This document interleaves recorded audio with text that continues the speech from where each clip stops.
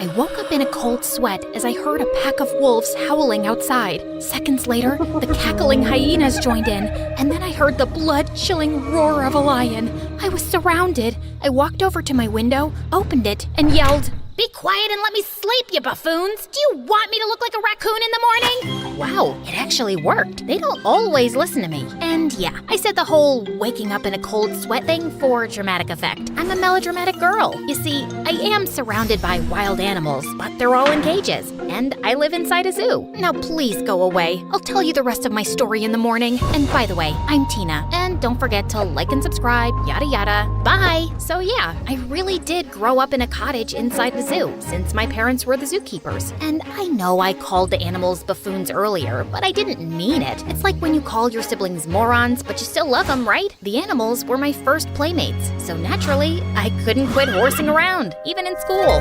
Listen, I can howl like a wolf. Ow! Tina, can you stop making animal sounds? You're disturbing the whole class. At least I'm not putting them to sleep. I heard that, young lady. You're staying back in recess to reflect on your behavior. The only thing I reflected on was how to prank my teacher. So the next day, when she opened her desk drawer, a tarantula casually walked out and then jumped on her arm. She screamed and flapped her arms around like a rabid chicken, then tripped on her chair and fell on her butt. Needless to say, I ended up in detention. And that's where I first talked to the dreamboat in my class, aka Eric. Okay, yeah, he's only 11 here, but you could tell even then that this kid's gonna grow up to be a hunk, and he already had a bad boy reputation. I'd seen kids giving up their lunch money to him, carrying his bag, and even cleaning his shoes. Rumor had it that a kid who pissed off Eric woke up in a garbage dump the next day, and he had no memory of how he got there. But Eric seemed to be utterly fascinated by me, or maybe all the animals I could play with at the zoo. The point is, he was nice to me, and that was all I needed to consider him my first human friend. Can you really pet the crocodiles? Don't they bite? Nope, they love me. Well, the alligators do, but they're kind of the same, right? Potato, potato. Newsflash, they're not the same, but that's a discovery I made later. Can you sneak me in tomorrow? I want to play with them. I'll have to think about it. I can pay you. Deal.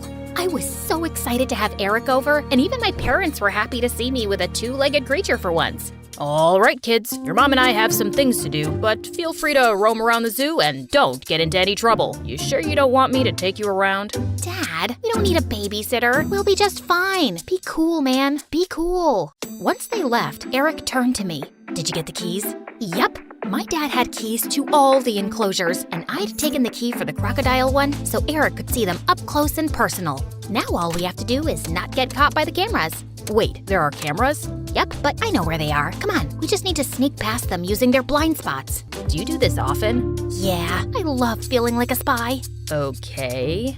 I was definitely impressing Eric a lot. I could already see it. Me and Eric, prom king and queen in high school. Soon, we were standing inside the enclosure, only a few feet away from the crocodiles. Up close, they looked a lot bigger than I thought. I told you, I've only played with alligators before. And wow, these creatures could swim fast. And they were coming right at us. They look hungry. Yeah, maybe we shouldn't pet them. Ah! Look at that one! He's gonna eat me! Eric screamed and started running frantically, and I was right behind him. Then he tripped over a twig, I crashed into him, and we both fell on our faces, and the crocodile was hot on her tail. Just then, I noticed a mirror on the ground next to Eric. I held it up and caught the sunlight, sending a blinding flash into the crocodile's eyes. It got confused for a bit as we scrambled to our feet and ran out. I locked the enclosure quickly, and Eric dropped to his knees. Oh God, that was the worst day of my life. It wasn't that bad. I mean, think of how I saved your life with my quick-witted and fearless spirit. Why do you carry a mirror around, though? To see my beautiful face, which that crocodile would have destroyed in a second.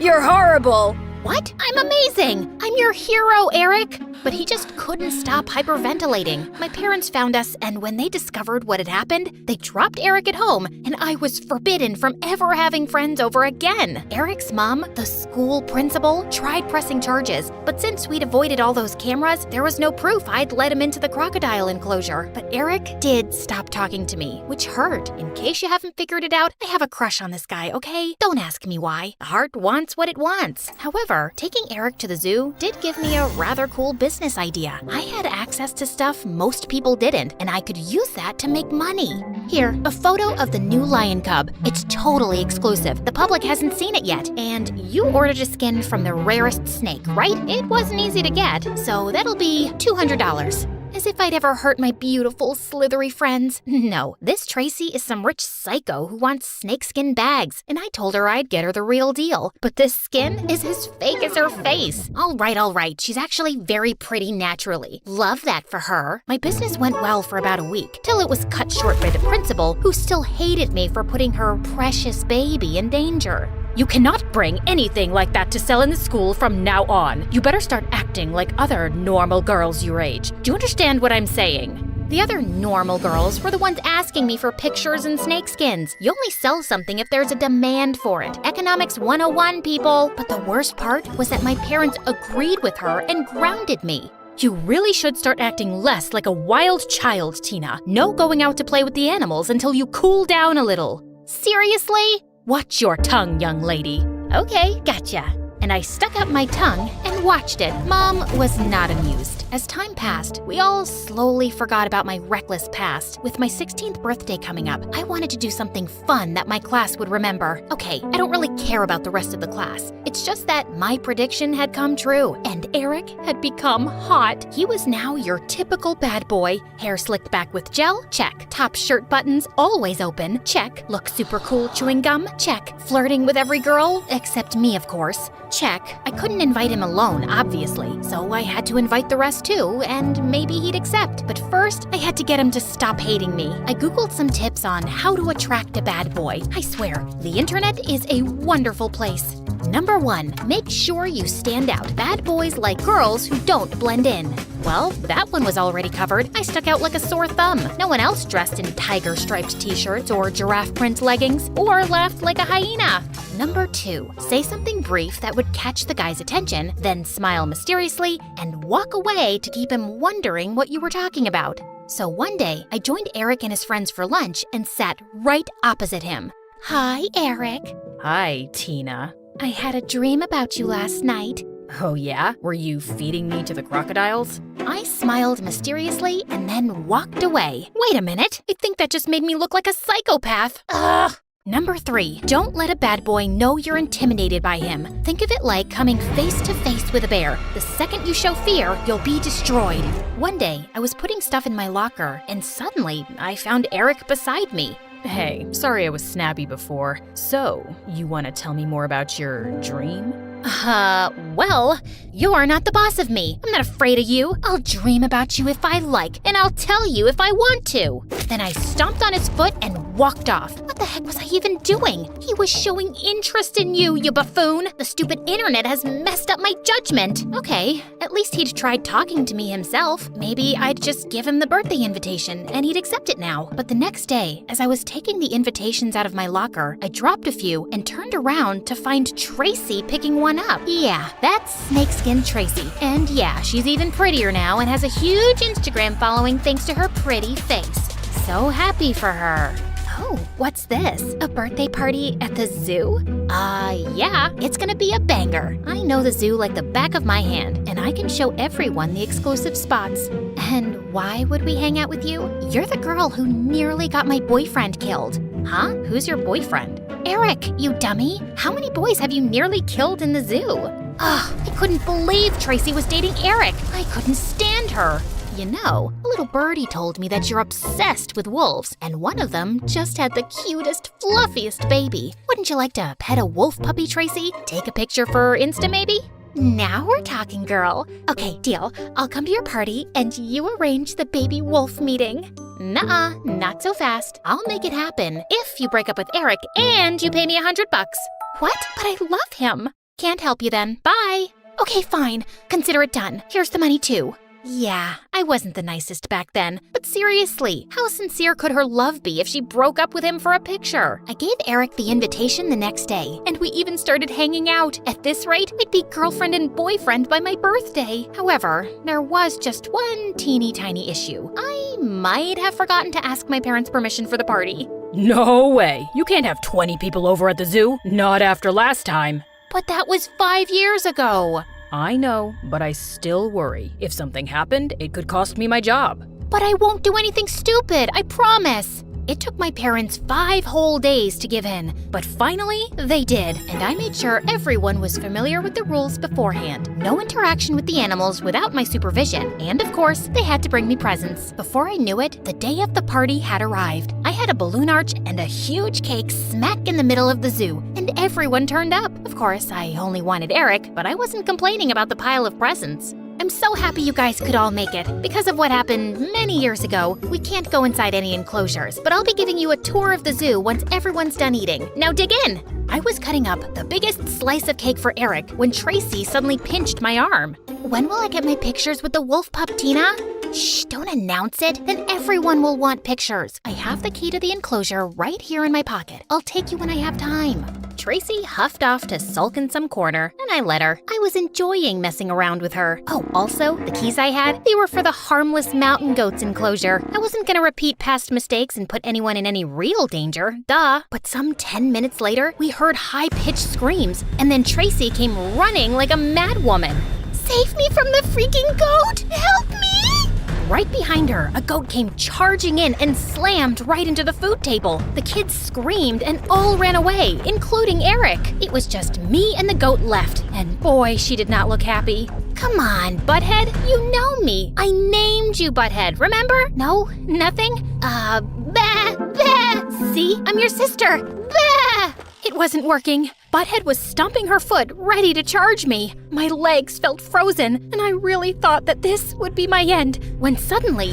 Hey, you, goat, get away from her. Hey, pay attention to me. A boy with glasses I'd never seen before was standing a few meters from me, and he was whistling to Butthead and pulling faces at her.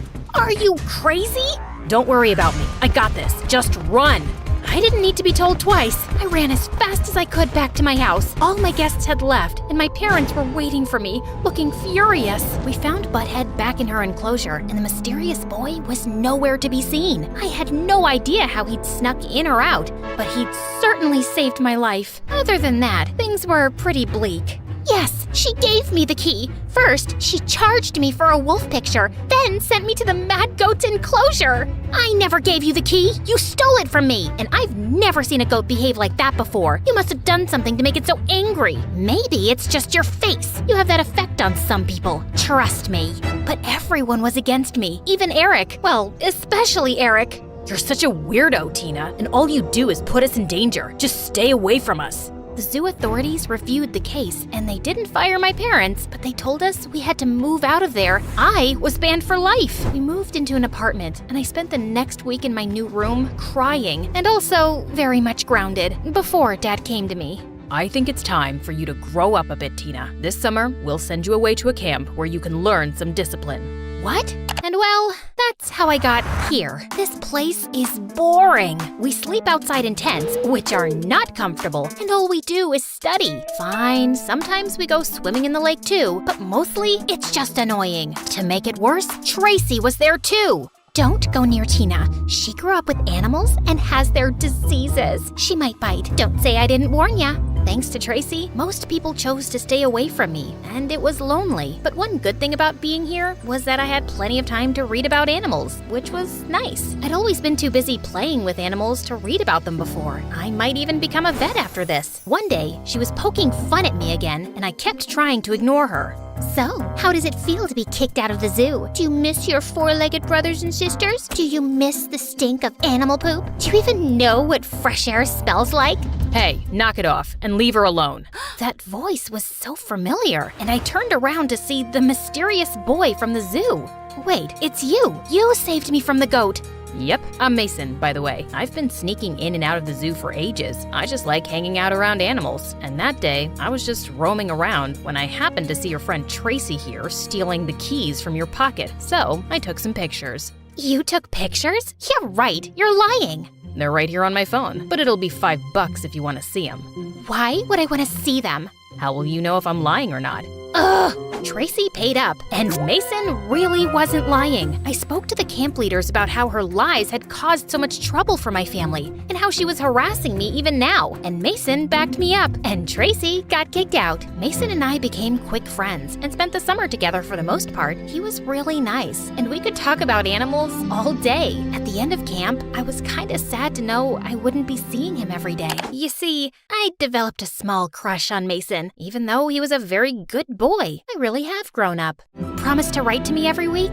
I will. And when I went back home, I also showed the pictures to my parents, and they apologized for not believing me before. Even my zoo privileges were reinstated, and I could visit anytime I wanted. Mom, Dad, I want to be a vet, and I think I want to change schools. I've looked up a few where they start vet courses in high school.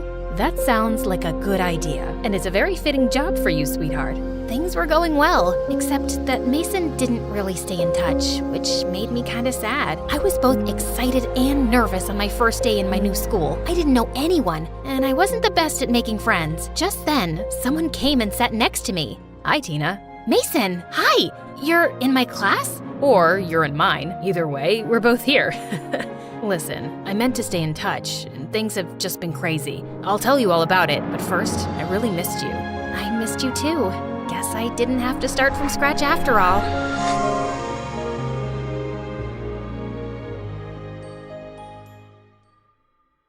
Hi, my name is Barbara, but people call me Barbie because I look like one. Please like and subscribe before I continue. Dad was a billionaire who owned a multi-industry company. Growing up, my twin brother Ford and I were used to getting everything we wanted. But for him, it wasn't enough because he wanted everything for himself. On our 5th birthday, Dad gave me a Barbie doll while he gave Ford a toy car. But he wasn't happy. My car needs a driver, so give me that doll. Over my cute body! He got back at me by scratching Dad's new Lamborghini and blaming it on me. I was grounded for a month. He also loved to make fun of the brown birthmark on my face. Maybe that's why you stink, because there's permanent poop on your cheek. Stop saying I stink when I don't. Everyone might think it's true. Too late. I've already told everyone about it. I tried complaining to Dad, but he was always too busy to care. But one day in the 5th grade, I discovered a way to cover up my birthmark by using loads of makeup. I told Ford that I had it removed by a doctor, and he was so stupid he actually believed it. He was always a pain in the butt, until he started dating this gold digger Tiffany in high school. He got too busy to annoy me all the time, thank God. In 10th grade, my boyfriend Zach and I decided to celebrate his birthday by going away to Greece for the weekend. We were about to take off in Dad's private jet when suddenly, the pilot came out of the cockpit and said we had a problem. I looked out the window and saw Ford arriving with Tiffany. What are they doing here? We're celebrating our anniversary in Hawaii, so all of you, get out.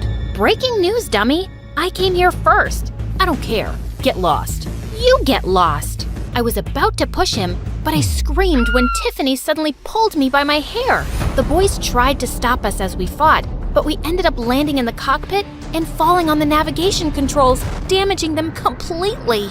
As soon as the news reached Dad, he called us both for a meeting in his library. I thought he was gonna kill us, but what he said totally took us by surprise. I'm thinking of leaving my company to someone capable. And obviously, that's me, Dad. This dumb brat spends thousands of dollars on clothes and makeup every single weekend.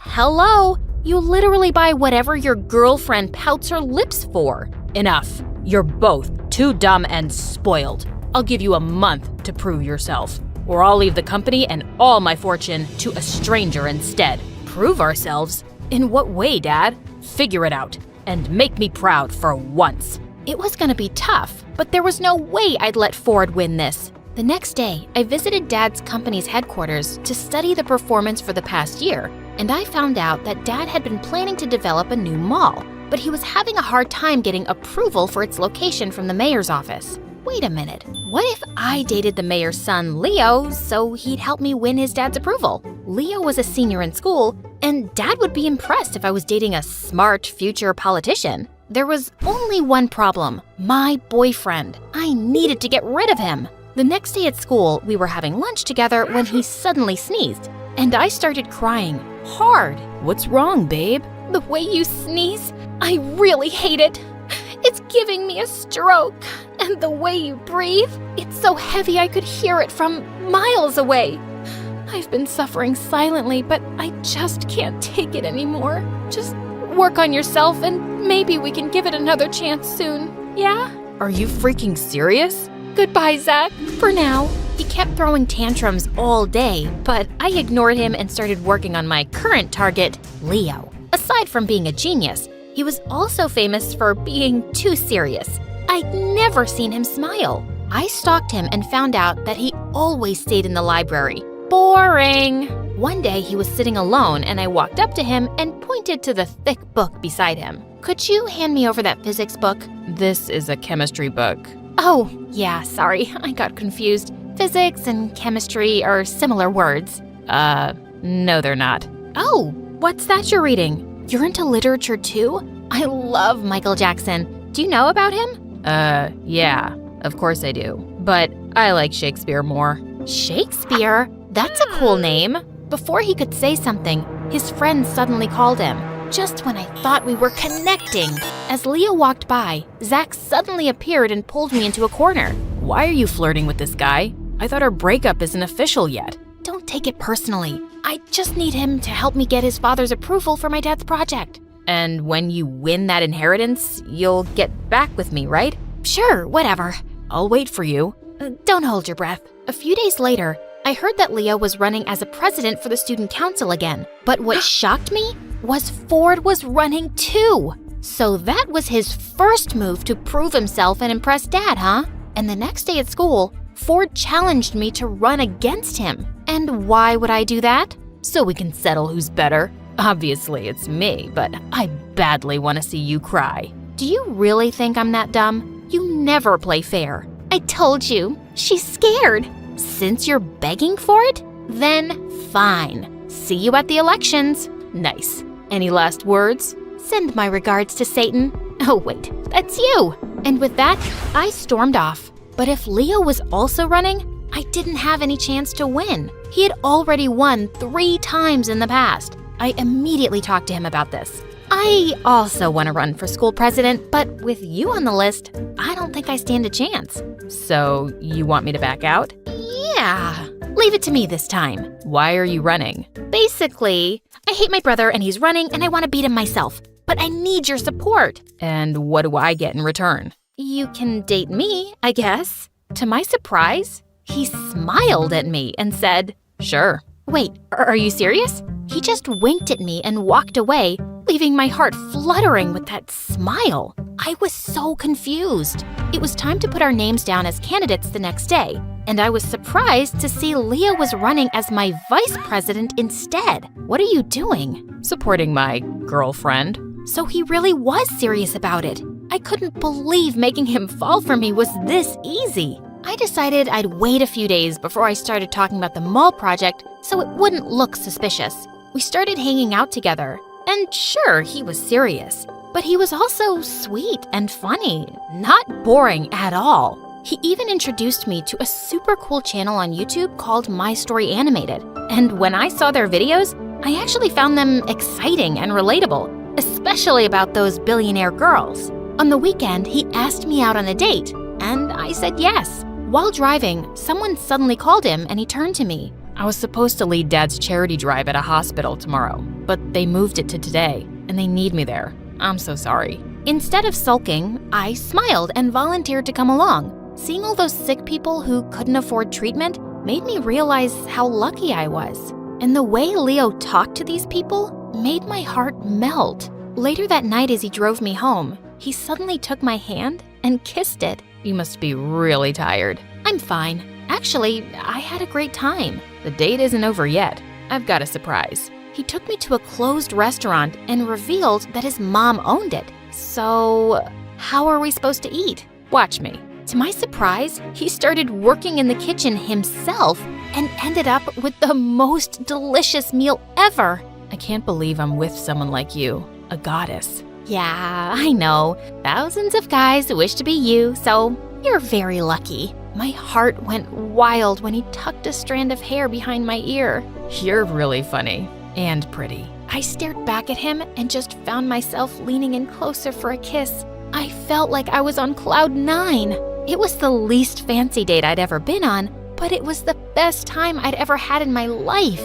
Soon, we made our relationship official, and Zach wasn't happy. You broke up with me because of him, didn't you? No, Zach, we just didn't work out. I'm sure you can find someone better. You're gonna regret this. Zach was too dumb to do something that could actually ruin me, so I just ignored him. When the election campaign started, Ford and Tiffany were spending Dad's money like crazy.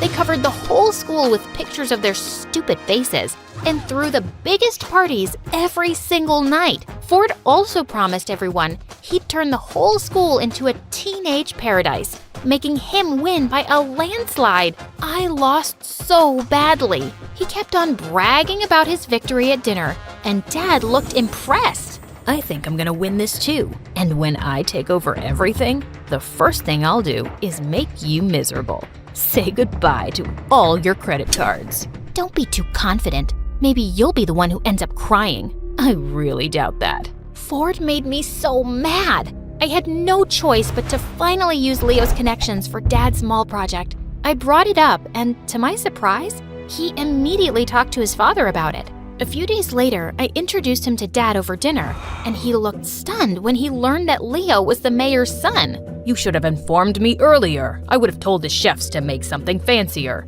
I'm fine with anything, sir. It's a pleasure to finally meet you. They seemed to be getting along really well, and Dad then finally brought up the project. Oh, Barbie mentioned it to me the other day, and I've already talked to my father about it. He's looking forward to meeting you. Dad looked super happy, and once the project was finalized, he even threw a party to celebrate it. You made this happen, my dear Barbie. You've shown me how valuable you can be. Ford was smoky red with rage. I gave him a smirk as Dad made a toast for it. Later that night, I thought about a plan to give back to Leo. He'd told me about an orphanage he had set up, and I decided I'd donate books and laptops to the kids there. I talked to Dad about it, and he was happy to support me. The next day at school, I was waiting for Leo at the canteen to talk about it, when suddenly, Ford came and took my plate of spaghetti and rubbed it in my face. I told you not to mess with me. As I angrily rubbed it off my face with tissues, I suddenly realized people were staring at me in shock. Oh no, all of my makeup was gone. Oh look, there's poop on her face. Breaking news, everyone. My sister's been hiding this gross birthmark under her makeup for years. Look, Leo, she's even deceived you, just so she could be your girlfriend. I tried to hide it, but it was too late. Leo had arrived and was staring at me. I was about to run away when suddenly he grabbed Ford by the collar and pushed him up against the wall. She's still the most beautiful girl in the world to me, but you sure are the biggest jerk. I heard everyone actually agreeing with him, but Ford started laughing like a maniac. Okay, the poop mark didn't change your mind, so how about this? To my surprise, Zach showed up from behind him and started playing a recorder with an evil grin. Why are you flirting with this guy? I thought our breakup isn't official yet. Don't take it personally. I just need him to help me get his father's approval for my dad's project. Blood drained from my face as we all listened to the whole conversation. I couldn't believe my ex-boyfriend teamed up with my evil brother. I tearfully ran after a furious Leo. Leo, please, let me explain. Explain what? That I was just part of your stupid plan? I can't believe I actually fell for a spoiled brat like you. Yes, I planned it, but then I started to have real feelings for you. Yeah, right. Please, don't ever talk to me again. He ignored me completely after that, and I lost all my motivation. Ford took it as an opportunity to redeem himself. He spent tons of money on billboards across the city advertising Dad's clothing stores with himself and Tiffany as models. The sales actually went up. A few days later, Dad informed us that he'd finally made a decision. I was sure Ford had won, but I didn't even care by now. I decided to give everything to... Ford had already gotten up with a proud smirk. Barbara, congratulations, darling. I'll see you in my office tomorrow for the signing of the papers. Wait, what? Suddenly, Ford went psycho. You can't do this to me, Dad. I've worked so hard for this. It's not too late to change your mind. I based my decision on how you spent my money the past month. You wasted $10 million and never did anything meaningful. Barbara proved her interest by learning about the company, and she even made a huge project happen. You're talking nonsense, you stupid old man. And then I just snapped. I flung a glass of juice at his face. You can insult me all you want, but don't you dare talk like that to our dad, you jerk! You're gonna pay for this. Before he could hurt me, Dad called his bodyguards to take Ford away. He grounded him in his room, and I could hear him destroying things all day. He was scaring me. The next day, I fell asleep in my bathtub, and when I woke up, I realized that my phone was gone. I got up to find it, but the door was locked, as well as the windows. Just then, lots of bugs started to crawl in from somewhere. I screamed, but no one seemed to hear me. Help! Someone, please, open the frickin' door! The bugs were getting nearer, and I passed out. Dad's worried face was the first thing I saw when I opened my eyes again. I was in the hospital. My darling, Barbie, thank God you're okay. Dad, Ford tried to hurt me. I know. Your brother's gone. I sent him away to a boarding school in Russia. I was surprised and relieved at the same time. Maybe I shouldn't have made you two compete. It was a stupid decision, and it made Ford crazy. Even you started dating someone you don't even like. No, Dad, it's the complete opposite. I really like Leo. He's the best thing that ever happened to me. Suddenly, Leo showed up from behind Dad. And you're the best thing that happened to me too. Leo, what are you doing here? I heard you were in the hospital, so I had to come see you. And your dad also talked to me about your plan with the orphanage. The kids would really love that. Does this mean you've decided to forgive me? I'm so sorry, Leo. Barbie, I understand the pressure your dad put you through, and I think it was a smart plan. If it wasn't for that, you wouldn't have even noticed me. I've always noticed you. I just thought you were too serious for me. Yeah, I'm indeed serious. About you. Okay. I think you deserve another chance to get to know me. I love you. I love you too.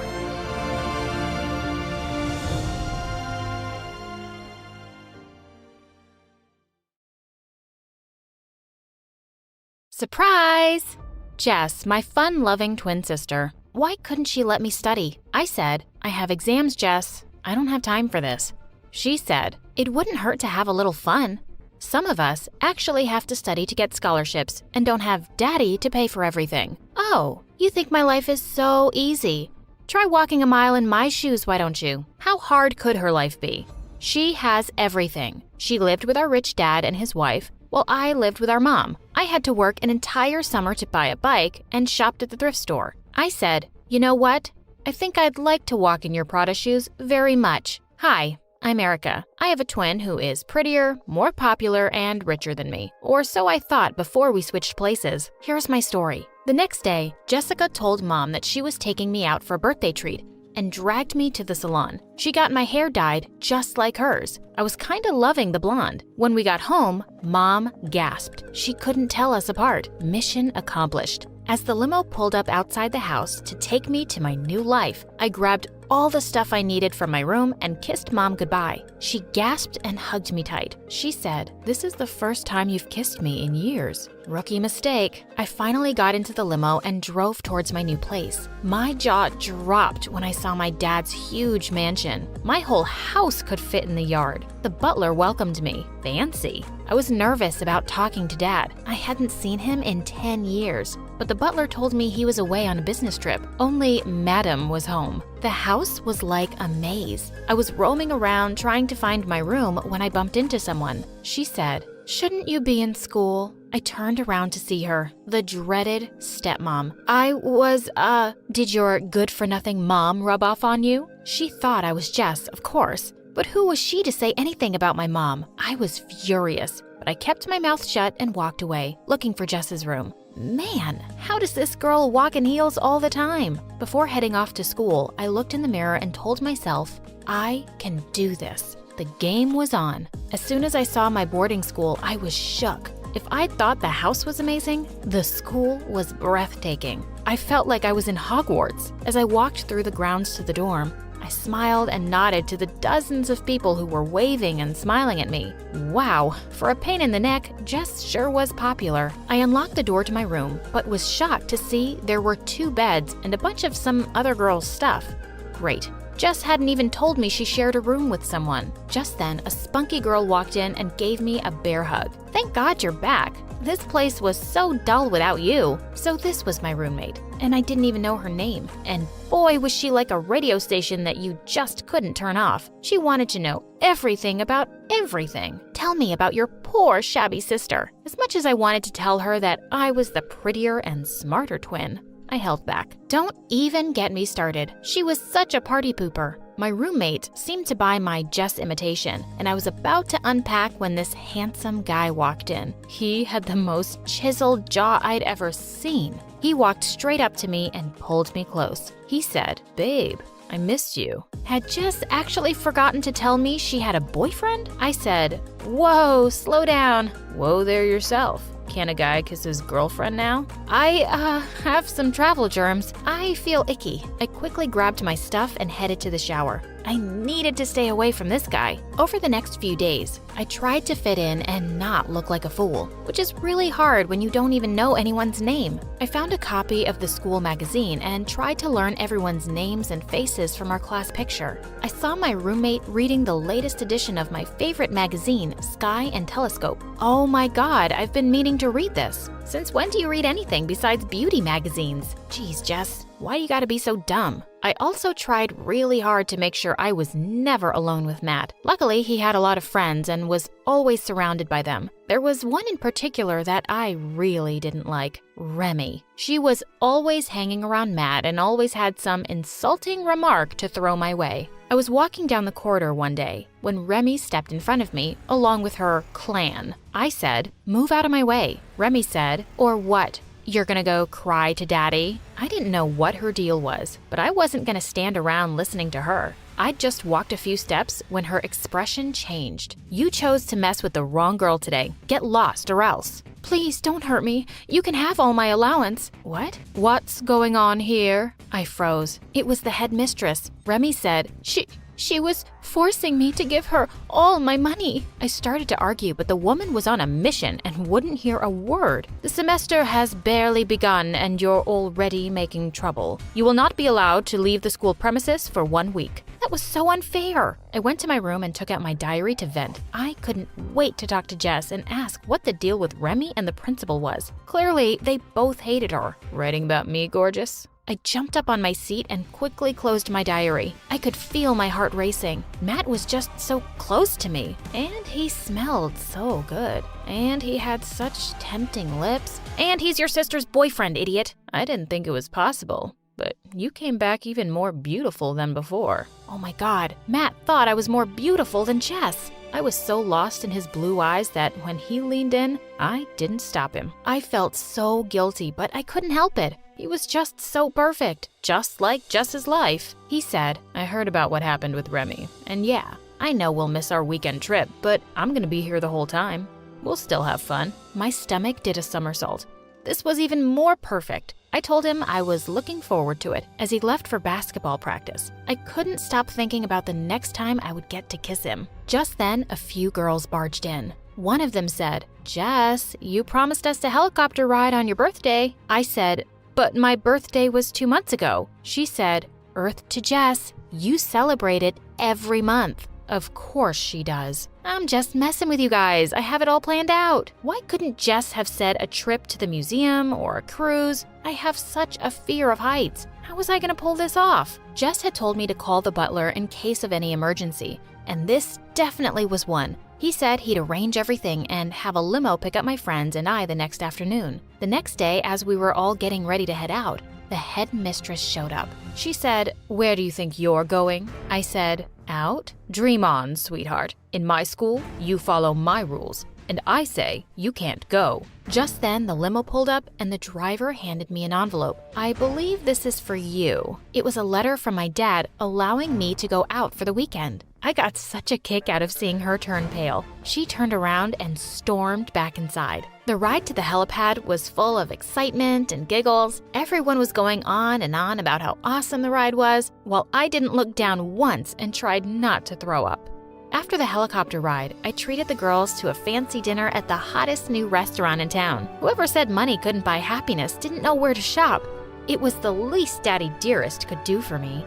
When I got back, Matt was waiting for me. My heart skipped a beat whenever I saw him. There's my favorite girl. I miss you when you're not around. He said he had promised me a fun weekend, and he was a man of his word. He led me up to the rooftop, and I was speechless when I saw everything he'd arranged. This could not have been more perfect. Oh boy, I was in trouble. He spun me around and said he had a surprise for me. I gasped when I saw the necklace he'd put around my neck. It had our initials on it.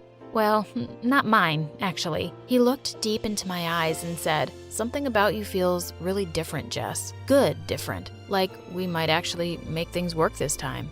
What was he talking about? He was about to kiss me when someone totally ruined the moment. You really need to raise your standards, Matt. What was Remy doing crashing my date? It was time to show her who Matt really belonged to. I grabbed him by the face and kissed him. She slammed the door and left. Remy 0, Erica 1. I got a call from Jess later that night, and I really didn't want to talk to her. What was I supposed to say? Hey sis, kissed your hunky boyfriend twice. Reluctantly, I went to the phone booth. She said, "How's it going, sista?" I gave some vague answers and asked her instead about how badly she'd been messing up my grades. "I'm not as dumb as you think I am, twit." I said, "Well, your reputation here says otherwise. Also, what's the deal with Remy and the principal?" "Oh, Remy's just jealous. And don't get me started on that crazy woman. She just hates everyone. But we're smart and always find a way to have fun." Time's up, princess. I turned around to see the crazy woman standing behind me. I cut the call and walked away, leaving the receiver hanging. She wasn't the boss of me. The next morning, Remy barged into my room without even knocking. How dare she? "What do you think you're still doing in bed? I need you down at the lacrosse field, now!" And with that, she just walked out. I said to my roommate, "Is she crazy? What is she even talking about?" Jess, the lacrosse match? You play for the team, remember? Did you hit your head last night?" Oh my God. I talked to Jess last night and she couldn't be bothered to tell me? I'd never played a sport in my life. How was I supposed to fake this? I made my way to the sports field to see Remy barking orders at the whole team. Of course she's the captain. Suddenly, I felt Matt pull me in and kiss me on the cheek. He said, "Right on time to cheer my star player on. Break a leg." That might actually happen. No amount of luck was going to get me through this. I was terrified out on the field. I really had no idea what I was supposed to be doing. Remy looked like she was about to kill me. Just then, a girl bumped into me out of nowhere and I fell face forward on the ground. There was a timeout and I was carried off the field. "Hey, you okay, babe? What's going on with you today?" I told everyone I was just having an off day and I'd like to sit this one out. Luckily, with me out of the game, we actually won. I said, "Woohoo! Let's party Jess style." I had to throw the party of my life to make everyone forget about this horrible morning. There were so many cute guys at the party, but I only had eyes for Matt. He was hanging out with his teammates, and when he smiled at me, I felt weak in the knees. I saw Remy walk up to him and put her hand on his arm. Why was she touching my boyfriend? Okay, not mine, Jess's. She was all over him, and I saw him shrugging her hand off his arm more gently. But man, she was persistent. But I did something stupid because I was super angry. I grabbed one of the jocks and started dancing with him. I looked over to see if Matt was looking at me. Instead, I saw Remy giving me an evil smile. She whispered something in his ear and moved aside. He looked at me for a minute, his eyes full of anger, and then he stormed out. Well, I wanted to make him a bit jealous, but I hadn't expected that. I turned to my roommate. Why'd Matt leave like that when he saw me dancing with that guy? He was just dancing with Remy. Well, if you dance with a guy he caught you making out with last summer, what else do you expect? What? Jess, you moron. I rushed out to him. Matt, give me a chance to explain. He said, "There's nothing to explain. I thought you'd change, but I was wrong. You're the same selfish person. We're done." How I wanted to wrap my arms around him and tell him I was different, but I just stood there watching my McDreamy walk away. The next day, I couldn't bring myself to get out of bed or eat anything. I was heartbroken. Some of the girls came by and were begging me to take them shopping.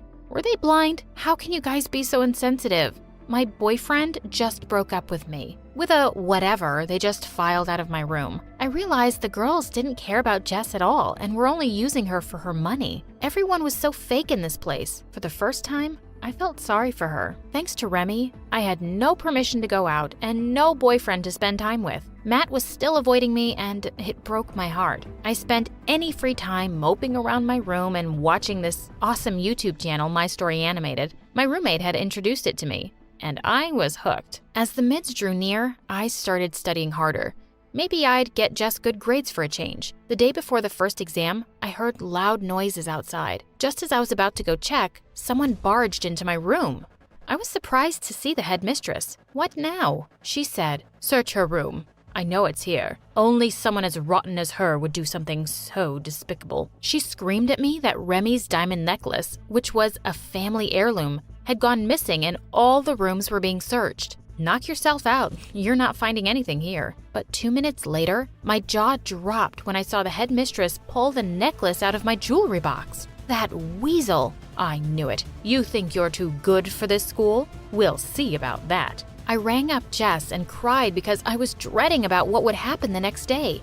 And sure enough, first thing in the morning, I was told my parents were here and I had to go to the principal's office. I was seeing my dad for the first time in years, and he looked really disappointed. My stepmom, however, had such a smug look. I tried to explain that I had no idea how the necklace ended up in my room. Despite all my pleading, I was suspended from school. My dad didn't even defend me and said that this should teach me a lesson this time. As I walked to the car, I saw Matt watching me leave, looking disappointed. This is not how I'd wanted to meet Dad. Just as we were about to get in the car, I saw Matt running towards us. He said, "Stop.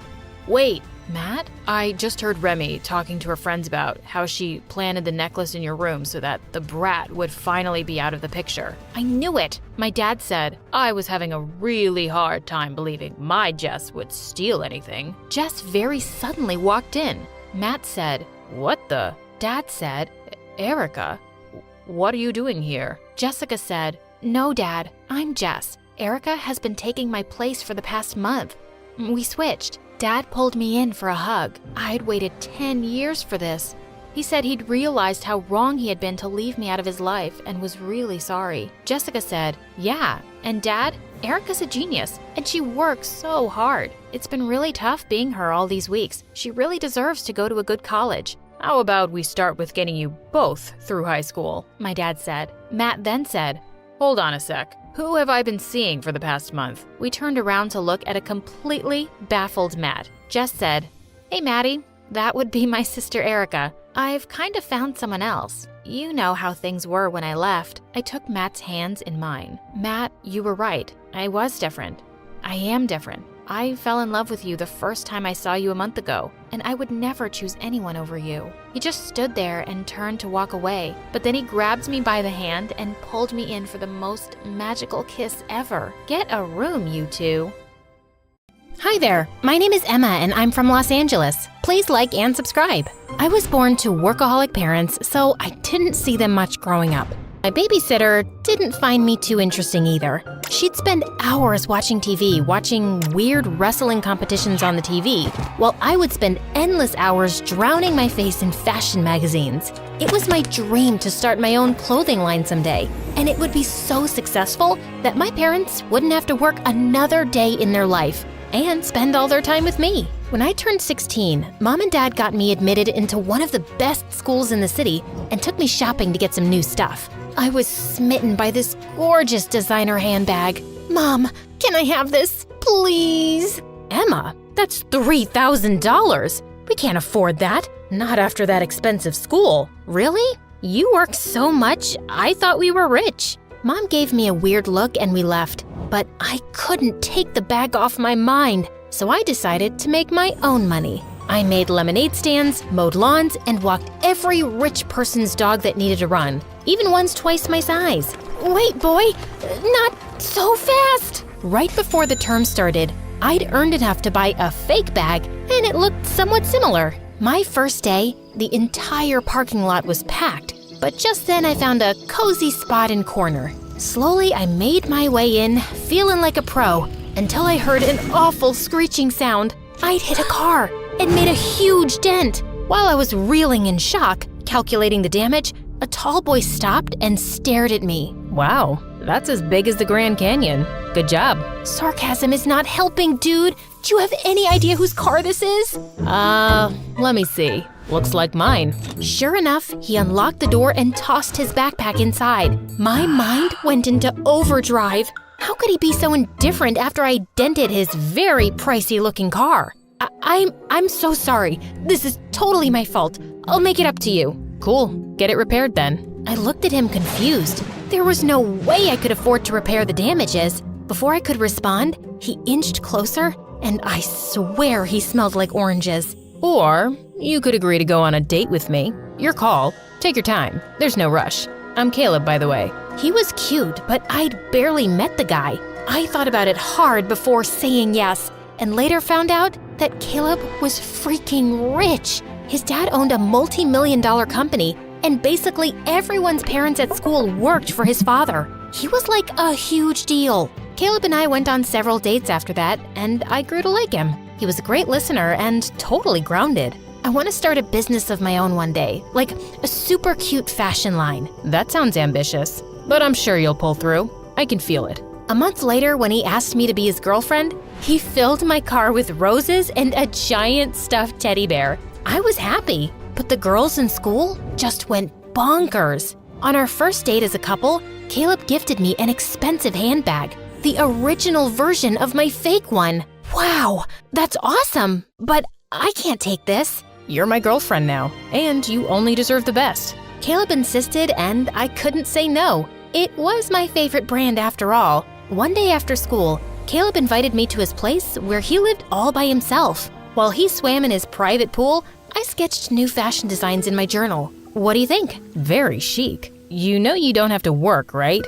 I'll have more than enough money to support us. I know, but this is my dream, and I want to do this for myself. Whatever floats your boat, love. Just remember, I'll always be there for you. That summer, I decided to take a business class at a local community college, and I was by far the youngest one there. Not that I cared. I belonged there. I was busy concentrating on what the professor was saying when a heavy voice interrupted me. So, Professor, you know all this from your successful businesses? I turned around to see a cute guy in the back corner, leaning in his chair with his feet propped up on the desk. Excuse me? I'm just saying, if you knew anything about marketing, you wouldn't be teaching. They went back and forth for a while. My professor got angrier and angrier while the boy remained calm. I couldn't believe how rude he was, but I had to agree. He wasn't entirely wrong. After class, I decided to grab lunch at the college dining hall. I was finishing a sketch in my journal when that rude boy came behind me in line. Is that meant for a unicorn? Excuse me? So now you're a PhD in designing too? That's designing? Let me show you something. Listen, I don't know what your deal is, but you cannot insult. Before I could finish, he pulled out his phone and showed me a clothing website filled with plain black t-shirts, and they were listed at over $100 each. This is my business. These boring black tees? You could get these anywhere. He clicked a few apps and showed me his bank statements. The number almost made me fall backwards. How could this guy be making thousands of dollars selling regular old t-shirts? I don't get it. Why are you even taking classes? What can I say? I'm a sucker for knowledge.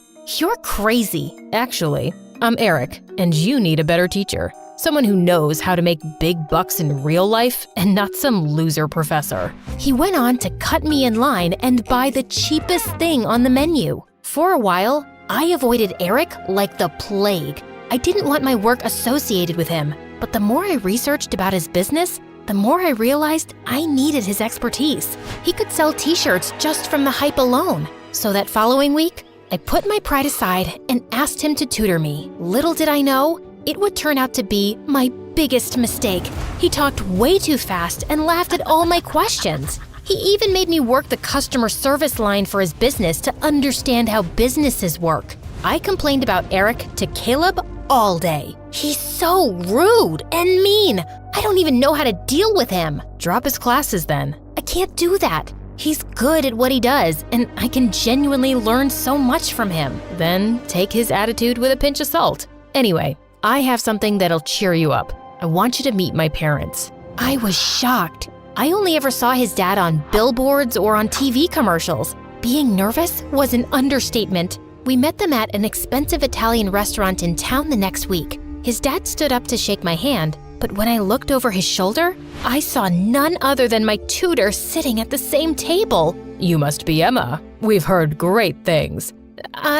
Just then, Caleb saw Eric too, and he seemed mad. What are you doing here? Not even a hello, brother? Brother? My head spun in a million circles. Eric and Caleb? Brothers? Caleb looked ready to fight him until their father got in between them. I invited him here, son. He's still family. Caleb backed off, but I was still in shock.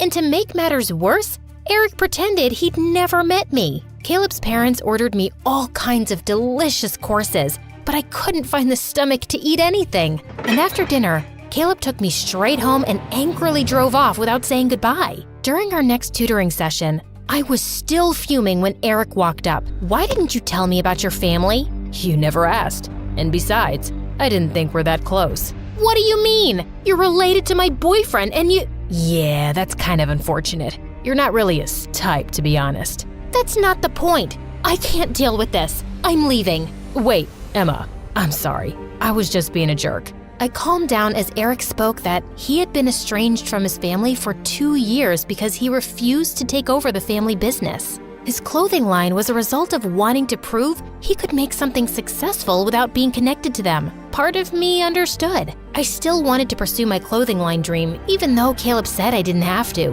When I told Eric, he didn't laugh, but he seemed impressed. Take out your computer. You're making a website today. Eric helped me create my website from scratch. As usual, he was going super fast and I scrambled to keep up. But when I looked in my laptop reflection and saw him laugh, he looked different to me, almost attractive. Snap out of it, Emma. He's your boyfriend's brother. My website was good, but for the first few days, I didn't get many orders. But I didn't lose hope and continued sketching and building my brand. I worked on them for days until one night I got a call from Caleb and he sounded a bit off. Want to talk about it? Not really, but I have a surprise for you. Caleb told me that he'd put my name in a small fashion show for new designers. I couldn't believe it. Oh, you really shouldn't have. Yes, I should, and yes, I will. I've decided to be more supportive of your dream. Thank you. I was over the moon that day, but when I told Eric, he didn't sound as impressed. It's just a small show. Yeah, but it's big for me. And maybe after this, I might actually get some customers. You will come to the show, won't you? You're inviting me? Well, you've helped me get this far. It would be rude of me not to. When the day came, I peered at the audience behind the curtain. I was blown away to see Eric sitting in the back row. I was glad he showed up. Too glad to admit. Once my models were ready, they were off strutting down the catwalk wearing my designs. Surprisingly, the audience went crazy. I walked out and bowed with the last model and then jumped into Caleb's arms. Behind his shoulder, Eric was watching and he looked irritated. By the time I made my way to the back of the room, Eric was gone. The show had tremendously boosted my sales. Caleb invited me to his parents' home to celebrate. My brother will be there. Sorry. Why do you hate him so much? He's a total jerk. Anyone would kill to get my father's business, but he would rather do his own thing. Whatever. Joke's on him. I get the business now. Caleb's words didn't sit right with me, but I kept it to myself. We got to his mansion, and my eyes instantly started searching for Eric, but he didn't show up. We were halfway into the party when Eric strode through the door with a girl. Guess I wasn't missed. Mom, Dad, this is Angelica. My stomach turned. Since when did Eric have a girlfriend? By the looks on everyone's faces, they were thinking the same thing. Angelica's a model from New York. She has her own beauty brand. The more I watched them interact, the more I felt sick. It didn't make sense to me why I cared so much. Caleb, however, seemed to care for different reasons. That's so typical. Inviting people without asking Dad? Ugh, spare me for not being Dad's little saint. Suddenly, Caleb's dad flew into a rage, making Eric's date shrink away from the scene. That's enough, Eric. If you don't want to be part of this family, then stay out. Gladly, father. Gladly. He turned and left the party. I found myself following him. Eric, wait, I'm sure he didn't mean it. And you've known them for what, a week? Now you're an expert? I looked into his eyes and saw there was pain there, even though he tried to hide it. You do care. You act like you don't, but you do. His face was so tense, I thought he would snap. Instead, he sighed and turned away. Just leave me alone. Listen, I need to... As I rushed behind Eric, my toe caught on a bump in the sidewalk and the ground rushed up to me. When I sat up, my ankle was throbbing and Eric swooped me up in his arms. As he carried me back, I couldn't stop myself from falling for him. I knew this was wrong. I was with Caleb, but Eric was so much kinder and helpful and sort of a jerk, but he was always there when I needed him. After that day, I decided to keep my distance from Eric. Caleb was my boyfriend, and I couldn't betray him. I spent my days working on making my business better, and one day, my brand ended up exploding all over social media. I had to investigate, so I went online and did some online digging. The root of it, I discovered, was none other than Eric's site where he'd promoted my line. He also left me an email in my inbox. I know you don't want any boosts or freebies, but us entrepreneurs have to stick together. Enjoy the extra press. You've worked hard and you deserve it. Sincerely, your tutor. I wanted to find him and thank him, but Caleb told me he was leaving the country to open up a store in England, and he was taking off that night. Good riddance. You don't care that you'll never see your own brother again? Not really, no. But why do you care so much? I don't. I was just... Wait, please don't tell me you have feelings for my brother. You do, don't you? Before I could say anything, Caleb snapped. After I supported your dumb business, you went behind my back and cheated on me with my brother? Caleb, I didn't cheat on you. Ugh, it's smothered all over your face. Dad was right about you. You're classless and... Shut up! You're the worst, Caleb. I had no idea you thought so low of me, but I'm glad you told me now. And by the way, eat bugs. We're done. I was horrified with how mean Caleb was, and after that day, I broke all ties with him. I tried calling Eric multiple times, but he never returned my call. So, I guess that was done too. Some months later, I opened up a popular boutique in the city, keeping Eric's note at the bottom of my register. I tried to keep my mind off him as best as I could, and decorated my office with selfies of my parents enjoying their vacation in Greece. One night, just as I was closing the boutique, I heard a voice behind me. Does this come in amends? Eric! I rushed and hugged him tight. That's a reaction I could live for. Now tell me, do you have a size larger? I ate too many burgers in England. Taking the shirt he was holding, I went into the back room and found a large for him to try on. He too handed me one of his overpriced t-shirts. How is it? I feel like a unicorn. What about yours? Oh, you know, feels like a regular old t-shirt. Laughing, he grabbed my shirt and pulled me in for a kiss.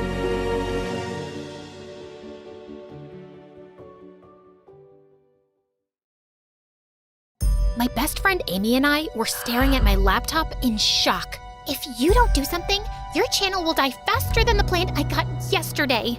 I've already tried everything. Last week, I reviewed those awful diet cookies that tasted like feet, and the week before, you made me endorse that dumb purple lipstick that everyone hated. Don't blame the lipstick. It's not my fault that your followers have no fashion sense. That's not the point. I'm gonna be kicked out of the squad house if I don't think of something soon. Hi, I'm Lola, a 17-year-old YouTube star. And at this point in my life, I was hoping to keep my spot in the Squad House, a place where world-famous influencers come together to make videos for money. Please like and subscribe to MSA. Staying in the Squad House was a big deal for me because, unlike most influencers here, I didn't come from a rich family. My dad was a farmer, and even though he worked hard, we were barely scraping by. Things got worse when Dad fell sick and couldn't work for months. Mom tried helping, but she was just bad at everything. So I decided to work as a part-time waitress. Then one day at work, a colleague of mine introduced me to vlogging, and I was hooked. I spent hours watching people on YouTube live their best lives. And when I found out the kind of money they made, I had to give it a shot. So I saved up, bought a secondhand camera, and started recording. Hola, I'm Lola, and I'm gonna take you through a typical day at the farm. So I start by feeding the pigs, and then I feed the chickens, collect the eggs, and try not to break them. Follow me for more such content.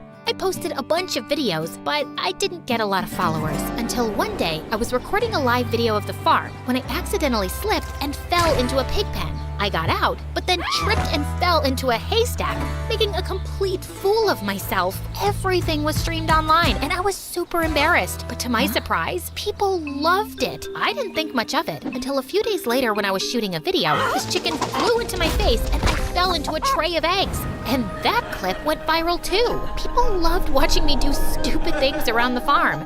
So that's what I gave them. I made videos on being chased around by goats, almost getting kicked by a cow while milking her, cleaning horse poop and then slipping right into it, and I got really famous. Soon I was doing advertisements and brand endorsements, making enough money to support my family. 6 months later, I moved into the squad house where I met my best friend Amy. We were roommates, and even though her dad was rich, she was pretty grounded. She also gave me advice on how I could make my vlogs better.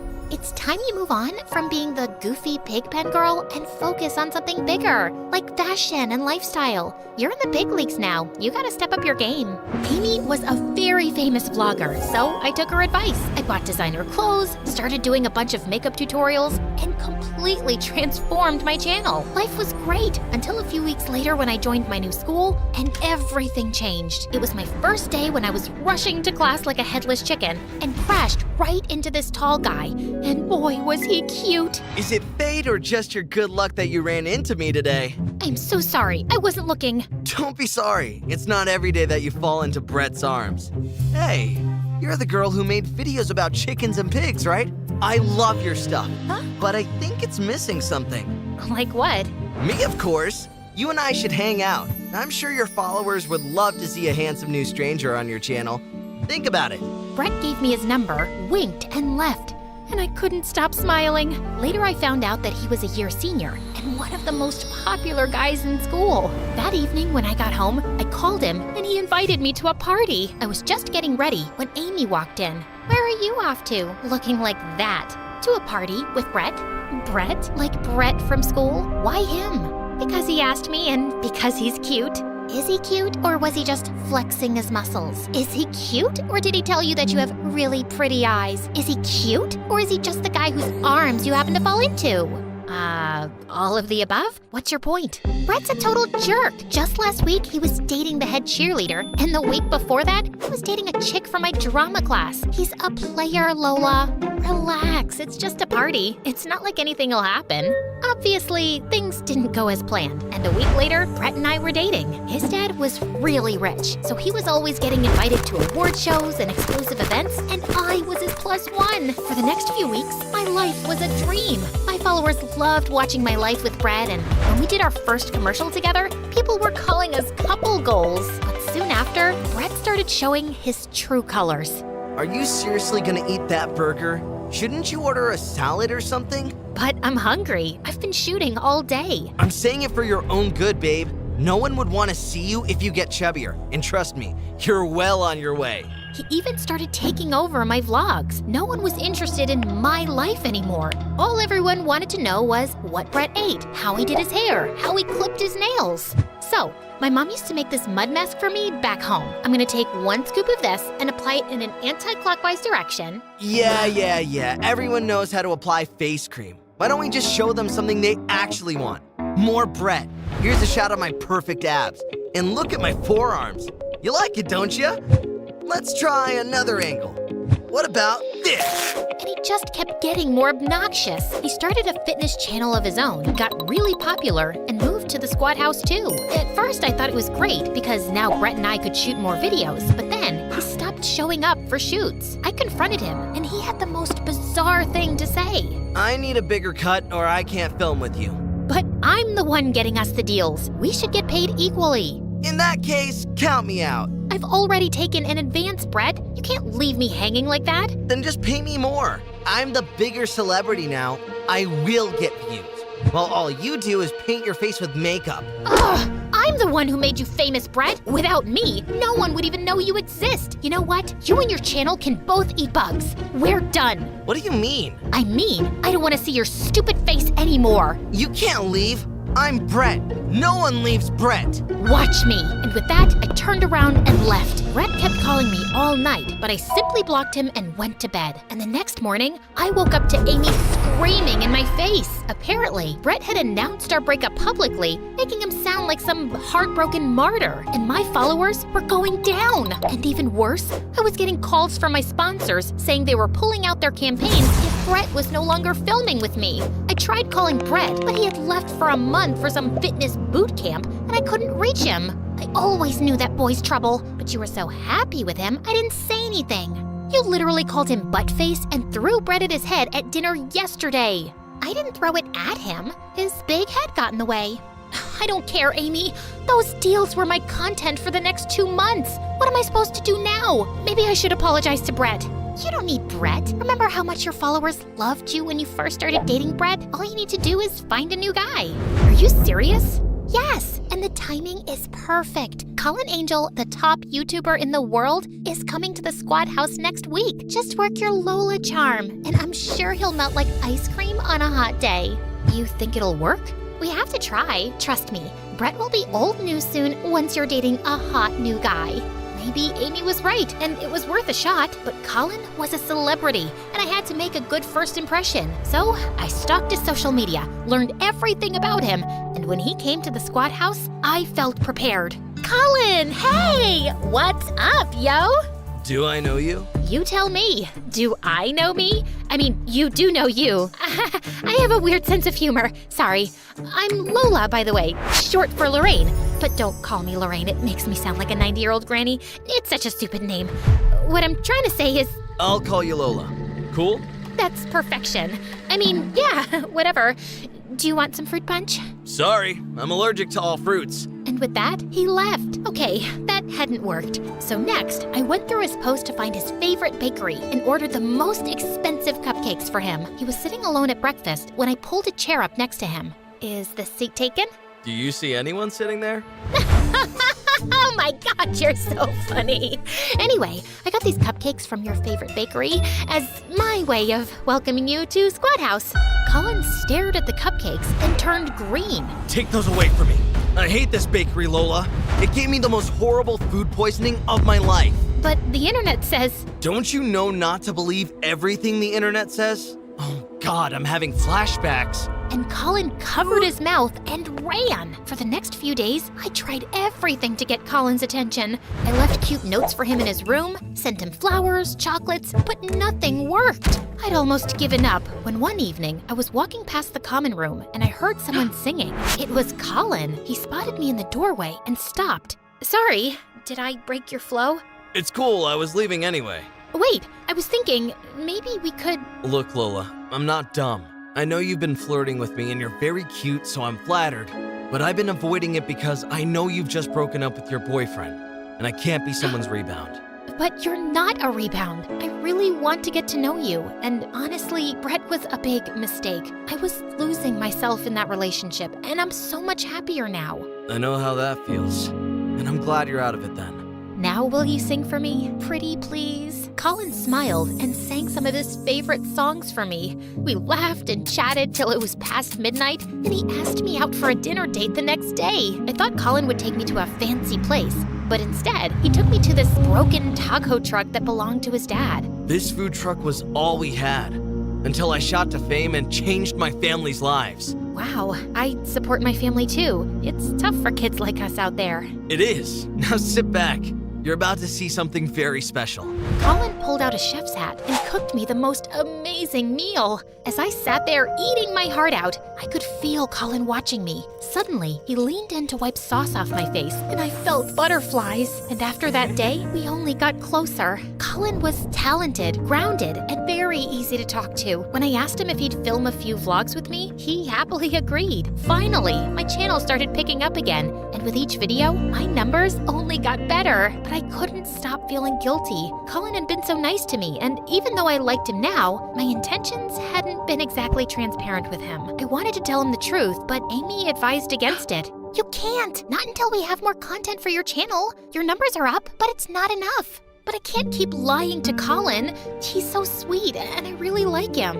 I really liked Brett too. Look how that went. And let's say you tell Colin the truth, that you used him to gather views for your channel. How do you know he won't go online and broadcast everything? Think about your family before doing anything stupid. I thought about it a lot, but I concluded that I just couldn't lie to Colin anymore. So the next morning, I sat down and wrote a note to Colin confessing everything. I was on my way to slip the note in his room when suddenly Brett got in the way. Hey babe, I'm back. What do you want? I want us to do a collaboration video. Why? I thought you're too famous for me. I am, but I guess my followers just want to see your pretty face on my channel. So what do you say? Get back together? I'd rather get punched in the face. Fine, suit yourself. But first see this. Brett shoved his phone in my face, and I was shocked. It was a recording of me and Amy talking about Cullen and how I'd used him to save my channel. I was just taking it all in when suddenly Colin spoke behind me. Is this true? You used me to boost your channel? Colin, please, hear me out. It started off like that, but I swear, I liked you almost immediately. I didn't fake that. I do believe you, Lola. And I really like you too. Excuse me, that's my girlfriend you're talking to. Ex-girlfriend. Amy, where did you come from? Dude, focus. Yes, Lola, focus on me. If we get back together, I'll give you the bigger cut on every project. Deal? No, don't. I'm more famous than he ever will be. I'll make sure your channel becomes super popular.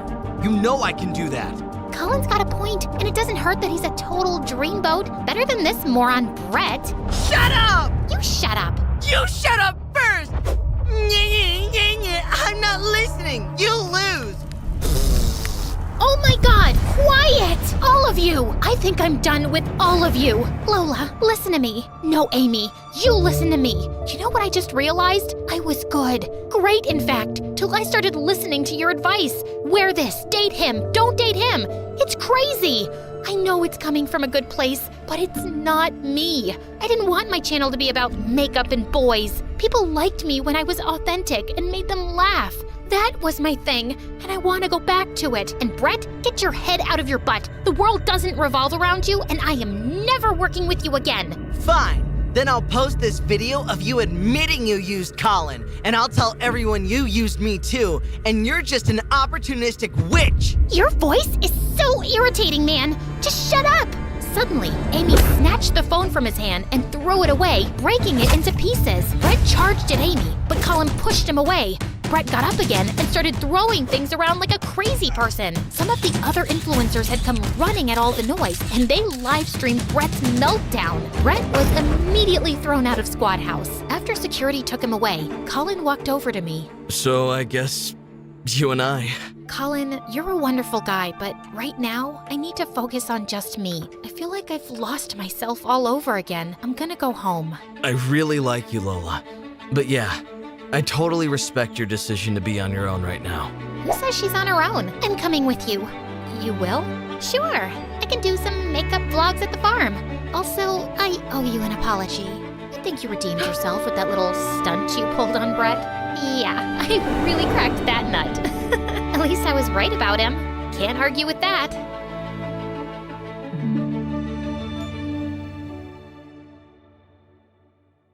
Brianna waited impatiently in the cinema parking lot. Her date was 40 minutes late. Just as she was about to leave, the car door pulled open without warning. Whoa, gotcha! Are you a clumsy dummy, or did you plan this to fall into my arms?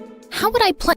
Never mind. We probably missed half the movie, Elijah. I booked a hall just for us. The movie starts when I say it starts, babe. Once the lights went off, Brianna turned pale. The Ring? I told you, I hate horror movies. But you don't know what you're missing. You're gonna love it, sweet cheeks. Trust me. Brianna cringed as she watched with eyes half closed, and at one point, she screamed and jumped off her seat. That's it. I'm leaving. You call yourself an actress, but you can't appreciate this masterpiece? You're such a baby. And you're such a jerk. I don't know why I agreed to this. Want me to call you an ambulance, baby Brianna? Brianna dumped her popcorn on his head before storming out. And then she walked straight into somebody carrying sodas and fell on her butt. Brianna, are you okay? Jeez, can this night get any worse? Yeah, there are infinite possibilities. You could get struck by lightning, or get robbed, or be kidnapped, or get hit by a bus. Then there are serial killers. It wasn't really a question, dude. I'm sorry. I wasn't looking. I'll pay for the drinks. I can take care of this. Thanks.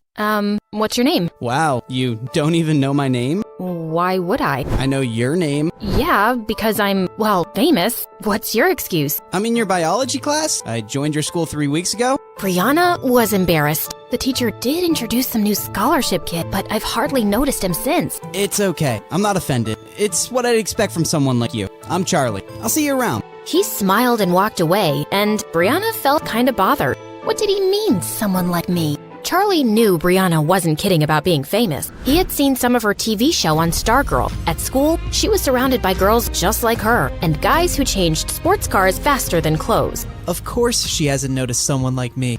The 3 most popular girls in school chilling at a pool party was a sight to behold. Their leader, Madison, was a rich socialite and model, and her childhood bestie, Amber, was an Instagram influencer who started the weirdest fashion trends. But the most popular right now was Brianna, who'd joined them in 8th grade and shot to fame with her teen TV series. People called them the Barbie Angels because they screamed perfection, but they weren't feeling great lately. Things are starting to get boring. It's not a challenge to get any of these guys around us, and it's even harder to lose them. I made out with a red-haired model last week, and later my boyfriend found a red hair on my sweater. I said I'd hugged a sad clown on my way home, and he actually believed me. I dumped his stupid butt.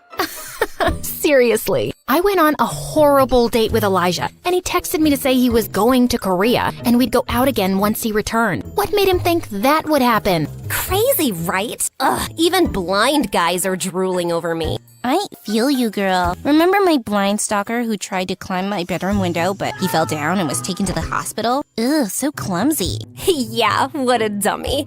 Girls, we need to spice things up. I want to find someone really different. Make him fall in love with me, mess around with him, and then dump him. Wouldn't that be fun for us? OMG, yes. I haven't felt this excited since the 11th Harry Potter book came out. Just then, something caught Brianna's eye, and she left. I wasn't even done talking. Amber, do you feel sometimes that she isn't as nice as before and her fame's gone to her head? Her head does look a bit smaller than usual. Anyway, who cares, Maddie? You've got me. I'm your favorite girl, right? You know you are, babe. Brianna had spotted the DJ at the party, and it was Charlie, looking much cuter. Wow, you're full of surprises, DJ Charlie. What? I said, you're full of surprises, DJ Charlie. Brianna, I heard you the first time. Then why did you say what? I just meant, what's the surprise? Oh, well, you're a scholarship student, so I thought you'd be a nerd. Didn't imagine you as a DJ.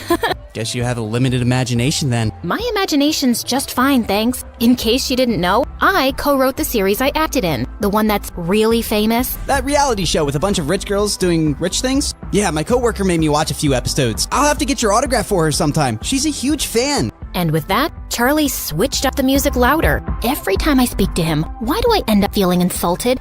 So annoying. I have just the guy for Project Plaything, Maddie. See the DJ?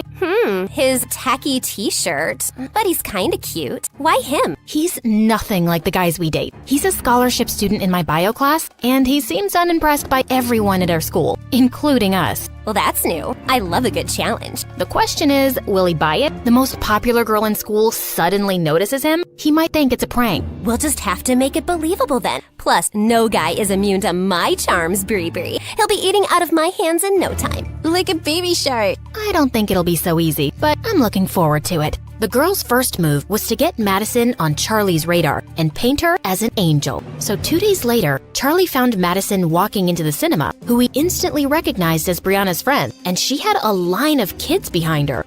Hi, could I please have 30 tickets for the new Minion movie? And whatever snacks the kids want. Are these kids from an orphanage? Yeah, I volunteer there, and I thought I'd treat them. It's not often that they get to go out, so I want them to have a really good time. Wow, she doesn't even have a PR team taking pictures. Charlie led the excited kids into the theater, and as he was leaving, Madison touched his arm.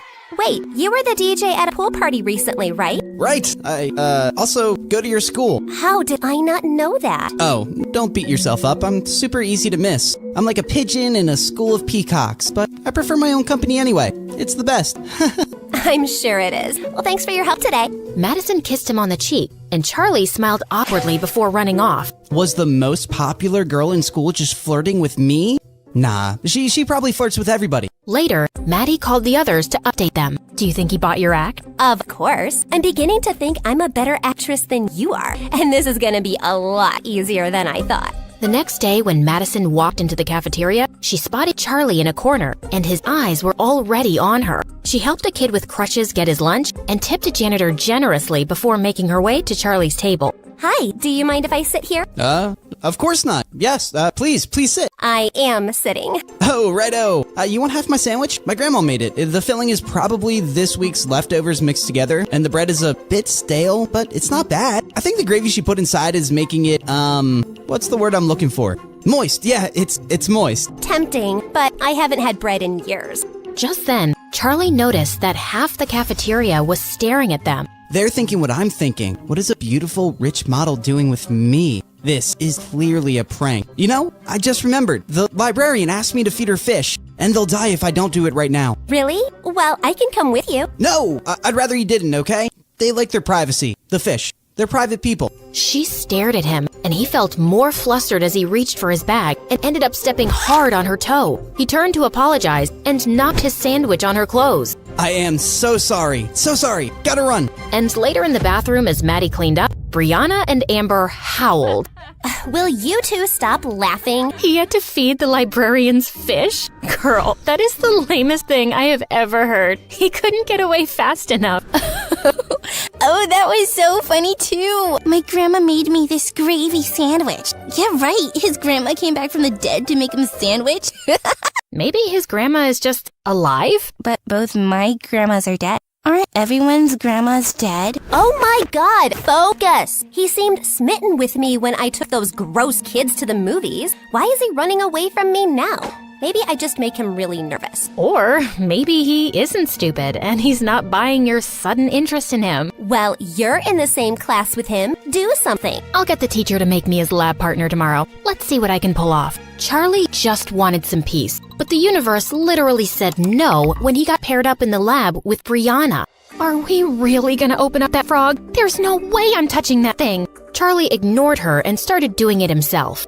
Oh my god, look at those intestines. Ew, I'm gonna throw up. Why don't you just stop looking at the frog? It's not like you're helping me. Yeah, that sounds good. Anyway, I have to talk to you about something. I think Madison's really into you. Don't ask me why. The heart wants what it wants. So, I was wondering, what do you think about her? Brianna, I don't know what you girls are up to, but I don't have time for this. I'm just here to study hard so I can get into a good college, and Madison can literally have any guy. What do girls like you want with a poor nobody like me? Wow, you just made us sound so arrogant and judgmental, but you've basically written us off without even knowing us. Look, I didn't mean... Yeah, you did. You think girls like us wouldn't like a poor guy since we're shallow, right? And yeah, Maddie could have any guy, but maybe she saw something different in you. Trust me, if it was fancy things we wanted, we don't need a guy for that. Charlie felt unsure. Maddie is beautiful, and she seemed sweet. Maybe I misjudged her. So, how'd it go? Brilliantly. I think I've convinced him a bit that you're genuinely into him. We've got to keep the ball rolling. Let's find out more about Charlie's personal life. Madison hired a private investigator and found out that Charlie lived with his grandma. She also found out that he worked in a small club as a DJ on weekends. We know where we're going tonight. Oh, please say Tokyo. I've been craving sushi for weeks. No, to this nightclub, silly. But I'll take you for sushi anywhere after the success of Project Plaything. Later, when the Barbie angels walked into the small club, all eyes turned to them, and Charlie was just as surprised. This really wasn't their kind of place. Once he sees my heart-stopping dance moves, he'll be following me around like a lovesick puppy. The girls moved to the dance floor and had everyone's attention. As the song ended, Madison walked over to Charlie. The music here is amazing. You're really talented. Gee, thanks. Listen, Madison, I've been avoiding you, but I want to say I'm sorry. For that day in the cafeteria, I was such an idiot. I'll forgive you if you dance with me. Oh no, there's a reason why I'm in charge of the music. Those who can't do, teach. Those who can't dance, DJ. Come on, it can't be that bad. Just put a song on and join me. No, really. Just then, Maddie lost her balance a little and her drink fell all over the music dashboard. 2 seconds later, it stopped working. Oh my god, what did you do? It was an accident. The system's fried. The club owner's gonna fire me. You came in here just for your fun and games, but this is serious business for me, Madison. Thanks for nothing. Charlie instantly felt awful as he realized everybody was staring at them, and Madison stood frozen in her spot. Then she burst into tears and ran out. Amber and Brianna ran after Madison to her car, where she lost it. Who the heck does he think he is? You're not crying? Of course not. And it took all my willpower to not claw his eyes out. How dare he humiliate me like that? Oh, once he falls in love with me, I'm gonna squish him like a bug. That was brilliant. Now he's gonna feel terrible because you didn't even lash out at him. And he'll think you're the sweetest angel on earth. Oh, I underestimated you, Maddie. You're the worst. I am the worst. And when I'm done with him, he's gonna wish he was dead. Charlie just couldn't face Madison in school the next day, and after a lot of begging, he finally managed to get her number from Brianna. Little did he know, the girls had decided that Brianna would be the one to talk to him, pretending to be Maddie, because she was the smoothest talker. Charlie felt super nervous as he called her that night. Hello?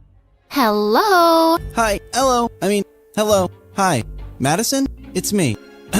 Charlie. What do you want? Listen, before you hang up, please don't hang up. I'm really, really sorry. I just lost it and you didn't deserve that. And you didn't even scream at me or hit me, which you should have. You still can. Charlie, I get it. You freaked out. I hope you didn't get fired. I did. But it's okay. I'll find another gig. I'm sorry. Are you for real? Don't say sorry to me. Do you think we could just start over? Yeah, I'd like that. Hi, I'm Charlie. Nerd by day, DJ by night, and I get free popcorn once a month at the cinema. You go. I'm Madison, and I'm a famous model. Also, I've been on a diet since forever, so I don't remember what popcorn tastes like anymore. That's the saddest thing I've ever heard. The two ended up talking and laughing for hours, and she kept surprising him. She was funny, well-read, and had great taste in music. It was 4 a.m. when they finally said goodnight.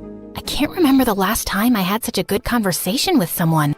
The next day, Brianna updated Maddie on everything they'd talked about, but she didn't see Charlie in her biology class. The girls hadn't seen him at recess either, so Brianna sent him a text as Maddie, and he replied, "Grandma broke her hip this morning. I'm at the hospital." If you really want to seal the deal with Charlie, you should go see his grandma. Ew, I hate old people with their wrinkly skins and their weird smell. Come on, they're cute. Just be nice to her. Charlie will love it. Should I really interact with her? I don't think I could be nice to an old woman. Brianna then thought of a better idea. After 3 days, Charlie's grandma was discharged, but he had one problem, the hospital bill. He decided to talk to the hospital staff about paying in installments, but then they told him that someone had already settled it. What? Who? The person had chosen to be anonymous, but Charlie insisted so much that the staff revealed the sender's identity, Madison. Why did you do it, Madison? What do you mean? You paid my grandmom's hospital bill and tried to hide it. Why? Because I knew you wouldn't accept the money if I offered it to you, and I made you lose your gig. It's the least I could do. I care about you, Charlie. You can have any guy you want, Maddie. Why me? Well, I've dated enough guys from my circle to know they're not very nice people. They're mostly after my money or fame or my parents' influence, and you don't care about any of that. You're like a breath of fresh air. But if you don't feel the same way, I won't hold it against you. Charlie was about to reply when his grandma called him, but he couldn't stop thinking about Maddie. What you did for me is amazing, but I feel scared about falling for someone like her. Charlie hadn't come back to school for a week, but he and Brianna had been exchanging texts, as Maddie, of course. She was laughing at a meme he'd just sent when she found Elijah by her locker. Ugh, why is he back? Just read something funny? Tell me, babe. I love a good joke. Excuse me? You were just laughing at your phone? I hope it's a joke and not a boy whose butt I have to kick. What are you, my dad? Because you're definitely not my boyfriend. Stay out of my business and don't call me babe again. I've forgiven you for the last tantrum, Bree. Now tell me where you'd like to have our next date. How do I spell this out for you? There won't be a next... Brianna, is this guy bothering you? Charlie, you're back. No, we're done here. Who's this loser? Did you wander here by mistake from some homeless shelter? Just leave him alone, Elijah. Charlie turned around to see Maddie, and his heart skipped a beat. What happened while I was gone? Since when did you girls start mingling with nobodies like him? Suddenly, Charlie walked over to Maddie, and he pulled her close. There you are. I've been looking for you everywhere. I've missed you. And then he kissed her on the lips, and Brianna was even more surprised than Maddie at Charlie's move.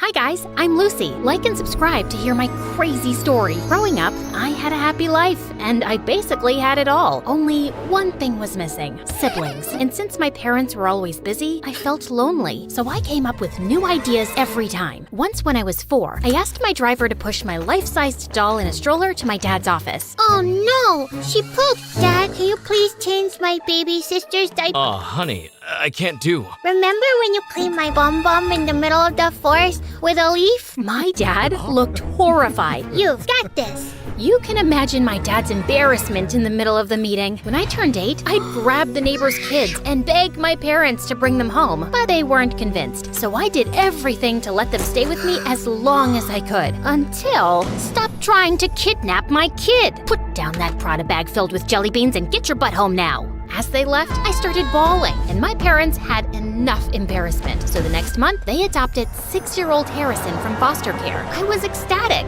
Welcome to your new house. Whoa, it's so big. Is it an orphanage? He was so cute, but he didn't play with the toys our parents bought for him. Instead, he picked up the cans from the bin and played with those. He also kept wearing the same clothes until they got worn out. My heart just swelled. So I stepped up and decided everything for him since then. But outside the house, his innocence quickly made him a target for bullies. Like in primary school, this one kid, Finn, kept picking on him. Once, when he made Harrison wipe up his shoes dipped in dog poop, hey, gross! I went full demon mode on this kid and sent him packing. But the teacher caught me giving him a black eye. Lucy Godot Raffaelli, my office now. I was in deep trouble, and I got detention for 3 weeks, and Mom had me doing chores for twice as long. But it was all worth it. Finn never messed with Harrison again. But when Harrison turned 12, he bought ponies for all the pretty girls to get their attention. This one's for you. Her name is Chestnut, and she loves carrot-flavored ice cream.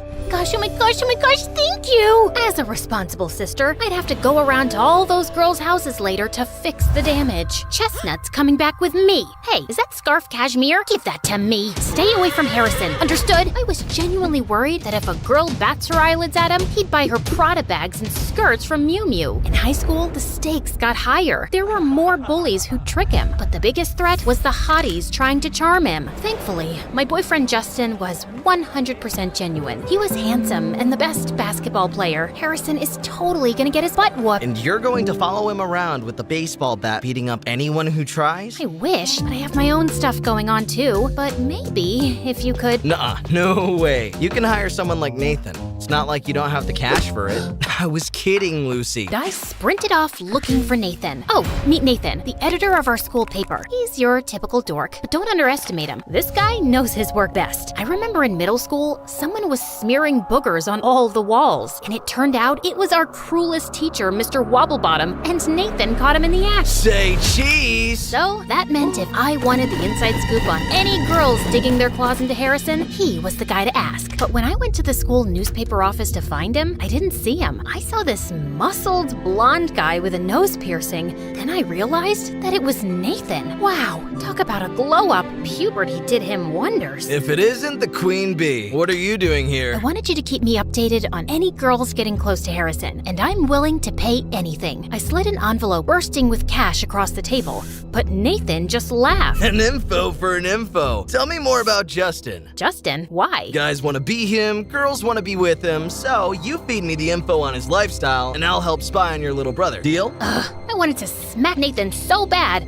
but now I'm stuck. Spilling the tea about Justin isn't a big deal, and it might even get him more fans. For the next month, I got the inside track on any girls who had their eyes on Harrison and shut them down early. And all I had to do was listen to Justin a bit more when he started gushing about his new protein powder or whatever. But things got messy when the first article on Justin came out. Gains come my ways. He stopped me at my locker and shoved his phone in my face. Do you know anything about this? Your special no-carb meal plan? In the school paper. How'd they find out about that? I eat my lunch in the gym storeroom just to keep it a secret. Only 2 people know about it. My trainer and you. Don't get so worked up. It's just a diet. Meal plan. This is what determines if you're Olympic level or a local league scrub. You just don't get it. You never did. He stormed off, and before I could say anything, out of nowhere, Nathan peeked from behind. Don't worry about it. I heard something else that's going to blow your mind. He told me that Harrison and this girl Natalie have been secretly meeting up after school. And just today, she got a new iPhone. Okay, what's the big deal? Nathan said Natalie was on a scholarship, and there was no way she could afford the latest iPhone. That leech! This would be a huge scoop if we can prove that she's using Harrison for his money. Oh, she definitely is. And since you're Harrison's sister, I thought you could get in close and help me expose Natalie. Deal. The first step was to figure out just what Natalie had been scamming my brother out of. Nathan got Natalie's locker code, so I snuck into the locker room during my free period and took a look inside. Books, gym clothes, stationery, nothing I could pin on her. On the back of the locker door was a picture of her and Harrison with a big love heart drawn around it. Blech. And then, what really stood out was a folder called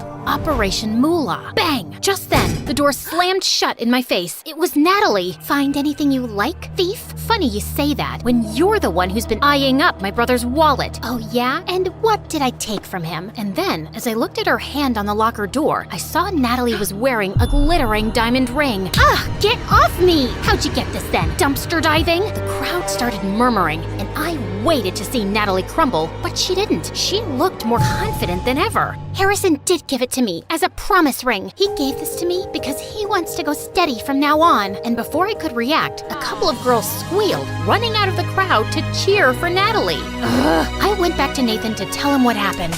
Not gonna lie, this is still great stuff for me. Not helping, Nathan. I need a new way to expose Natalie. Just then, he pulled out a drawer filled with cables, microphones, and cameras. How do you have all these? My friends lent it to me in exchange for information. So this was how he got his info for the gossip column. Over the next week, we tried to follow Natalie wherever possible, but she wouldn't let us get close at all. Until one day, we saw her and her friends go to a primary school's playground. We brought a long-distance microphone with us. He helped me with setting it up.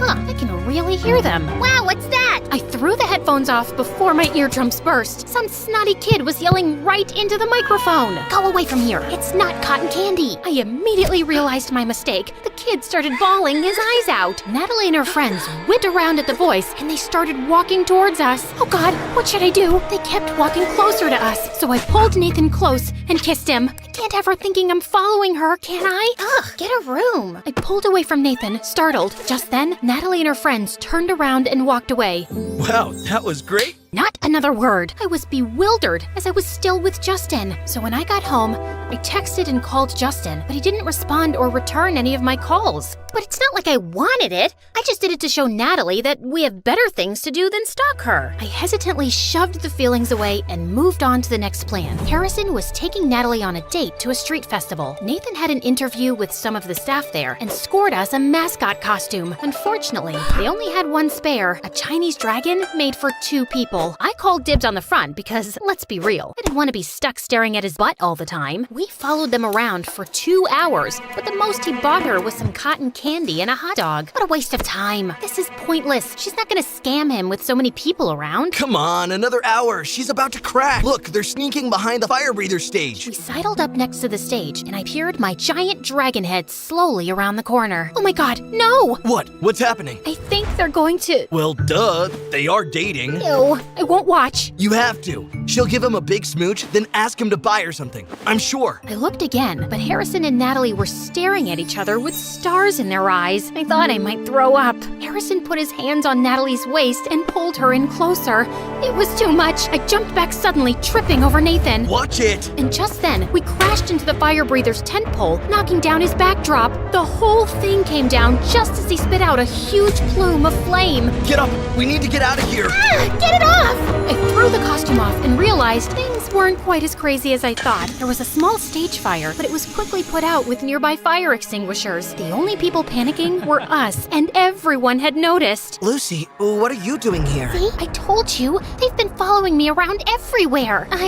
No, we were just here enjoying enjoying the festival. You and that gossipy writer Nathan from the paper? I have other friends too. I hope you're not counting me as one of them. What? I'm your brother, but I don't think I can be your friend anymore. You don't even trust me. Trust? You shouldn't have trusted her. Ask her about Operation Moolah. OMG! That was about those rich kids I used to tutor. I told Harrison about this already. Harrison looked so betrayed. He stormed off, taking Natalie with him, and she dared to shoot a smug smile my way. She'd won. Don't worry about it, Lucy. Once Harrison sees the evidence, he'll understand why. Stop it. It's over. I felt terrible. I ran away and found myself in the corner shop at school where Harrison and I used to go as kids. His face would light up when I bought him gummy worms, like they were the most precious thing in the world. I couldn't help it.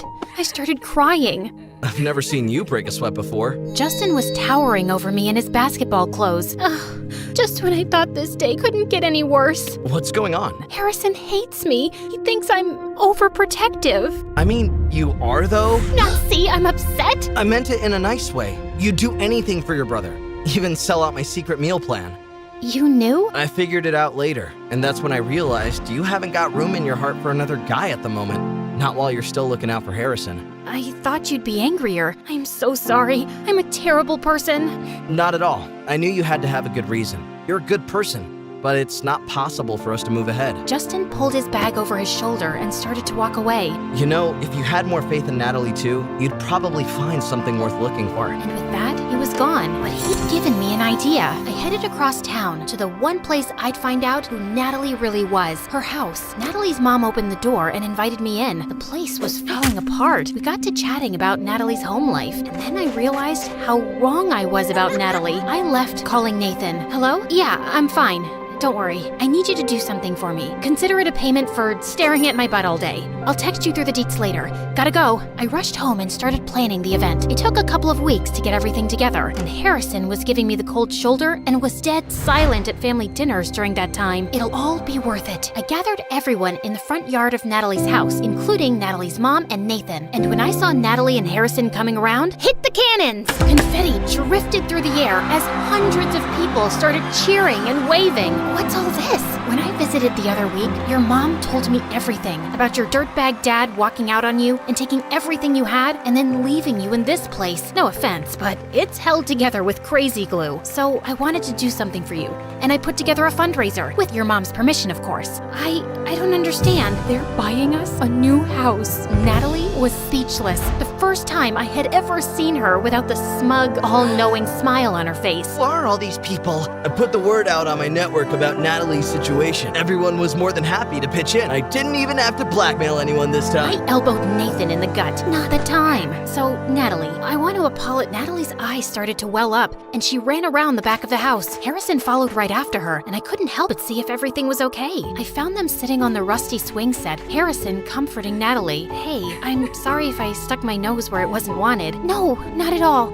I really appreciate it. It's just, I don't deserve it. The truth is, when I first started seeing Harrison, I knew you were rich, like mega rich, and I thought if I got close to you, maybe I'd get some of the things I knew Mom could never afford for me, like that phone. And the ring? No, Harrison just got that for me, and I wanted to wear it and feel rich for once, to not be looked down on because I don't have as much money as everyone else. Actually, that's something Harrison and I bonded over. He got picked on for having so much money, and me for not having enough. I thought we had something deeper than that. We do. Once I saw how amazing you were, I felt guilty, and I couldn't possibly think of asking for money, gifts, or anything. I just wanted you, your big, innocent eyes and your charming smile. Harrison and Natalie locked eyes, and maybe I should have seen it sooner, but they really did like each other. Harrison, I'm sorry I didn't trust you. You just need to let me make my own mistakes sometimes and meet new people. You don't have to worry. I only have one sister, and that's special, no matter what. Harrison gave me a big hug. I didn't want to let him go again.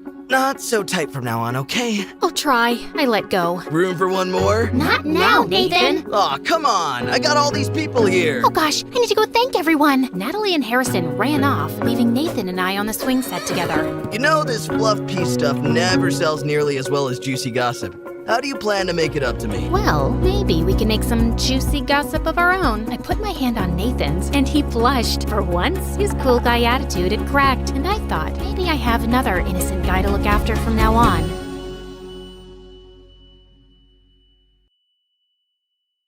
It's always difficult to settle down in a new city, especially when you're a teenager and the only daughter of high-ranking political officials. But little did I know that my life would change forever. I'm Rachel. Growing up, I had everything I ever needed. We moved around different cities a lot and never settled down. When I was 14, we moved yet again. Then followed the same old cycle. I was enrolled in the top school of the new city a month late, thanks to my parents' contacts and influence. The school was full of rich kids who believed they were better than everyone around them. I felt like a stranger around them. I had to behave myself all the time, or I risked ruining the family image. I was used to not having many friends. Their problems seemed so irrelevant. I wasn't interested in any of that. I'd rather talk to someone I could share my feelings with, someone who understood me. I didn't know that this would soon change once I became friends with Amelia. She enrolled in the school 2 months late. It was obvious that her parents were quite influential. I was intrigued, but I knew better than to ask because I didn't know how she would respond. Amelia was beautiful. She was easily the prettiest girl in class. I saw the reaction of the boys the first day she walked into class, and they were practically drooling over her. It was obvious that the popular girls in our class were jealous of her because they were giving her a hard time. They were whispering about her and calling her bad names. But Amelia was different. In a way, she seemed like she was like me. She kept to herself, never made any friends. I didn't know what her deal was. She didn't seem arrogant, but she wasn't shy either. She spoke confidently and always participated in classroom activities. I liked her. One day, I saw Amelia and Jonathan in a hallway talking. Jonathan was cute and very popular. I didn't particularly like him. I could see that Amelia wasn't exactly comfortable with him either. I walked by them and I heard him forcing Amelia to go out with him. I decided to intervene. I said, "Hey, Jonathan, is everything all right here?" He turned around and looked annoyed and said, "Yeah, how about you mind your own business?" "Amelia doesn't seem comfortable. Why don't you leave her alone?" I said. Jonathan looked pissed off, turned around and left. I turned to Amelia and said, "Hey, you all right?" She said, "I don't need you to protect me. I can take care of myself." I thought I was helping her out, but clearly she didn't seem to care much for it. I tried to explain myself. I said, "I know you don't need my help. I was just trying to do the right thing." Amelia answered rudely, "Yeah, well, next time save it for someone else. I'll see you around." She walked away. I felt a bit hurt. It just went to show how the people in this school were. I promised myself that I would not interfere in anyone's business again. Almost a year went by and I didn't speak to her at all. We would see each other in the classroom and pretended that we didn't know each other. Things changed when one day, one of the teachers asked everyone to get into pairs for a project. It was a nervous moment for me because I didn't really have any friends. Amelia was the only one left in the class without a partner, and the teacher asked us to pair up. She walked up to my desk and stood there shyly, not saying anything. I knew that we were both thinking about that day the previous year. Amelia said, "Hey." She paused for a moment and said, "Listen, about that day last year, I'm sorry. I didn't mean to be rude to you." I was a bit surprised. I didn't expect her to talk about her feelings so quickly and openly. I said, "It's okay. It was a long time ago." After that, she started opening up to me. She laughed at my jokes. She had the most charming smile, and I found myself adoring her more and more. One night, as I was trying to sleep, I wondered what it would be like to kiss her. But I immediately stopped myself. This wasn't right. I pushed the thought out of my mind. One day, Amelia and I were discussing a project. Her voice was so sweet. It didn't matter what she was saying. I could listen to her all day long. "So can you do it?" she asked. I came out of my trance and simply nodded, having no idea what she was talking about, but the big smile on her face told me that I'd given her the right answer. She held my hand, and her touch was electrifying. For a few moments, we stared at each other. Then her eyes widened with fear, and she hurried to let go of my hand. "What do we have here?" I saw a random guy come over and stand beside us. "Won't you introduce me to your friend?" he said. Before I could say anything, Amelia cut in. "She's my classmate," she said. Her voice was so cold. "Introduce your classmate to your brother, would you?" The guy stretched out his hand and I shook it. His touch was so stiff and rude. "Mom couldn't reach you," he told Amelia. "So I came to pick you up. Let's go." And so without a hint of resistance, Amelia left with her brother, not even bothering with a last look. I was left speechless and alone. After that day, I decided to keep things professional and suppress the butterflies in my stomach. But then she apologized to me and smiled, and all I could think of was our time together. Amelia and I got closer. The project went on for a month and a half, and by the end, I had started noticing a lot of strange things about her. She was very guarded about her personal space. She would flinch anytime someone touched her. She would never let anyone touch her bag or any of her belongings. Anytime there was a question about her personal life, she would brush it off with an excuse. Me and Amelia had been friends for 2 months now, but I knew absolutely nothing about her. She was nice to be around, and I didn't want to push her by asking her anything she wasn't comfortable with. One day I got to school very early, and I saw a black car drop her off. It stayed there until she was inside the main gates, then left. Now that I thought about it, she was always the first one in class, without fail. Who was this girl? What was she hiding? By this point, I was almost sure that she was hiding a big secret, but I had no idea how to find out what it was. I got really curious about what she had to hide. I walked into the classroom and almost didn't see. She was sitting on a bench and gently shaking. She didn't hear me come in. I took a few steps towards her and realized she was sobbing. She was shaking uncontrollably, and for a second, I froze. I asked, "Amelia, are you okay?" She jumped up from her seat and wiped her face, but she knew that it was too late to make an excuse. I walked up to her and gave her a hug. That was when she completely broke down, and in the middle of sobbing, she told me the most incredible story about her life. Her parents were both members of the Secret Service, and they had forbidden her from getting close to anybody. They used to move around a lot, constantly changing their identities so that nobody could track them. Amelia wasn't even her real name. Her real name was Samantha. She was not allowed to go on nights out or have any friends because her parents had always told her that nobody could be trusted. One time, just before she enrolled in this school, she had been dating a boy, and her parents had found out about him. The boy and his family moved away from the city in less than a week, and Sam came here. I felt sorry for her. What kind of childhood was this? I gave her another hug. I said, "Samantha, don't cry. I understand. I'm here for you." She said, "Please don't call me that. I don't want anyone to know. I hope I can trust you with this, Rachel. I haven't told anybody in my life about this, and if this gets out, my parents will be very angry." I said, "Yes, you can trust me. I will never open my mouth about this." She pulled away from the hug, and I reluctantly let go. She smelled so nice. We were really close.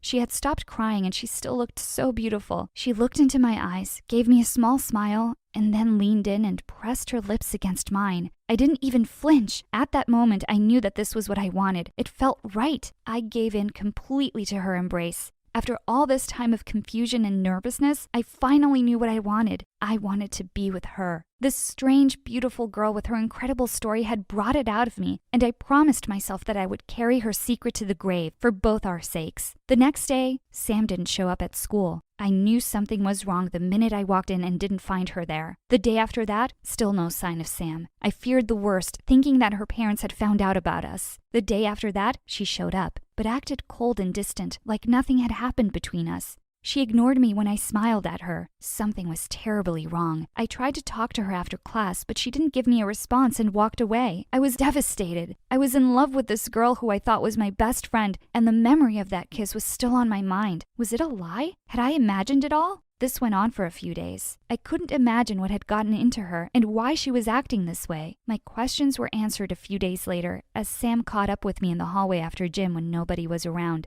"Rachel," she called me. I saw her hurrying towards me, whispering my name urgently. She checked around to see that nobody was looking and pulled me into a corner. "I'm sorry about that. I heard one of my mom's assistants talking to the teacher on the phone, and it seemed like they were talking about you. I didn't want them to know anything about you. If they find out about us, it won't end well. I hope you understand," she said. She gave me a swift peck on my lips, whispered, "I love you," and rushed off. I couldn't help but smile. It was real. I was even more fortunate that she loved me back. This could be a lasting relationship, but we had a long way to go before we could figure out how we were going to make this work. But for now, it was our little secret. We would steal kisses in the privacy of washrooms and empty classrooms, but nobody, and I mean nobody, could ever know about us. Then something weird happened. Sam asked me to meet up with her, and I kept thinking, date, date, date. I put on my cutest dress and went to meet her. She had told me to meet her at a coffee shop in the farthest corner of the town. It made sense as she was trying to be discreet. I arrived to find her waiting for me, more cheerful than I had ever seen her before. She got up from her seat and hugged me as I approached her. "You're glowing," I told her. She blushed. "I'm so happy we're finally away from everyone," she said, grabbing my hand tightly. "So am I," I said, squeezing her hand back. I sat down with my back to a big glass window while she sat facing it opposite me. We couldn't stop smiling. She ordered us coffees. "I had to search very hard to find this place," she said. "It's one of the most out-of-the-way hidden places ever. No one will think of looking for us here." Sam beamed. "Someone's looking for us?" I gasped. "Obviously." Her eyes sparkled. "There's no way they won't notice I'm missing. but I know how to protect those I love. After those words, she looked into my eyes ever so shyly. I felt overwhelming love for her. I started, but stopped midway. She was suddenly frowning. Her happy, dreamy look was replaced with anger? What's wrong? I asked. She was staring over my head angrily. I didn't know it would upset you. We've been followed. She was practically growling. All of a sudden, she jumped to her feet. We need to get out. She was bracing herself to run. Who are we running from? I asked in a low whisper. My brother, she yelled. And before I knew what was happening, she had grabbed my hand and we were running. We pushed our way across the cafe, except we were heading deeper into it rather than leaving through the door. There's a secret exit at the back, she yelled back at me. Behind us, I heard the door swing open and footsteps marching in. They were here. We were out the door now and pushing our way through small alleys and back roads. We turned left here and right there. I had no idea where we were or where we were heading. I couldn't hear anyone chasing us anymore, but Sam didn't stop running. He's not really my brother, she said, panting. He's assigned to keep an eye on me. That made sense, but I was getting too dizzy to reply. We need to stop, I panted. Sam stopped abruptly. While I was trying to catch my breath, I saw she was trying to hear if they were still after us. A minute later, she slumped down next to me. We've lost them, she said. I started laughing. I felt no fear. I was with Sam, but she was sitting there with her head in her hands. I don't think he saw your face, she muttered sadly. Why was she sad? We'd gotten away. I was psyched. We could do this. Sure, I'd have to get in shape, but that wasn't anything impossible. I went in for a hug. Maybe this will cheer you up. I was still giddy with the thrill. Her response surprised me. I'm so sorry, she whispered. Then my world went dark. I woke up to the smell of caffeine, sunlight on my cheek, and a hammering pain on the back of my head. I looked around. I knew this place, but what was I doing here? Then I felt something in my hand. A letter. Dear Rachel, it is with a heavy heart that I'm writing this. The past few months have been the most beautiful time of my life, and this is the only time when I've felt that I knew myself. My identity was always caught up in my parents' life, but you made me realize who I am and who I could be. I will always cherish you for that. But for your sake, I have to walk away. We can't keep seeing each other without any consequences. I will keep writing to you whenever I can, but I need to know that this will remain between us. You can't speak about me to anybody. Our presence in each other's lives was beautiful, but it has come to an end. I will always love you, Sam. I read the entire letter over and over. Tears started flowing down my cheeks, but I just couldn't understand why. What was this pain in my chest? And who really was Sam? My name is Z. I lived with my best friend Gwen. We've been together since we were young and ran away from our foster home. Things were working well until I met my next-door neighbor. His name was Adam. He was too handsome for me to ignore. I fell head over heels for him at first sight. One day I worked up the courage to go over to his place to introduce myself. When I reached Adam's house, his front door was already open. I walked inside and called out his name, but I heard no response. Suddenly, I heard a growl behind me, and I froze. It sounded deep, like it belonged to an enormous dog. When I turned around, I shrieked like a maniac. There was a tiger behind me. A freaking tiger! I screamed again, walking backwards, falling over the couch. I jumped up and tried to run, but the tiger was blocking the door. Suddenly, Adam appeared with a huge stick in his hand. Then he shot it with a tranquilizer gun. The moment the tiger fell, I fainted with relief, my entire world turning black. I woke up to Adam giving me CPR. I felt his hands on my chest, his lips on mine. I woke up gasping, reaching for my inhaler. I was having an asthma attack. Once I became stable, Adam got me some water. I forced him to explain himself to me as soon as I got the courage to speak again. He told me that he was a smuggler. He brought in tigers from abroad and he sold them to rich people living here in our city. He brought them here from the docks in his truck and stored them in the basement. There were 5 tigers in his house at the moment. One of them got out due to rot in the walls. I couldn't make sense of this. How much money could a tiger possibly get him? Could it really be enough to risk being eaten alive? Adam told me that one tiger could go for millions of dollars, if not hundreds of millions. I was amazed at this news, with the sale of only one of these animals. This was the kind of money that one could not pass up on. I told Adam that I knew that this operation was highly illegal. If he didn't want me to rat him out, he would have to give me something. He would have to allow me to join his business and get my own share of the sales. At first, he was unsure, unwilling to be blackmailed. I told him about my experience managing my own business, to show him I could be valuable. Eventually, he agreed that he could use a second set of hands, and he was already searching for help. Having his neighbor help him would be convenient, too. He agreed to my terms, and I went home for the evening. The next day, I joined Adam's tiger smuggling trade. Every night at 7 p.m., a buyer would stop by. Adam was extremely careful and only allowed one buyer to visit him each day. The buyers were enormously wealthy. A sheik, a princess of an unknown island, a business tycoon. My bank account began to swell up very quickly. I loved my life so much at that time. I could work beside my crush every day. Adam and I flirted endlessly and even made out on some breaks. I could suddenly afford things I could never even dream of purchasing before. I decorated my house, got all new gadgets, and even bought my roommate Gwen a whole new wardrobe. Gwen was shocked to see how much money I was blowing. She knew I wasn't from a rich family. She knew how much money I made. I know I should have been careful and spent less money around Gwen in order to keep a low profile, but I couldn't help myself. It was my first time being so unbelievably wealthy. Gwen's suspicions grew stronger. She started asking me where I was making all this money. She demanded to know what I was doing in Adam's house every day. I told her that I was dating Adam and that Adam was from a very rich family and so he liked to spoil his girlfriends. Gwen seemed satisfied with that answer, so I moved on. I underestimated her. One day when Adam and I were working down in his basement, Gwen sneaked into his house. She had decided to investigate Adam. She was suspicious of some rich guy spending too much money on her friend for ulterior motives. Unfortunately, we left the coat closet open, which is where the basement door lay. Gwen came downstairs and found us in the basement, surrounded by tigers locked in cages. Gwen demanded to know what the hell was going on. We had no choice but to tell her the whole truth. She had caught us red-handed. Unlike me, Gwen was really freaked out by our illegal activities. She wanted to go to the police immediately, and Adam pulled out his gun to stop her. The scene could have turned grisly, but I managed to convince Gwen not to rat us out. I asked her to join our business instead. Adam was hesitant, but I told him that with Gwen on board, we could hide tigers in our basement as well.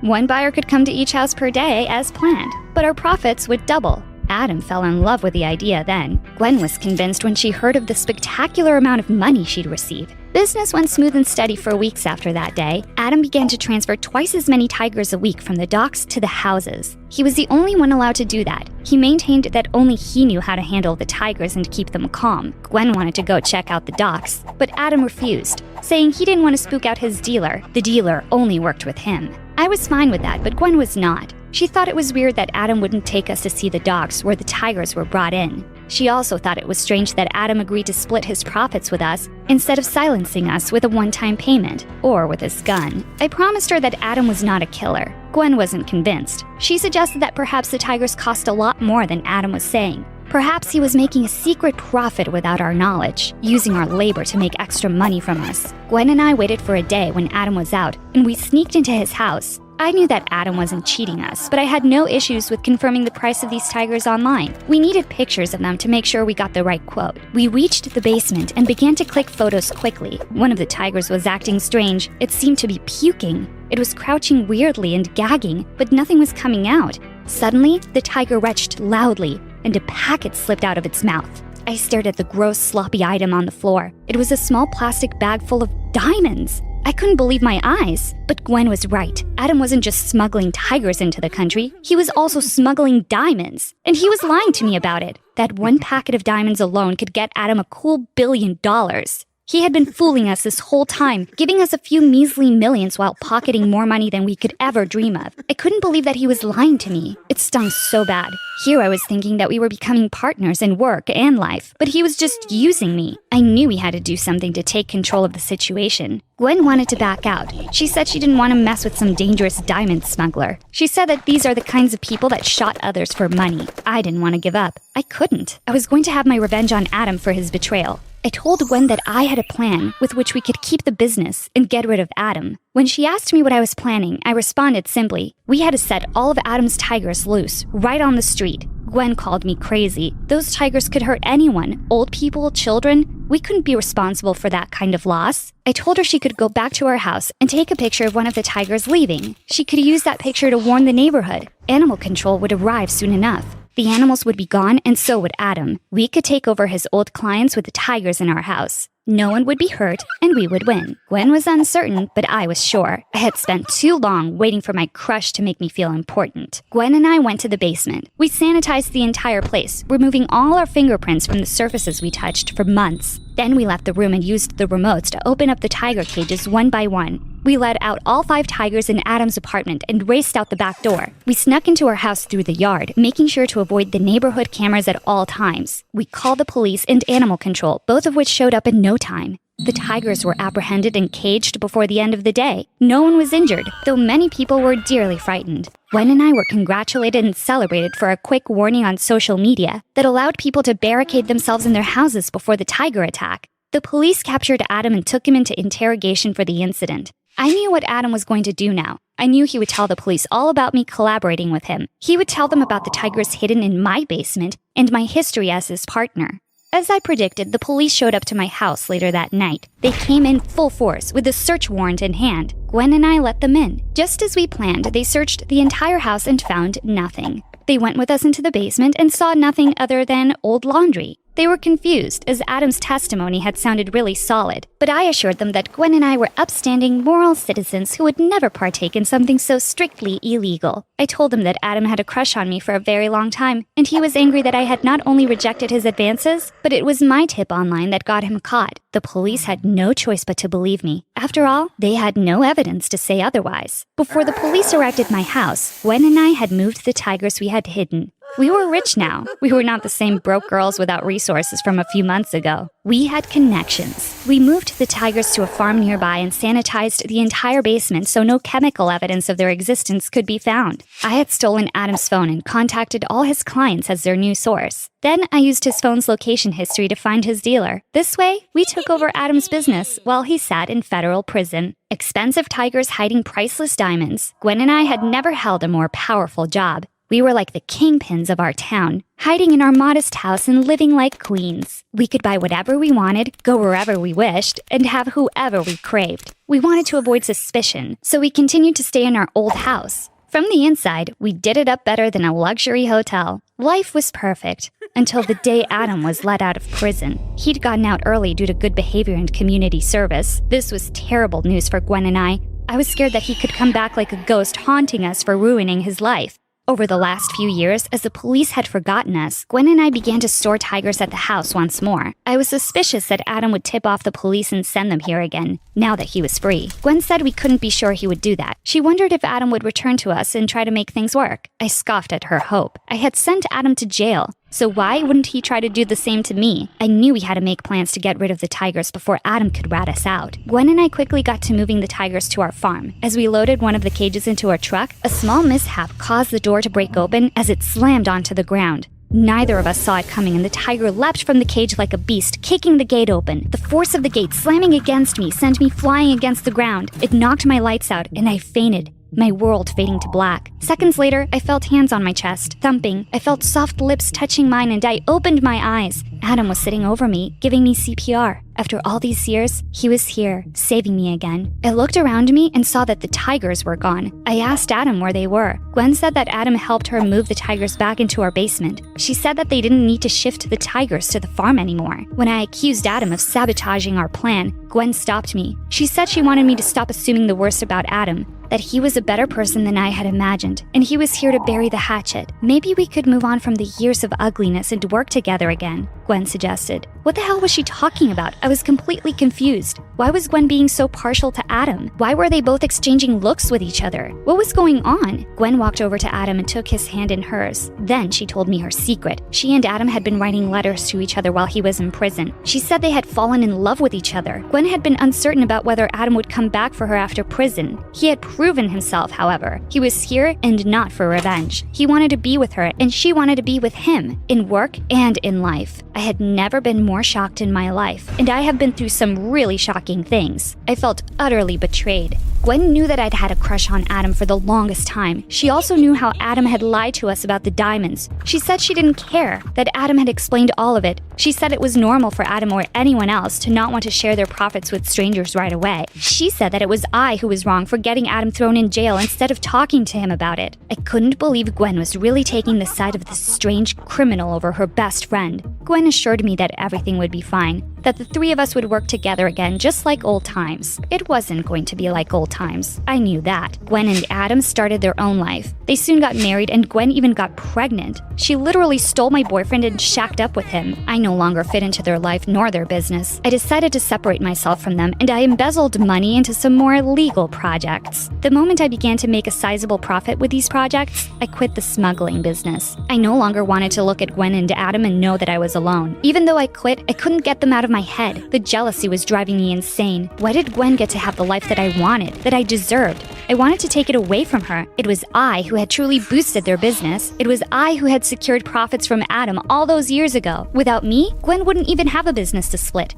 I decided to make a plan to rat them out, to have them arrested and keep the business for myself. I found a man named Jeeves, a bounty hunter who helped frame people for copious amounts of money. I paid him off and told him what I needed to get done. I told him about the tigers and how we would have to transport them before we framed Gwen and Adam. Jeeves and I formed a plan, and he came over to my house to execute it. We were going to Gwen and Adam's house, and then we would call the cops from their basement, saying we discovered hidden tigers. Adam already had priors. They would believe us without a doubt. When we finally met up with Adam and Gwen in their house, I got my phone out to call the police. I didn't need to. We were already surrounded by the police. I just didn't know it yet. Once we were all in the same room, Jeeves pulled out his gun and revealed his true identity to us. He was a detective, sniffing out a tiger smuggling ring here in our city. He had recorded every single thing I had told him, and he had enough proof to arrest all three of us for animal cruelty and the destruction of 100 other state and federal laws. The police jumped out of the shadows and arrested all three of us. I couldn't believe my fate, and I couldn't stomach how careless I had been. I had vetted Jeeves, but clearly I hadn't done it thoroughly enough. I was so eager to get what I wanted that I let my guard down. I was tossed into federal prison. Gwen and Adam testified against me, saying it was me who owned the business all along. They told them how I had released tigers all those years ago to frame Adam. They said I had forced them to work with me for years and threatened to kill them and their child if they tried to back out. I was filled with so much rage at this fake testimony that I began to scream at them with anger during the trial. The judge made the cops seize me and send me back to my cell. My cell has been my home for 10 years now. Gwen and Adam did minimal time. After all, no one wanted to take a child's parents away from it. I was blamed for everything that happened, and it was I that did the time. I was tortured by rage and loneliness in my cell, furious that with all my power and strength, I could not destroy my crush and my best friend.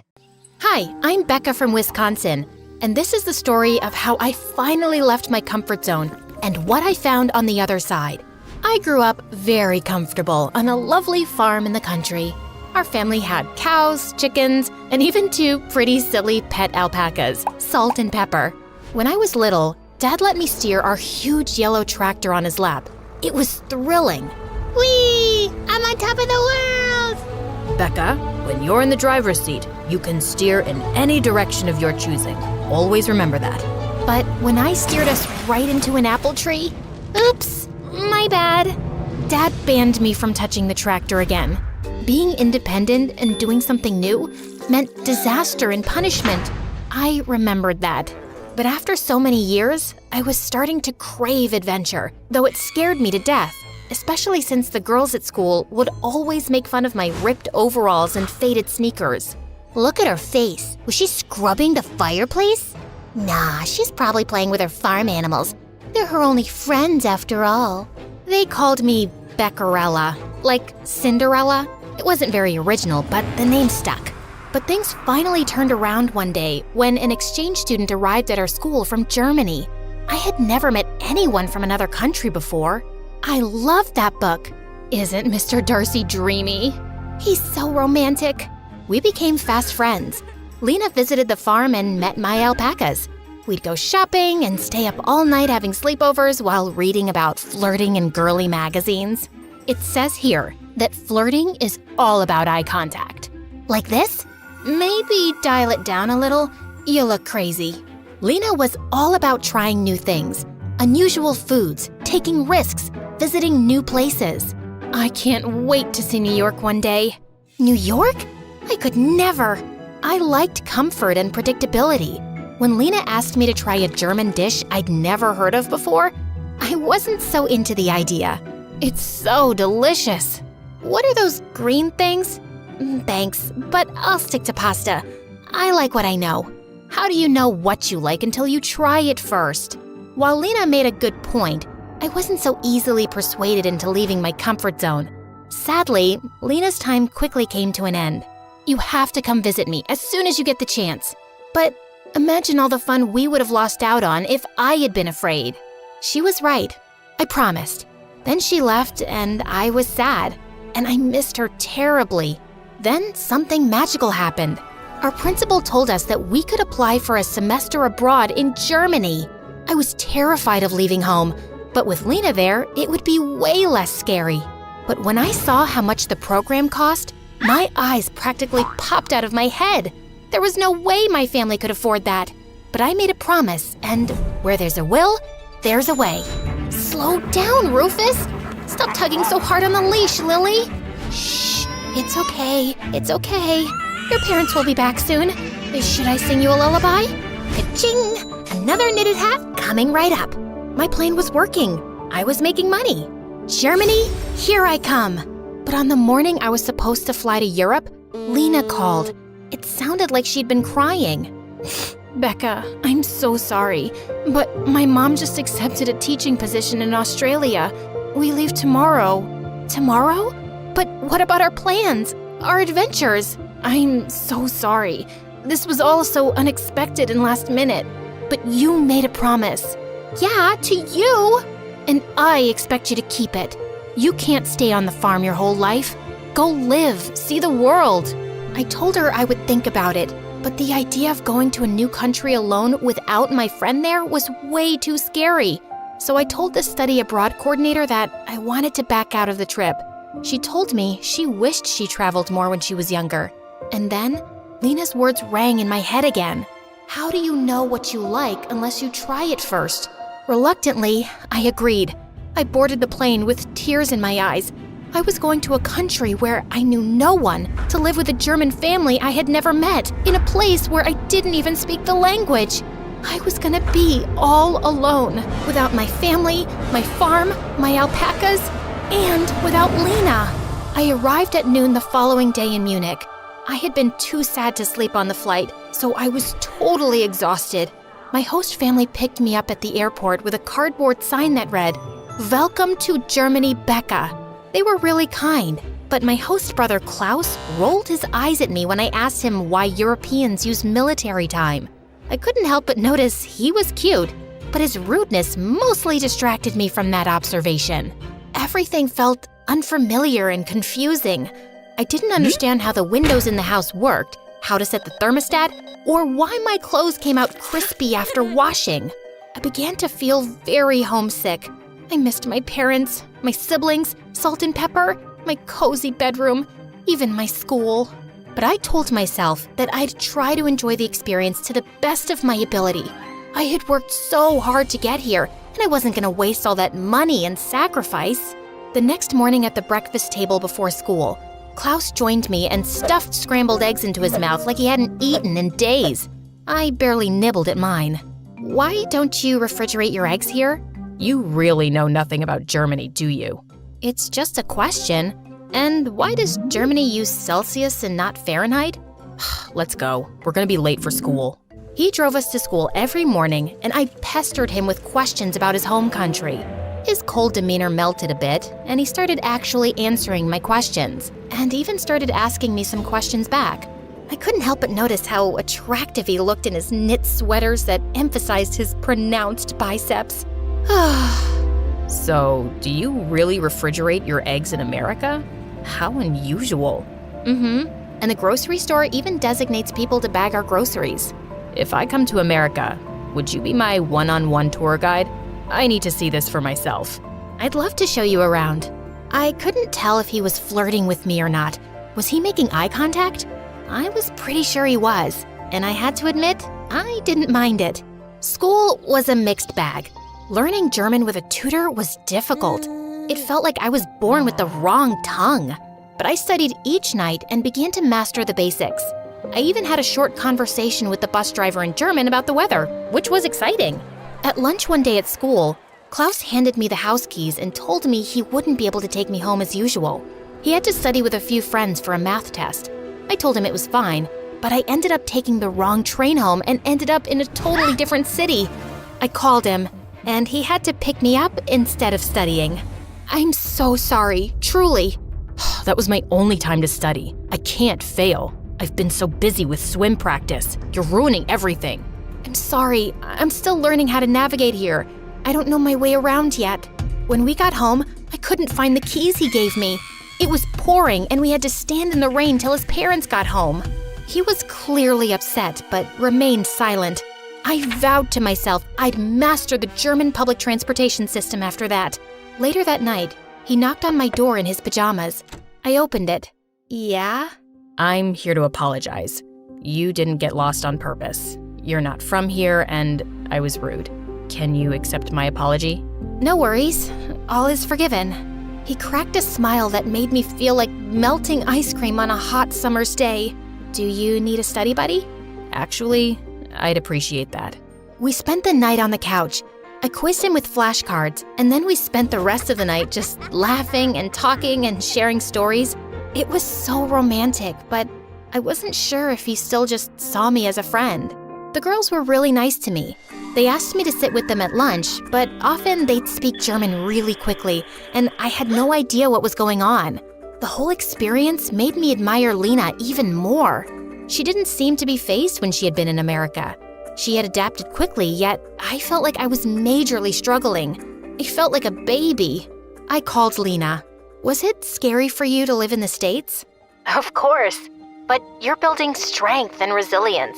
You can do this. I'm proud of you, and I know we'll reunite one day. Talking to Lena always made me feel better. She also was certain that Klaus had feelings for me.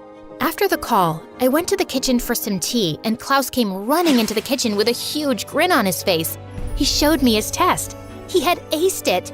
Oh my gosh, congrats! Klaus hugged me, and I hugged him back, and my heart was beating out of my chest. I wouldn't have aced it without you. No problem. Happy to have helped. I actually have been meaning to talk to you. I would love if we could... Before Klaus could finish his sentence, his parents walked in saying that we were all going out for dinner. I was so curious what he was gonna say. Was he gonna confess his feelings for me? I tried not to dwell. Life isn't just about romance. I was making great friends and getting better at German too. I was getting to experience the world for the first time, away from the farm and comfort of everything I knew. And it wasn't as scary as I thought. Actually, it was pretty great. On the morning of my 16th birthday, Klaus knocked on my door. He stood there with an ice cream cake singing happy birthday to me in German. I was touched that he remembered my birthday and my favorite ice cream flavor, mint chocolate chip. I blew out the candles and we ate the cake in the kitchen. This is really delicious, thank you. Give my compliments to the chef. That would actually be me. You baked this? I thought this was a professional cake. I may have woken up at 5 a.m. to bake it for you. Wow, thank you. I love it. It means a lot. Since my birthday was on a Saturday, he drove me to the city where we shopped, took photos, and explored some art museums. We were having a lot of fun together. Maybe he did see me as more than a friend.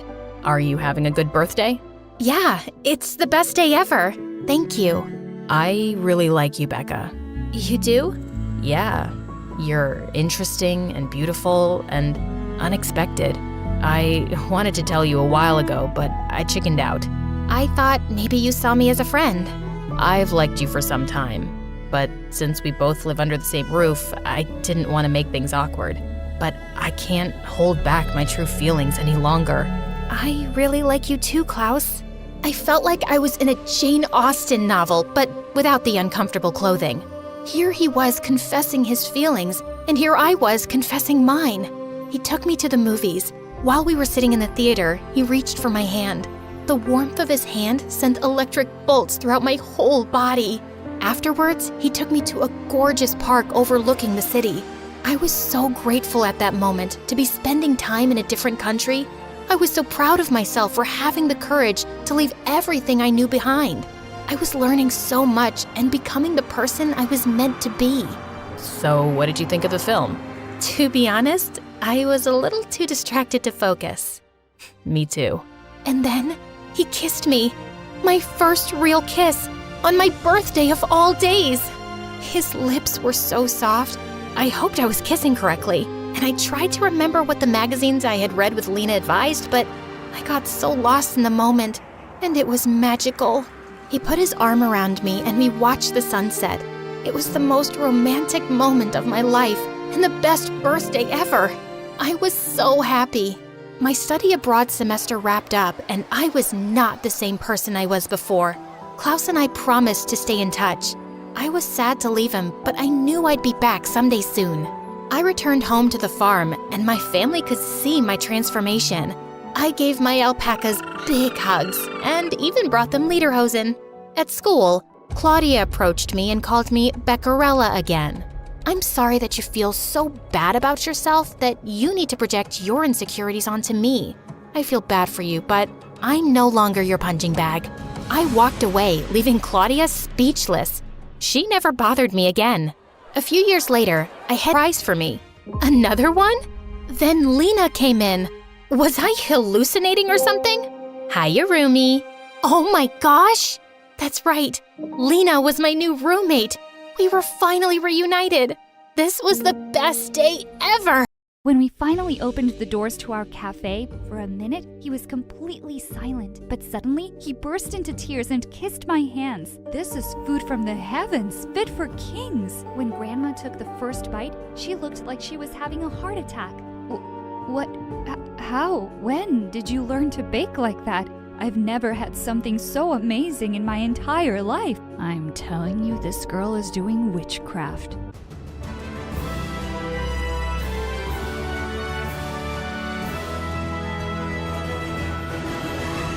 It wasn't just any ordinary morning. The birds were chirping, the sun was shining. I had turned 16 yesterday, and last night, my first love, Ryan, had finally kissed me. Life was perfect. Well, at least for 5 minutes. Because as soon as I stepped out of my room, Mom rushed to me, crying like a baby. What's wrong, Mom? She told me that Aunt Melissa, her best friend, was moving away because her husband got a job transfer. What? Just when we had saved up enough to start our own cafe. As sorry as I was for Mom, I had bigger problems. You see, Aunt Mel was Ryan's mom. I rushed out of the house. I had to see Ryan. He was playing video games when I entered his room, looking completely unbothered. What's wrong, babe? Why are you crying? Because you're going. Please don't. Ryan put down the game and took my hands in his. I don't really have a choice, babe. But you and I are soulmates. We'll make long distance work. After a few days, Ryan stopped calling or replying to my messages. He said too much screen time wasn't good for either of us. But there he was, uploading pictures on Facebook with a new girl every day. And that's how I had my first heartbreak. Hi, I'm Carrie, and this is the story of how I transformed my life and had boys drooling over me at the same time after my childhood crush left me high and dry. Please click on subscribe and I'll continue my story. Thanks. I'd been moping around long enough over Ryan. I decided I needed a change, and Mom agreed to send me to visit my grandmother in Provence, France. I was glad I was going there. Maybe I'd meet some nice guy. I deserved to meet someone great and move on from that jerk Ryan. Wow, Ryan had nothing on the cute French boys here. My heart was about to be healed very soon. The moment I arrived, I could see this group of boys looking at me. One of them walked up to me and said, "Hey, gorgeous, what's it like looking at the man of your dreams?" Okay, this is going to be easier than I thought. It was Grandma's 60th birthday, and I decided to bake her a cake. How hard could it be? I'd seen Mom do it a million times. The whole neighborhood had gathered on her birthday. When Grandma took the first bite, she looked like she was having a heart attack. Was it that bad? Finally, she managed to say, "What? How? When did you learn to bake like that? I've never had something so amazing in my entire life." She hugged me so hard I could hardly breathe, and the whole neighborhood went gaga over the cake. A fight nearly broke out with people trying to get another piece. I spent the rest of the summer baking like my life depended on it, because there was always a crowd of people outside Grandma's house waiting to try my stuff. Grandma's crazy old neighbor would come over every day to have my desserts, while she'd glare at me and grumble, "I'm telling you, this girl is doing witchcraft." The minute I landed back home, I knew what I wanted to do for the rest of my life. I convinced Mom to take a loan to make up for Aunt Mel's share and start her dream cafe with me. When we finally opened the doors to our cafe, both of us held our breath as our very first customer took a bite of the chocolate eclair. For a minute, he was completely silent. Oh no. He hated it, but suddenly he burst into tears and kissed my hands. This is food from the heavens, fit for kings. Turns out he was a famous food critic. After his review, word of our quaint French cafe spread like wildfire. People were lining up to the end of the street to try my desserts. But soon enough, I realized they kept coming back for me too. Boys would hang out around the cafe for hours just to catch a glimpse of me. "How are you so perfect? You've got the face of an angel and the hands of one too." By the end of the month, Time magazine had me and my creations on the front cover with the title Beauty and Her Feast, and Cosmopolitan said that at Sweet 16, I was all the sweetness people needed in their lives. My Instagram followers shot up, and my mailbox was getting flooded with love letters. One day, as I was unloading flour sacks out of the van, I saw a group of school kids come around the corner. Among them was the school heartthrob, Sean. As our eyes met, he smiled at me. I turned away when I saw one of the girls with him glaring at me with crazy jealous eyes. I knew she was his ex. Didn't need any of that drama. 5 seconds later, as they came closer, she accidentally pushed me. Watch out! Sean jumped forward to catch the sack, and before we knew it, we were both on the ground, covered in flour from head to toe and looking like ghosts. We glanced at each other and burst out laughing. I told him he could come inside to clean up, and he asked his friends to go on without him. His ex looked like her head was gonna explode. Once he'd cleaned up, I made him some creme brulee. He nearly fell off the chair after the first mouthful. Wow, I could eat this every day for the rest of my life. This is even better than I thought it would be. You're thinking about my food? Well, not just about the food. Suddenly he leaned forward, and I thought he was going to kiss me, but he said I'd missed a spot and brushed some flour off my nose. My heartbeat went wild. Just then, Mom came into the kitchen and glared at us as I introduced Sean. Of course she wasn't happy. She'd always wanted me to be with Ryan. By the end of the month, Sean and I started dating, after he showed up at the cafe to serenade me. Ryan was just an old heartbreak now, and so yesterday. Meanwhile, Sean was fun and caring and very much in love with me. Life was pretty much perfect. Little did I know, I had spoken too soon. As soon as I entered school the next day, there was quite a commotion. Apparently a new guy was on the basketball court giving Sean a run for his money. It really was a tough match that ended in a draw. But just then, I caught a glimpse of the new boy, and I couldn't believe my eyes. It was Ryan! It had been over a year since I'd last heard from him. Why had he come back? Sean saw me and came running over. He's really good, isn't he? We'll be a much stronger team with him around. Before I could say anything, Ryan jumped to hug me. Carrie, I missed you! And instantly, I pulled away from him. I'm sorry, I think you have the wrong person. I walked away as fast as I could. I needed time to process this. I took a sick leave and went home early. I went running to Mom's room and stopped in my tracks when I saw Aunt Mel sitting with her. She pulled me in for a hug. Did you see Ryan in school? He wanted to surprise you. Surprise me he did. I was just telling Aunt Mel how much you missed Ryan. I did not. Aunt Mel acted like she hadn't even heard me. It's a good thing we're back then. Then she said that she and Mom would finally be able to run their dream cafe together. Wait, what? Thanks for helping out when I wasn't around, kiddo. But it's my cafe. It's famous because of me. But I'm sure you have your hands full with school, sweetheart. Don't worry, Aunt Mel is here now. I was so annoyed. Later that day, Sean dropped by to see me. We were sitting on the porch when a car came into my driveway. I didn't need to look twice to see who it was. Ryan walked up to us, completely ignoring Sean. Babe, I've been looking for you everywhere.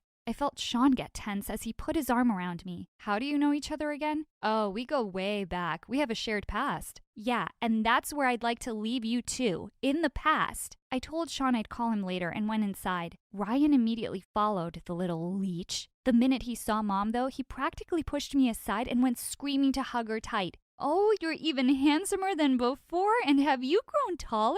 Stupid vain boy. He started making crepes along with Mom, and watching him in our kitchen just made me feel angrier. Thinking about me? You wish. I'm not going to forgive you just because you're making me crepes once. Then I'll keep making them till you do. But don't eat too many. We don't want you getting fat. And he finally left. My mom couldn't stop talking about how wonderful it would be if the two of us got together. Mom, I'm with Sean now. Well, yes, but you can break up with him. Both Mel and I would be thrilled. I stormed off to my room. Why did Mom keep forgetting Ryan was a jerk who broke my heart? Come to think of it, Aunt Mel was a bit of a jerk too. And a bossy one at that. She wanted to change everything about the cafe. One day I came home from school to find her painting the beautiful lavender walls an ugly shade of pink. She kept picking faults with the menu, but she still always wanted to know more about my recipes. One afternoon, I came to the cafe and was horrified to see that she had changed the signboard outside. Now her name was on it too. She had even managed to convince Mom to open another bank account. without me. Another day, I walked into the kitchen to hear her saying to Mom, I saw that you recently had a couple of bad reviews online. That's what happens when you let a child do everything. I hated her poking her nose in my business, but that's not all I had to worry about. One Saturday, when I went to open up the cafe with Mom, we stopped short in horror. All across the window, someone had painted, "Take your stupid desserts and leave our town." Just then, Aunt Mel turned up behind us, staring at the view in shock, and then she burst into tears. Who would do such a horrible thing to me? I bet it's that old witch down the street who keeps complaining our customers are too noisy. While Mom consoled her, I tried not to imagine what it would be like to punch her, and I couldn't help wondering who would do such a thing to my cafe. As if all this wasn't annoying enough, Ryan had begun to constantly hover around me. He started following me around in school, not leaving me alone with Sean for a second. I was sitting with Sean one day and having French fries when he popped up out of nowhere and took away my plate. You shouldn't be eating fried food. Sean, how could you let her? I'm not her dad, and neither are you. Before I could even say anything, he threw the fries in the garbage and put a salad in front of me. And why aren't you wearing sunscreen? Your skin looks spotty. After school, he was always over at the cafe, telling everyone he worked there as a waiter. And later, he'd turn up at my place in the evening, sticking to me like glue while Mom and I were watching TV. One evening when Mom was out, I called Sean over to a romantic dinner for two. Just as he was leaning over the table to kiss me, and I closed my eyes, I felt a hand pushing my face away. My eyes flew open, and I nearly fell back to see it was Ryan. Isn't it kind of gross to kiss without having some breath mints first? Man, are you crazy? Yes, crazy in love. Ryan, I've just had it. Get out. Okay, just let me take my phone from under the table. Sean literally had to stop me from throwing a plate at Ryan as he ran out. I was trying to keep my cool, but he was really crossing a line and then some. One night, I woke up to the sound of something being dragged across the room. I sat up in bed and let out a loud scream. Who's there? And then I saw a shadow move and a voice called in the darkness. Hello, Carrie. I nearly had a heart attack. Ryan! He was sitting in a chair staring at me like a creep. He had a box in his hands. What are you doing in my room? I came to give you this. I know it's that time of the month for you and you need some extra love. What the? How do you know? Oh, I just installed the same period app that you use and asked your mom about your last date. Now, use the heating pad and herbal tea and don't eat all the chocolates. Mom! She came rushing in and I told her what Ryan was doing, but she didn't see any problem with it. He just really cares about you, honey. A few days later, Ryan was being his nosy self and helping me serve at the cafe. This old woman smiled and turned to me. He will make an excellent husband. Oh, no. We aren't together. Of course we are. She's just shy and slightly angry with me at the moment. To be young and in love. Seems like it was all the encouragement Ryan needed. He put his arm around my shoulder, and before I knew it, he pulled me in for a kiss. Get your paws off me! Sean came in just then, looking furious. He punched Ryan and knocked him to the floor. Everyone stared in shocked silence. Ryan glared at us, brushed himself off, and walked out of the cafe without a word. Ryan wasn't talking to me anymore, and I wasn't complaining. Mom and Aunt Mel were both really cold to me, though, but we all had more troubling stuff to deal with right now. Someone had complained that our kitchens were filthy and had rats running around. The Food Inspection Authority came to check, to find our kitchens spotless, of course. I was furious. Even though these rumors were false, they weren't good for business. A few days later, Sean came to me, literally jumping with excitement. Babe, I've got brilliant news for you. My dad's cousin is a huge rock singer and he's getting married and he wants you to cater. There will be so many famous people there. I was thrilled. This was the biggest order I'd ever gotten and it could really make or break me. The three of us spent weeks preparing everything. I was almost glad for Aunt Mel right now. We needed all the help we could get. The entire neighborhood was excited about their local bakery catering for a celebrity wedding. On the day of the wedding, we got to the venue and unloaded the tiered cake onto the trolley. Suddenly, a wheel slipped out, the trolley tilted, and the cake went sliding away. Sean flew towards it and somehow managed to save it just before it hit the ground. Aunt Mel shrieked, "Oh dear God, I feel faint. Someone give me my smelling salts." It's okay, we're okay. I have extra frosting, we can fix it. We carried off the cake to the kitchen and I fixed up the smudged parts in no time. I let out a sigh of relief as Sean and Ryan carried out the cake to the garden. Just then, I noticed some frosting on my hand and I licked it. What? Why did it taste so disgusting and salty? I stared at the scene in front of me in horror. The bride and groom were cutting the cake. OMG, I couldn't let anyone eat this. No! I ran towards the table like a maniac, and just when I was close, I tripped over my own shoelaces. I practically flew and landed straight into the cake, and half of it went flying onto the bride's dress. She screamed in fury while the groom hopped around because some had landed in his eye. He stepped over the bride's dress, and we all heard a loud rip. I looked up from the cake, wishing I could just disappear magically. The bride was wailing loudly while everyone stared at me in horror. I don't remember how we made it back to the cafe. We all sat around in stunned silence. I finally spoke up. Only one way to find out who tampered with the cake. I had a secret camera installed here last month, just to keep a check on things. We waited breathlessly around the TV, looking at the footage, and sure enough, we saw 2 people sneak into the kitchen 2 nights ago with a bag of salt. And those 2 people were Ryan and Mel. We looked around to see the 2 sprinting away, but the 3 of us were right behind them and tackled them to the ground. Mom stared at Mel in shock. I can't believe you would do something like this to your own friend. Were you behind everything else that's been happening too? Aunt Mel looked like a crazy person. The cafe was my idea. All this praise and money should be mine, and this idiot child took away everything. Now that your reputation is down the gutter, you'll both get what you deserve.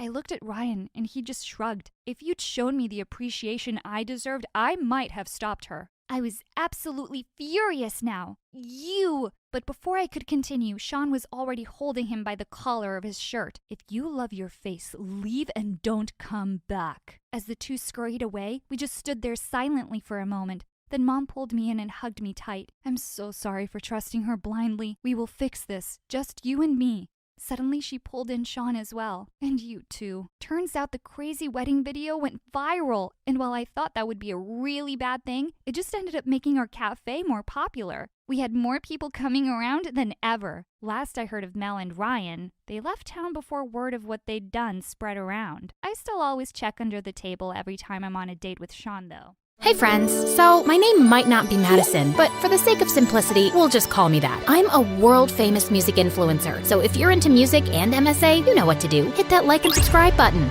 Growing up, my dad and I would listen to tons of music. Rock, jazz, hip-hop, rap, everything. Dad worked at a concert arena and told me tons of stories about the shows. One day, I insisted on seeing one, so he took me with him. I'm telling you, Madison, you'll love it. They'll blow your mind. Yay!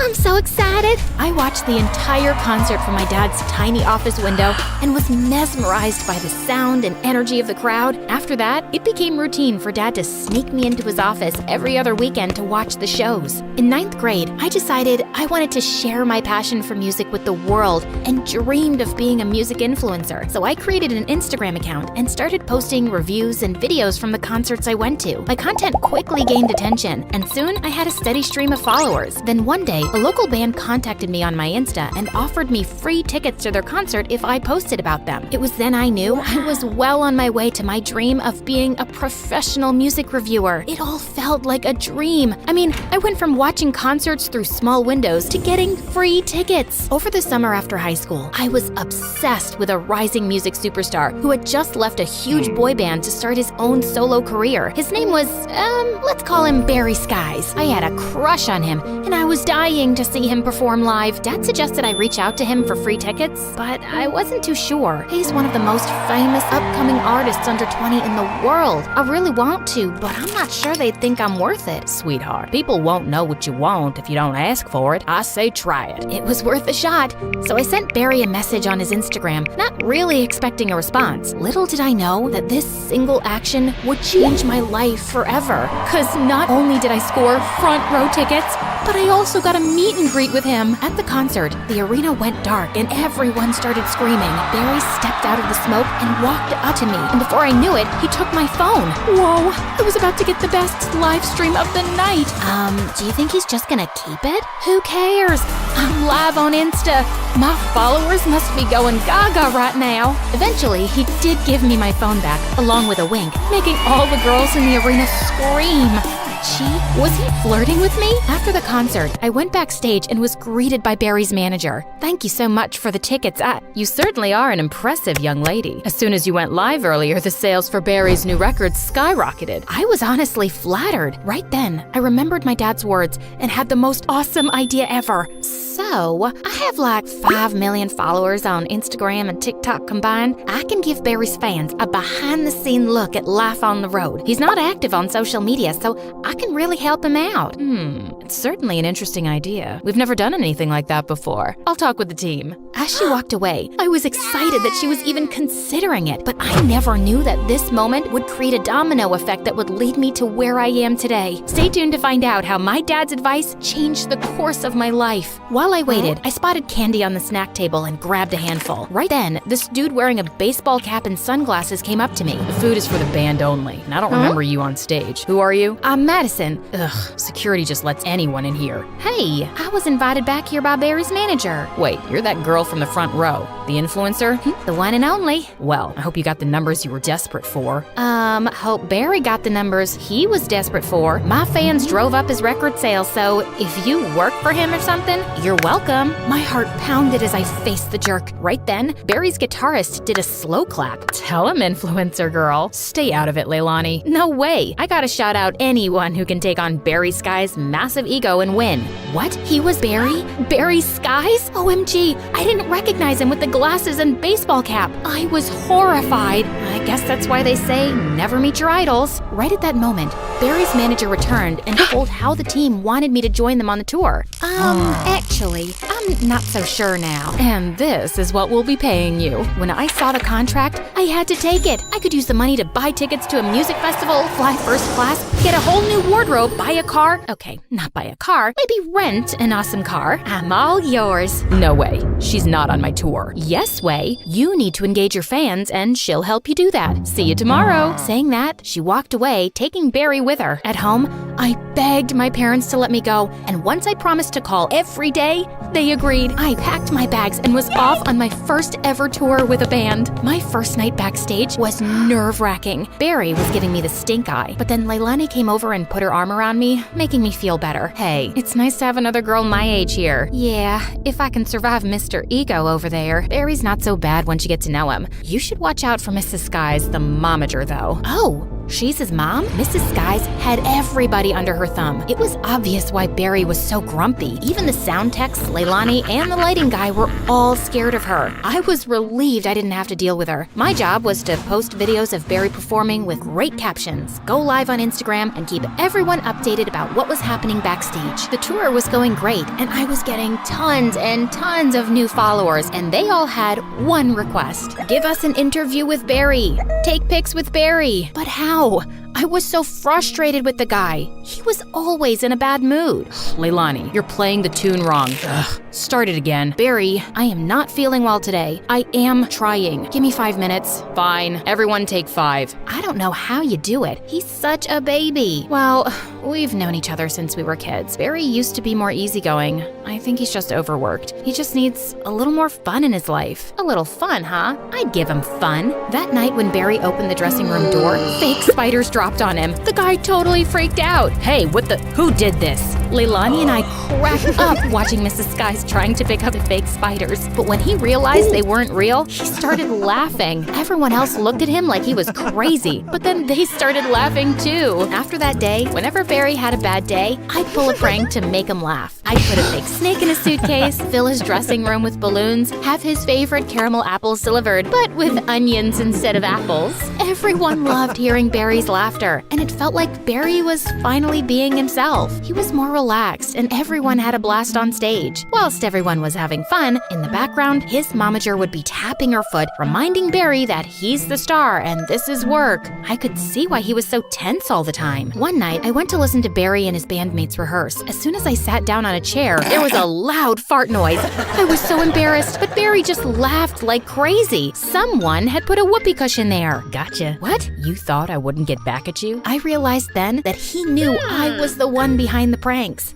From then on, Barry and I started a prank war. We kept trying to make each other laugh. We had fun being silly together. His glares turned into smiles, and I felt the butterflies again. His mom, on the other hand, was so mad, always trying to find out who was behind the pranks, but Barry never told her anything. If only she knew, I'd be out of a job. One time after the show, I snuck onto the stage to record a live session at Barry's piano, but stopped the moment I heard Barry's voice. I didn't know you played so well.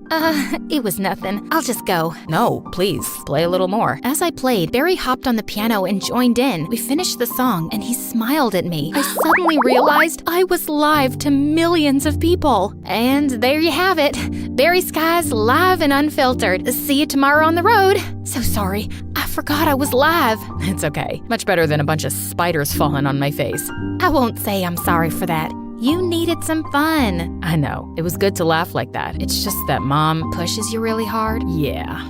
I know she wants me to succeed, but sometimes it's too much. I wish I could tell her to just ease up. Give me some time to bond with my band. Give me time to breathe. Why don't you tell her then? My dad told me once, people won't know what you want if you don't tell them. Tell me what, Madison? Before Barry could reply, Mrs. Skies appeared. She must have heard it all. Oh, we're paying you, so hurry up, Madison. In the van. Barry, you in the limo. Mom, I'm taking the van with the rest of the band. Barry, honey, you're the lead singer. I don't think it's a good idea. Mom, I wasn't asking. Come on, Madison. This wasn't gonna end well, but from there on out, Barry and I got along much better and realized we had a lot in common, like our favorite movies, books, and so much more. We became really good friends. One night, Leilani told me how it was Barry's birthday, but with all the concerts and touring, even he had forgotten about it. We decided to do something special, so we invited Barry to join us for a night of pizza, cake, and our favorite MSA videos. Wow, thanks a lot. I totally forgot. But we remembered. Come on, blow out the candles and make a wish. I so want to party with you guys, but I've got an early interview with MTV. Barry, you deserve to have some fun. Okay, just one slice.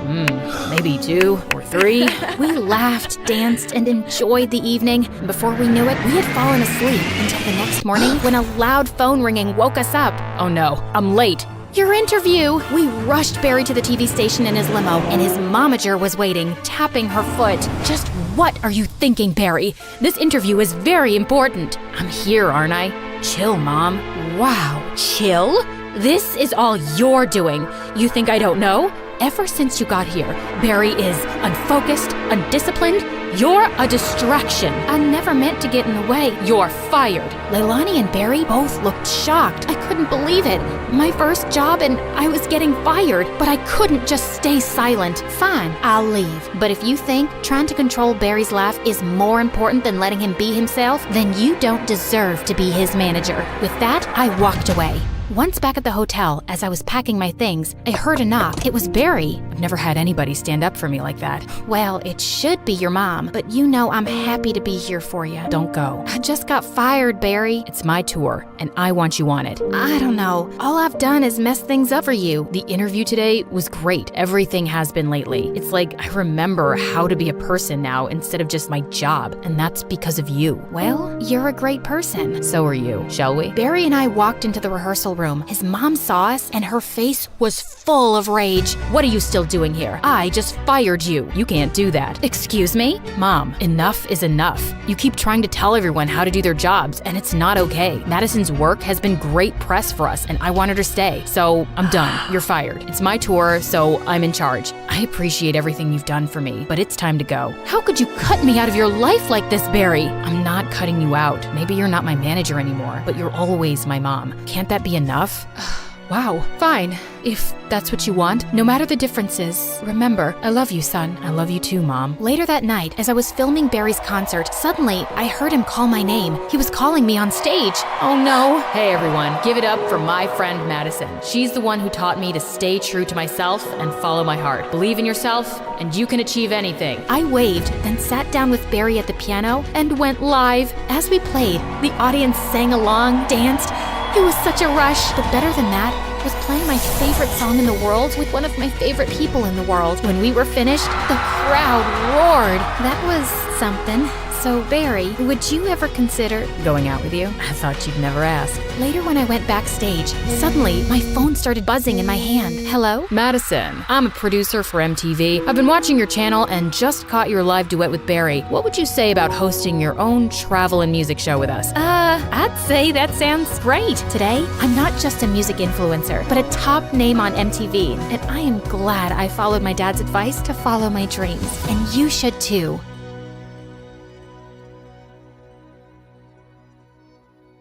I'd been avoiding this all night, but it was time to face the truth. I was standing in the middle of the dance floor at the winter formal, surrounded by two of the most popular boys in school, Nicholas and Isaac. Nicholas gave me flowers. Isaac jumped in front of Nicholas and started singing me a love song. Nicholas threw a glass of punch in Isaac's face, then gave me a diamond necklace.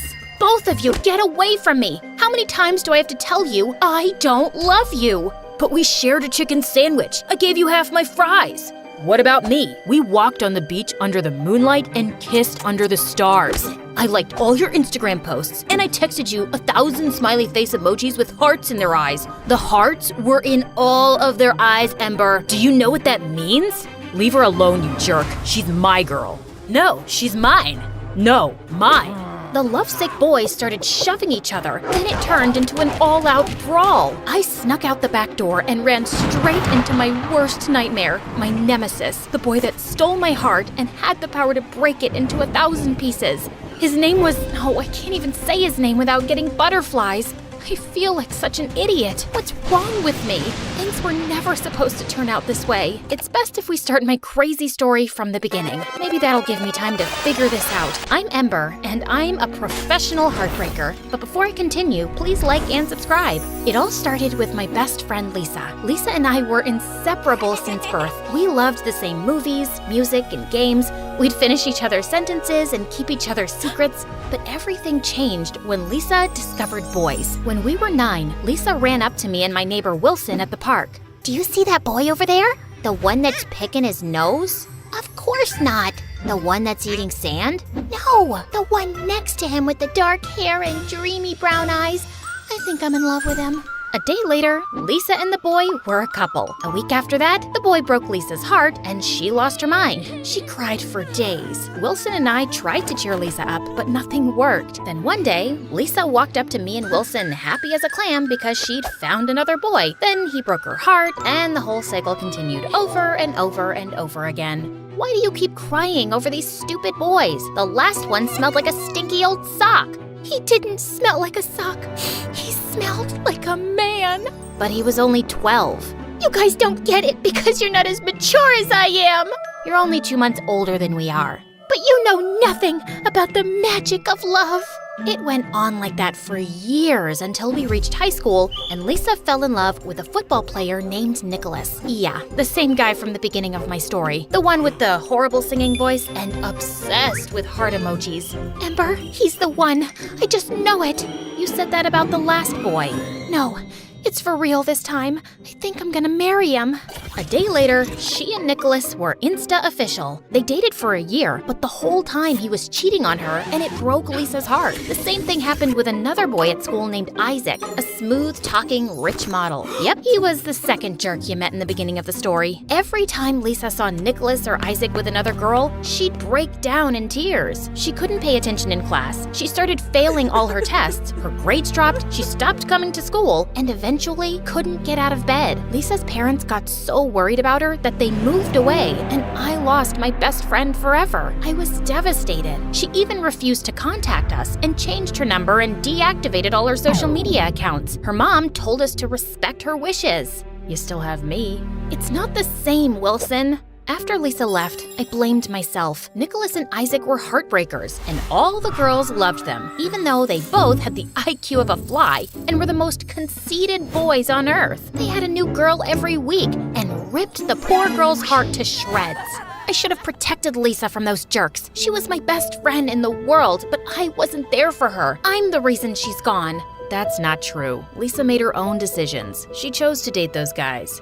If it's not my fault, why does it hurt so much? A couple years later, in my senior year, I had a major glow up. My dark olive skin and long curly hair got me so much attention, people thought I was a model or a movie star. Nicholas kept staring at me in gym class. I tried to ignore him, but he cornered me in the hallway. Hey, beautiful. I couldn't help but notice that you're almost as hot as me. I've never seen you around. Is this your first day? No, dummy. We've been in the same classes for 2 years. He looked at me like I was crazy. I'm Ember, Lisa's best friend. I don't know any Lisa. Your ex-girlfriend's Lisa? He shrugged his shoulders like he didn't even care. I wanted to slap him in his stupid jerk face. I'm captain of the football team, you know, and I've got 2% body fat. He lifted up his shirt to show me his washboard abs. Am I supposed to care? You're funny. Let's go out this weekend. I was pissed. First, Nicholas broke Lisa's heart, and now he wanted to go out with me? Suddenly, I had an idea. I could make him pay for what he did to Lisa. So, I said yes. Later that day, Wilson and I were sitting together at lunch. I was helping him fix his battle robot for the robotics club when Isaac walked up. Hey, babe, is your dad a genie? Because you're my wish come true. We should get together. You're not her type. No one asked you, nerd. Wilson's battle robot charged at Isaac. Isaac grabbed the robot and spiked it like a football. Wiper butt, no! Next time, mind your own business. Avenge me. Wilson jumped up to confront Isaac, and I slid between them. I'd love to go out with you, Isaac. I gave Isaac my number, then he walked away. Wilson was totally confused. Why would you go out with that jerk that broke Lisa's heart? I'm gonna go out with both jerks that broke Lisa's heart. I'm gonna make them pay for what they did to Lisa. After that, Wilson and I came up with a master plan. Nicholas was the first target. He was obsessed with sports and super competitive. He was on the basketball team, the football team, and the baseball team. But after a little investigation, Wilson and I discovered that Nicholas was terrified of heights. For our date, I invited Nicholas to a rock climbing gym. As we were walking inside, Nicholas saw a beggar on the street and yelled at him for asking for food. Get your own food, loser. Ugh, can't understand why these poor people choose to live on the sidewalk. There's an apartment building right across the street. I couldn't believe how insensitive and stupid Nicholas was, but I had to stay focused on my mission. Good question, but tonight's about us. Let's go have some fun. I took his hand and pulled him inside. Nicholas took one look at the rock wall and broke into a sweat. I don't know about this, Ember. Can't we just go to the movies? Are you scared? I didn't know you were a chicken. I'm no chicken. I'm not afraid of anything. I'll climb to the top twice as fast as you.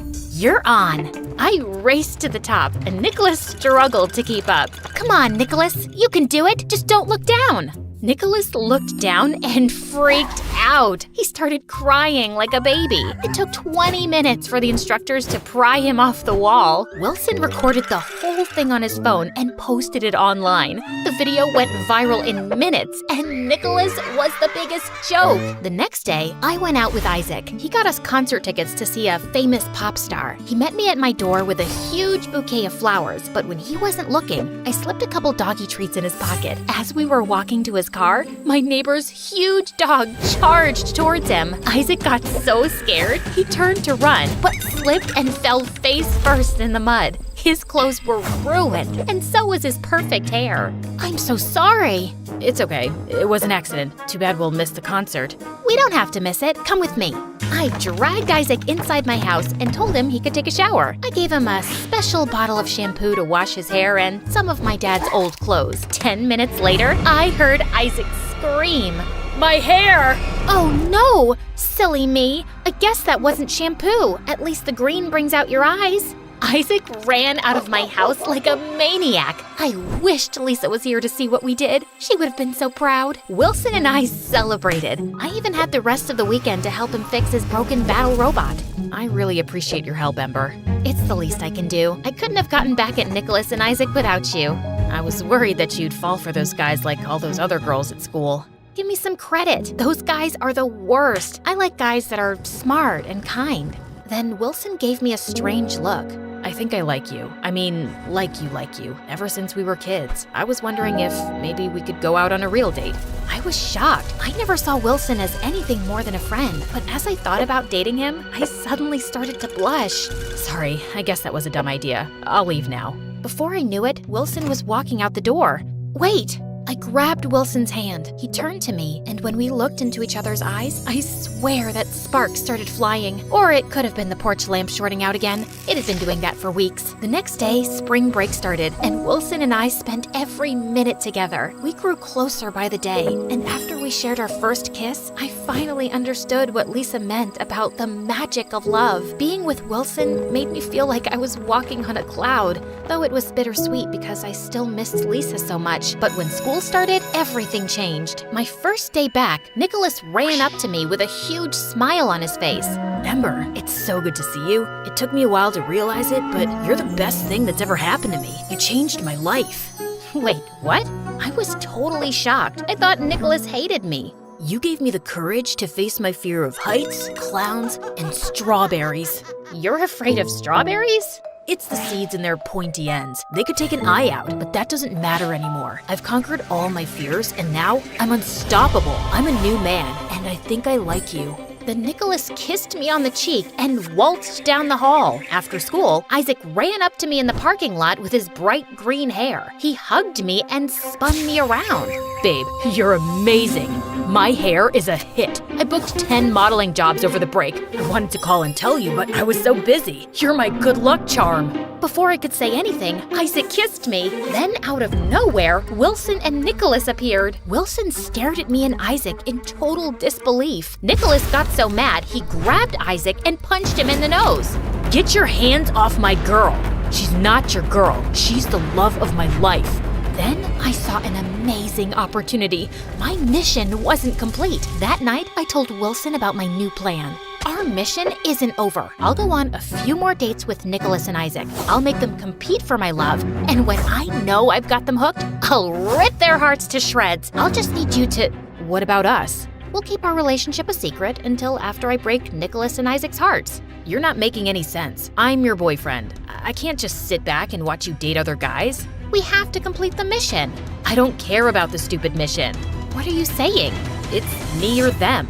I chose the mission. I couldn't back off now. It was too important. I owed it to Lisa. After that, Wilson and I broke up. I kept dating Nicholas and Isaac and made them compete for my affection. It was funny seeing them try to one-up each other to win my heart, but every time Wilson saw me with them, he gave me the saddest looks. What are you staring at, nerd? A jerk sandwich with a side of stupid sauce? Nerd boy thinks he's funny. He's just jealous because Ember's out of his league. She'll be my girl soon. No, carrot head. She'll choose me. My muscles are bigger than yours. I've got an 8-pack. You've only got 6. Oh yeah? My biceps are the size of a grapefruit. Nicholas and Isaac took off their shirts and started flexing in front of each other. A couple of Wilson's battle robots ran up and kicked them in the shins. As the days passed, I couldn't stop thinking about Wilson. Suddenly, I felt like I was the bad guy. It was one thing to break Nicholas and Isaac's hearts, but Wilson didn't deserve this at all. I was so confused. I was doing this for Lisa, but hurting Wilson in the process. So, I was finally able to reach out to Lisa for the first time in years. She was living 3,000 miles away in Australia. She told me all about her new life and her new boyfriend and how sorry she was for not keeping in touch. Then, I told her about my mission. Oh, Ember, you didn't have to do that for me. Love's a risk, and sometimes it hurts, but it's worth it. I was trying to break those heartbreakers' hearts and broke Wilson's along the way. I feel like a hypocrite trying to teach those guys not to play with a person's emotions while I was doing the same thing. You made a mistake, and that's okay. We all do. Now you just have to fix it. The next day, I met up with Nicholas and Isaac. It's over. I don't love you. I don't want to see you anymore. They didn't take it very well. They dropped dozens of teddy bears, candy, and love notes at my door, but I sent it all back. I tried to contact Wilson, but he didn't return my calls. And when I went by his house, his mom told me he was out of town at the National Robot Battle Championships. I was proud of Wilson, but so sad I wasn't there to support him like he'd always supported me. He posted a bunch of videos from the competition online. The moment I saw his face and heard his voice, my feelings for him rushed back, and suddenly, I was nursing my own broken heart. A week later, a couple of girls from class encouraged me to go to the winter dance. It was better than sitting in my room all alone, so I agreed to go. So, yeah, now we're back to where we started. Hey, editor, can you speed things up from here? No problem. Okay, here it is. The moment of truth when I ran out the back door and right into the love of my life. If you haven't guessed it by now, the mystery guy is Wilson, and he looked so different that night. He was confident and happier than I'd ever seen him before. Wilson looked up at me with his big brown eyes, and all my feelings for him were stronger than ever. I'm sorry I hurt you. I was so obsessed with getting revenge for Lisa that I became a colossal jerk. I hope you can forgive me. Maybe someday we can be friends again. I don't know. You did some really dumb stuff. I get it. I ruined our friendship and broke your heart. I understand why you don't want to be friends anymore. I guess this is goodbye. I turned to leave, then Wilson grabbed my hand and smiled. This doesn't have to be the end. Maybe we can fix this. I think it's worth a try. Another mission? Something like that.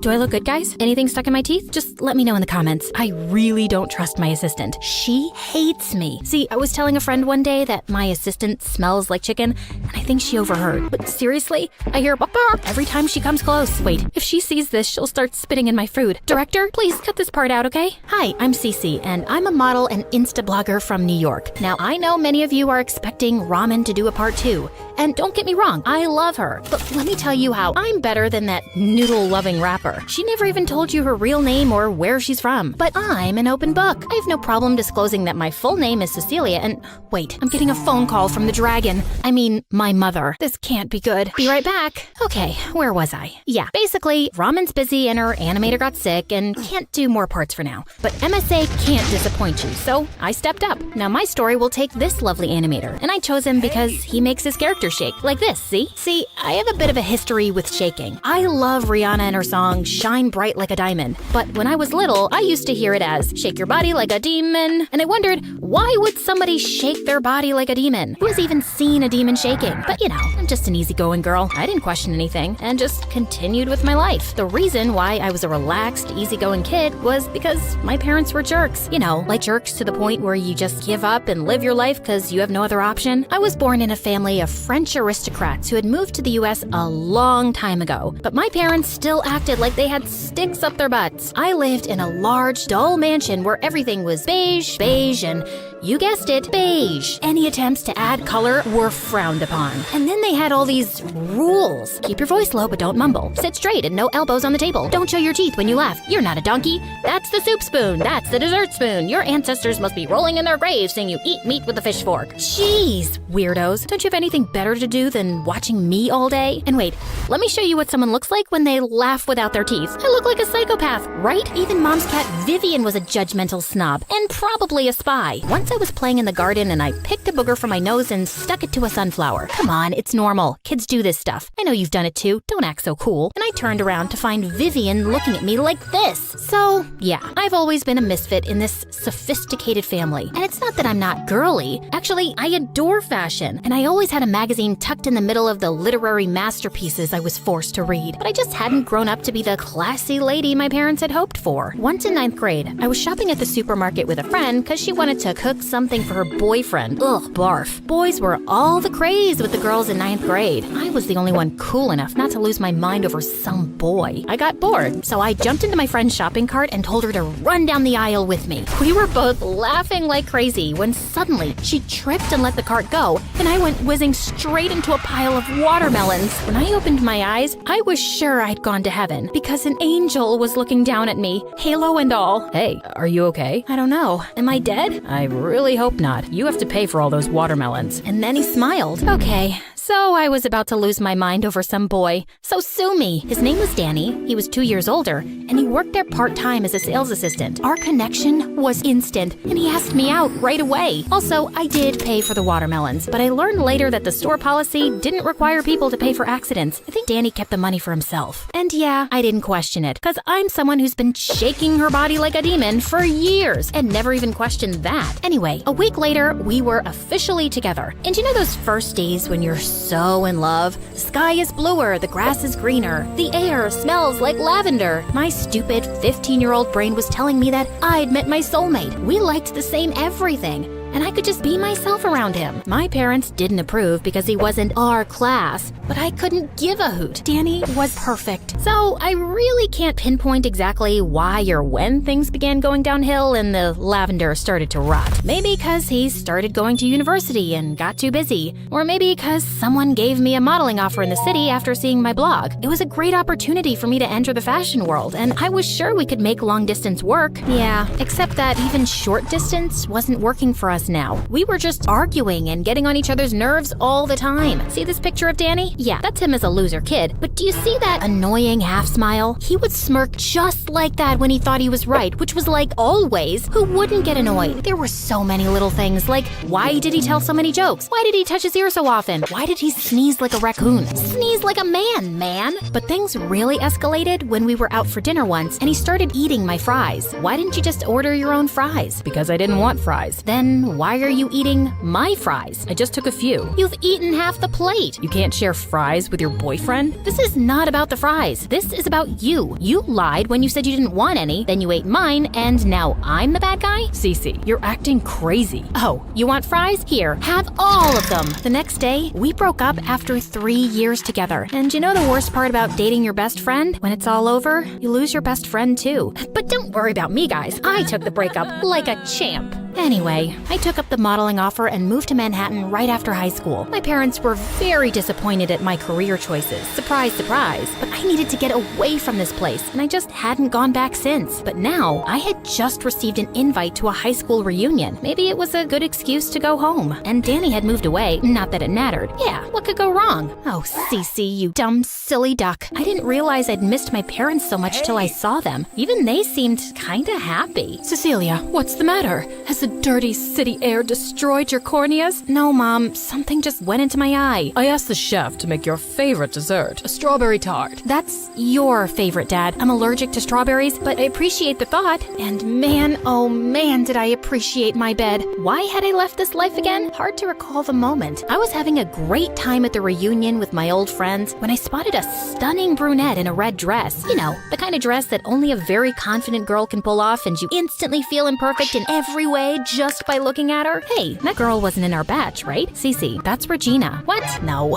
I remember Regina. Duh. She had braces, thick glasses, and she was cute but kind of fat, you know, like plump. Yep, same Regina. She got a major glow up. Also, there's something you should know. Just then, a tall guy in a suit walked up to Regina and kissed her. Danny? Oh my god, I'm not ready for this. I gotta go before he sees me. But as I turned, I tripped over my own feet and crashed into a photo booth. Caption for next Insta post: how to be a complete moron in front of your ex and his gorgeous girlfriend. Why do our meetings always start with you on the floor? Don't stare at my butt, you pervert. What? I swear I wasn't. Ugh, get up, you weirdo. Gosh, he was even cuter than I remembered. You didn't even go to our high school, man. Why are you here? I'm here with, Regina. Cece, you look gorgeous as ever. Mwah. Always the most popular girl in school? You look great too. Thanks, babe. Listen, I wouldn't have invited Danny if I knew you were coming, given your history. This must be awkward. Oh, please. That was a million years ago. I've dated like 400 boys since then. It's all cool. We're cool. Except watching them together was setting my insides on fire. Listen, guys, I'm not unreasonable. Of course, I didn't think Danny would stay single forever, even though it would have been great if he did till I got married and had my first child. Whatever, I can't control that. But why her? She's prettier than me. He wasn't supposed to upgrade. Animator, show me the ugliest shot you got of her. No, not this one. She still looks too pretty. Not this either. Pretty. Okay, animator, you failed. Can someone else volunteer? Yes, the music guy. Love your music, by the way. Oh yeah, this picture. Look at her face. It's made according to Da Vinci's golden ratio, man. And that dark hair, that swan-like neck, her perfect skin, and those long legs. And no, I'm not gay. I mean, I don't think so, but if I was, she'd totally be my type. Cecilia, who are you talking to? And I heard gay. Are you gay? Not that we're not open-minded people, but no grandchildren then? Not right now, guys. I went down a social media rabbit hole stalking Regina and Danny. I wanted to be happy for him, really, but he didn't seem like himself anymore. He was always dressed in fancy suits and hanging out with fake-looking rich people like he was trying too hard to fit in. But it wasn't any of my business. He'd moved on, and so had I. Till until I found out my parents were hosting a Christmas party and Regina's parents were invited, so she and Danny would be coming too. Ugh, I needed a distraction, so I decided to work on a new blog post. How to get a date over the holidays so you're not the only single loser at Christmas. Okay, lovely followers, and of course everyone watching this video. Here are some of Cece's tried and tested tips. Number 1, walk up to a guy in a grocery store and compliment his ugly sweater that his mom obviously knit for him. Guys love it when you compliment their moms. Number 2, stand behind a cute guy at a coffee shop, eavesdrop on his order, and then say, "Oh, you have such good taste. Ha ha ha. I'll have what he's having." Making a guy feel special over nothing is a sure way to win him over. Number 3, when you're walking outside, take one shoe off and start limping. A gentleman is bound to stop and offer you a ride home. Great conversation starter. As I was testing out number 3, a car pulled up next to me. It was freaking Danny. Hey, Cece, you okay? Oh yeah, I just broke my heel. Hop in, I'll drive you home. I couldn't tell him what I was actually doing, obvi. We drove away in awkward silence, and then he turned on the radio. You wanna hear about a girl who makes jealous witches girl? I love Ramen Lee Min-ho. Happy to hear that. Regina hates my songs. And after that, we just reconnected like old times. Talking to him felt so right and easy and comfortable. I actually felt disappointed when we arrived at my place. And suddenly, it was crystal clear to me. I wanted Danny back. Look guys, I can feel some of you judging me already. But Regina's known him for what? A few months? She'd get over him. Danny and I were together for 3 years. And yeah, it didn't end well, but we've grown up now. Plus, whose side are you on anyway? This is my story. Root for me. The Christmas dinner was the perfect opportunity for my first move. I switched around the place cards to make sure I sat next to Regina to talk down Danny. So, you must have heard Danny's embarrassing singing by now. Gosh, I've never met someone so off-key, but it's cute. Okay, but have you heard him sneeze? Like a raccoon? Yeah, I tell him he should just let it out. What about the way he snorts like a pig when he laughs? I sometimes do that too. He has terrible taste in music. Oh yeah, I'm trying to change that by introducing him to classical stuff. Also, the worst taste in food. Why eat Mexican when you could have sushi and caviar? Yeah, Mexican? Yuck. Danny and I love Mexican food. Who doesn't? This girl's a psycho. But you know, that's just small stuff. He's pretty great overall. No one's perfect, right? Right. I'm gonna go sit with my date for a while. Yeah, it was just some random dude Ted at the bus stop I'd bribed to act like my date. The second course of action was trying to make Danny jealous. Regina was all over him, touching his hair and laughing, so I ran my fingers through Ted's hair too. Ow, you're hurting me. Ow. I tried feeding him cheesecake next. No way, girl. Get your own slice. You can't have mine. I don't share food. And then he just disappeared after dinner. Luckily, Regina's feet were hurting, so Danny asked me to dance instead. Ugh, why did he have to be so lovely and charming and a gentleman? Why couldn't he be ugly and gross and a jerk? Ugh. And when the music stopped, several people were pointing to something above us. Mistletoe. Everyone cheered us on to kiss, and Danny gave me a gentle peck on the lips. He walked off while my head was spinning like a ballerina. And as I watched him and Regina leave the party, she waved to me with a warm smile. Wait. What? I just kissed your boyfriend and you're smiling at me? This girl was faker than my nails. And for some reason, she wanted to keep me close. 2 days later, she arranged a big picnic for our whole batch and invited me too. Yeah, check out her fancy handwritten note because she's too fancy to send a text. Dearest Cece, you are cordially invited to Regina's annual charity picnic gala. All we require is your presence and generous donations. The rest has been taken care of by us. Hope you'll join us for a fun-filled day. XOXOXO, Regina. Well, 2 can write a note. Dear Regina, yeah, I'll come. I'm busy, but I'll come. Cece. It was a huge event and there were a bunch of games. And somehow for each of them, she partnered me and Danny. I didn't know what she was up to, but I felt like she was watching me. Well, I didn't mind. I was happy for Regina to see how totally in sync Danny and I were. Man, we could finish each other's sentences. We kept meeting for the next few days for some event or the other, but the problem was I was really falling for Danny all over again. Why did I ever let him go? And how could I know if he felt anything for me now? One evening, I was feeling bummed and sitting at my favorite spot when someone joined me. Didn't think I'd find anyone here. Want me to leave? You should have asked that before making yourself comfortable. I have food. You can stay. As we sat there eating crisps, Danny suddenly spoke. Why didn't you come home earlier, Cece? Maybe because I didn't want to return till I'd proved I could make it on my own. It's nice being back, though. Even my parents are a little chilled out now. I got Dad to do a TikTok with me. Can you imagine? Hardly. You know, I always felt like your parents didn't think I was good enough for you, but this time they were nice. Maybe because I've made something of myself now. I'm sorry they made you feel that way, but I never cared about that stuff. You know that, right? Of course, you were always so different. He brushed away a strand of hair from my face and moved closer. Suddenly, his phone rang and we jumped apart. He mumbled that he had to go and quickly left. Once I was sure he was gone, I broke out into a happy dance. Now I knew he felt something for me. I just had to make him feel enough to break up with stupid Regina. The next day, I was at the mall when I went to a changing room, and I heard two girls talking in the next stall. No, not this dress. We're announcing my engagement at the New Year's party tomorrow. I need something special. What the what? Is Danny excited? Of course he is. Daddy just offered him a position in his firm, and I'm out of his league in every way. He's very lucky. Are you gonna invite Cece too? I don't know why you've been inviting her everywhere. To show her what she's lost. Have you forgotten what Cece was like in high school? She never even noticed me, like I was invisible. Well, she's looking at me now, and no, she's not invited. I'll just let Danny tell her.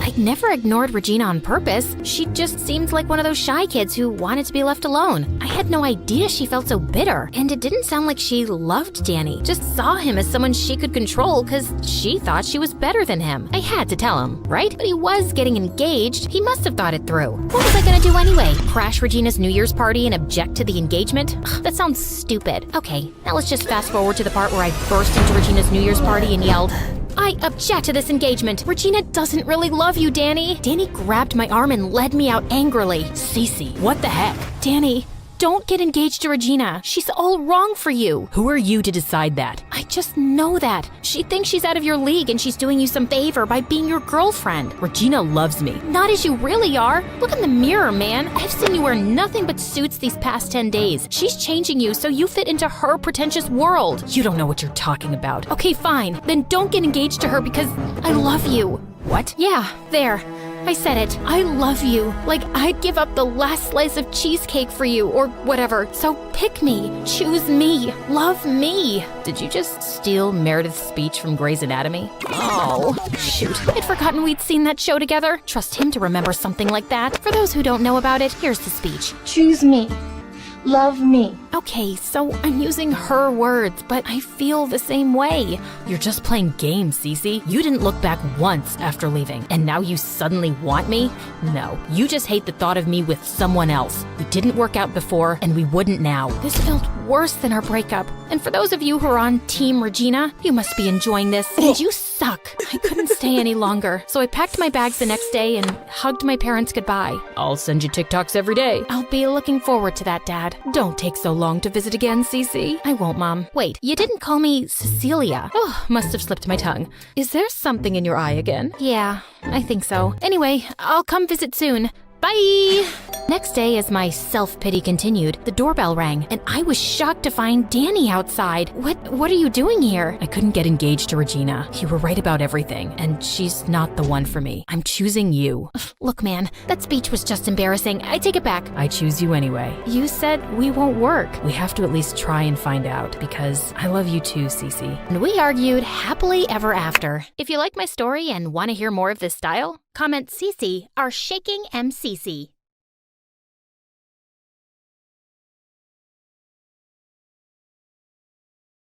Charlie turned around to see Maddie, and his heart skipped a beat. What happened while I was gone? Since when did you girls start mingling with nobodies like him?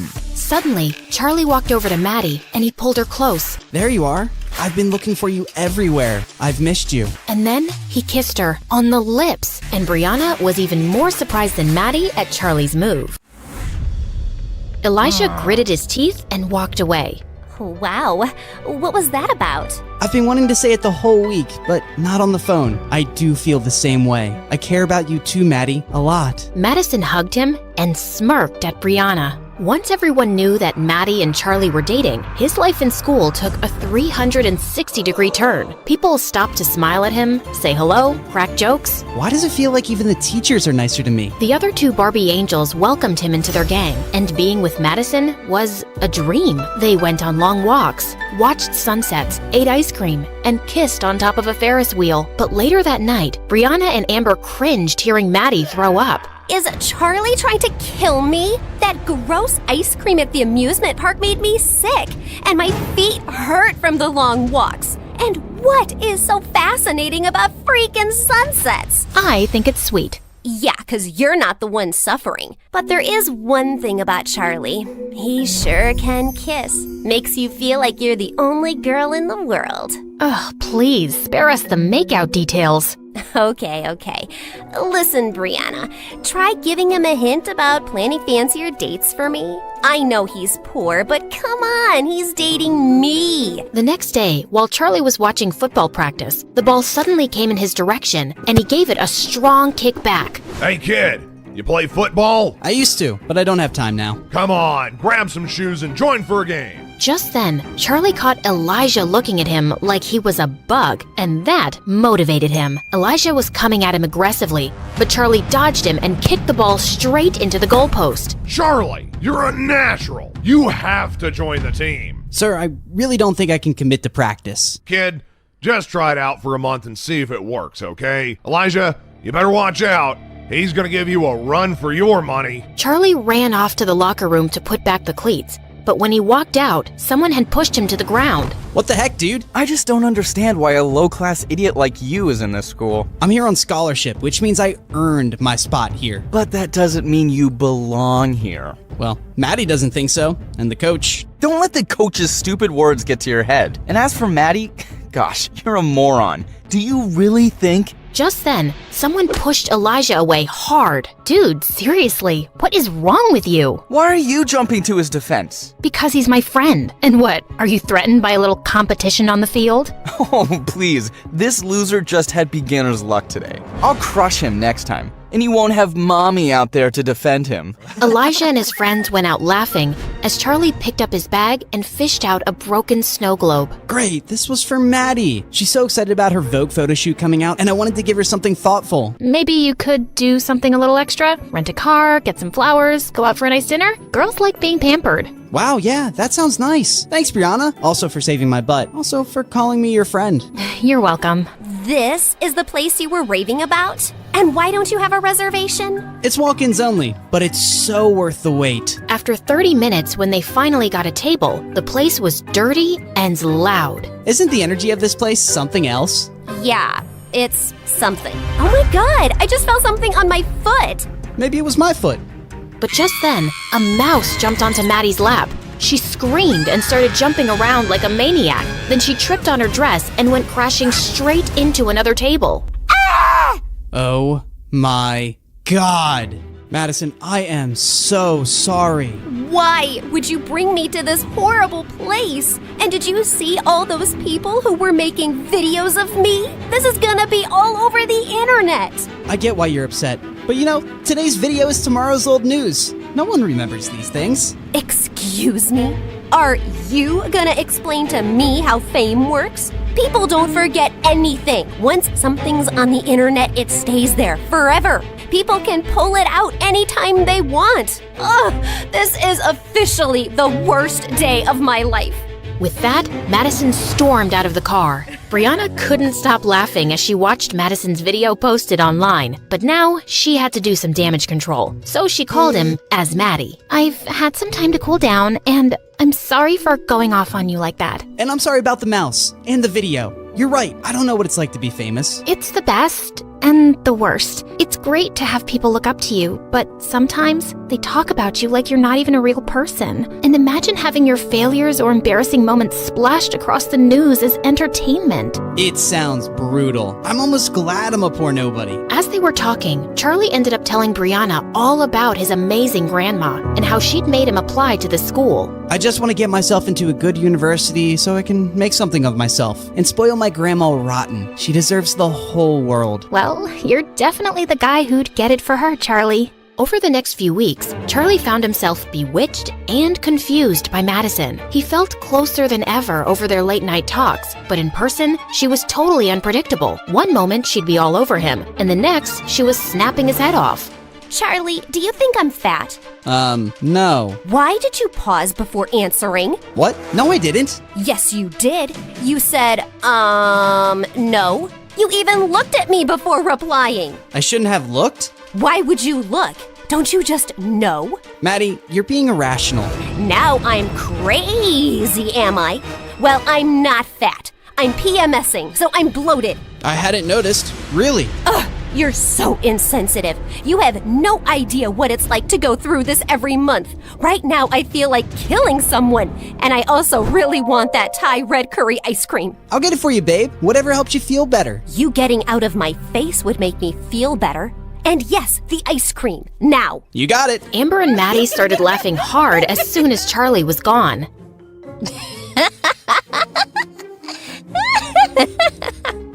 I really hope he gets a few tubs of that ice cream. Sounds delicious. I'm pretty sure there's no Thai red curry ice cream, but let's see what he does. Anyway, for Christmas, my parents and I are going to our ski resort as usual, and I'm inviting you girls with your parents. Should I invite Charlie? You have to, right? He's your boyfriend. Yeah. And at least 3 of my exes will be there. And I'd rather not show up single, but I'm gonna have to give Charlie a makeover before I take him.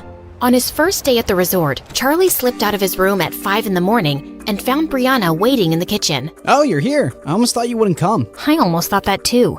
I don't know why I agreed to this early morning skiing lesson. Because you're a good person and you like me? I'm just saving Maddie some embarrassment, because you'll definitely make a fool of yourself without my help. Couldn't agree more. They headed out to one of the smaller slopes, and she explained skiing techniques to him. I think you're ready. Well, as ready as you'll ever be. If I die, please break the news gently to Grandma. You play football against Elijah. You'll survive this too. Now don't be a wuss. Time to go! Brianna whizzed down the slope, and the cold wind in her face made her feel alive. She turned around to look at Charlie, who looked like a baby goat learning to walk. Charlie, just loosen up! Come on, I'm racing you down to the end! Charlie took a deep breath and relaxed. He was gaining momentum and actually starting to enjoy it. Brianna was flying ahead effortlessly, but he was catching up. But then suddenly, he was going too fast. He tried to slow down, but he just couldn't. And moments later, he felt himself crashing straight into Brianna, and they went tumbling into the snow.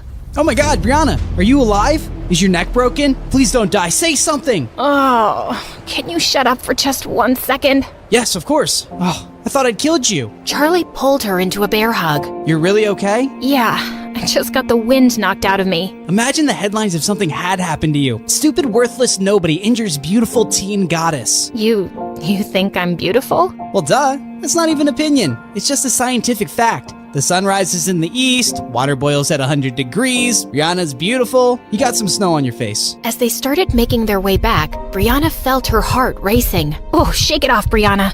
You cannot be attracted to your best friend's fake boyfriend. After an exhausting day of skiing, Charlie wanted to crash, but he had to dress up for a fancy dinner instead. The seats next to Maddie were taken, so he quickly took one next to Brianna. Please tell me, why are there 6 forks in front of me, and which one can I use to stab myself in the eye? Oh, definitely the meat fork for a quick death.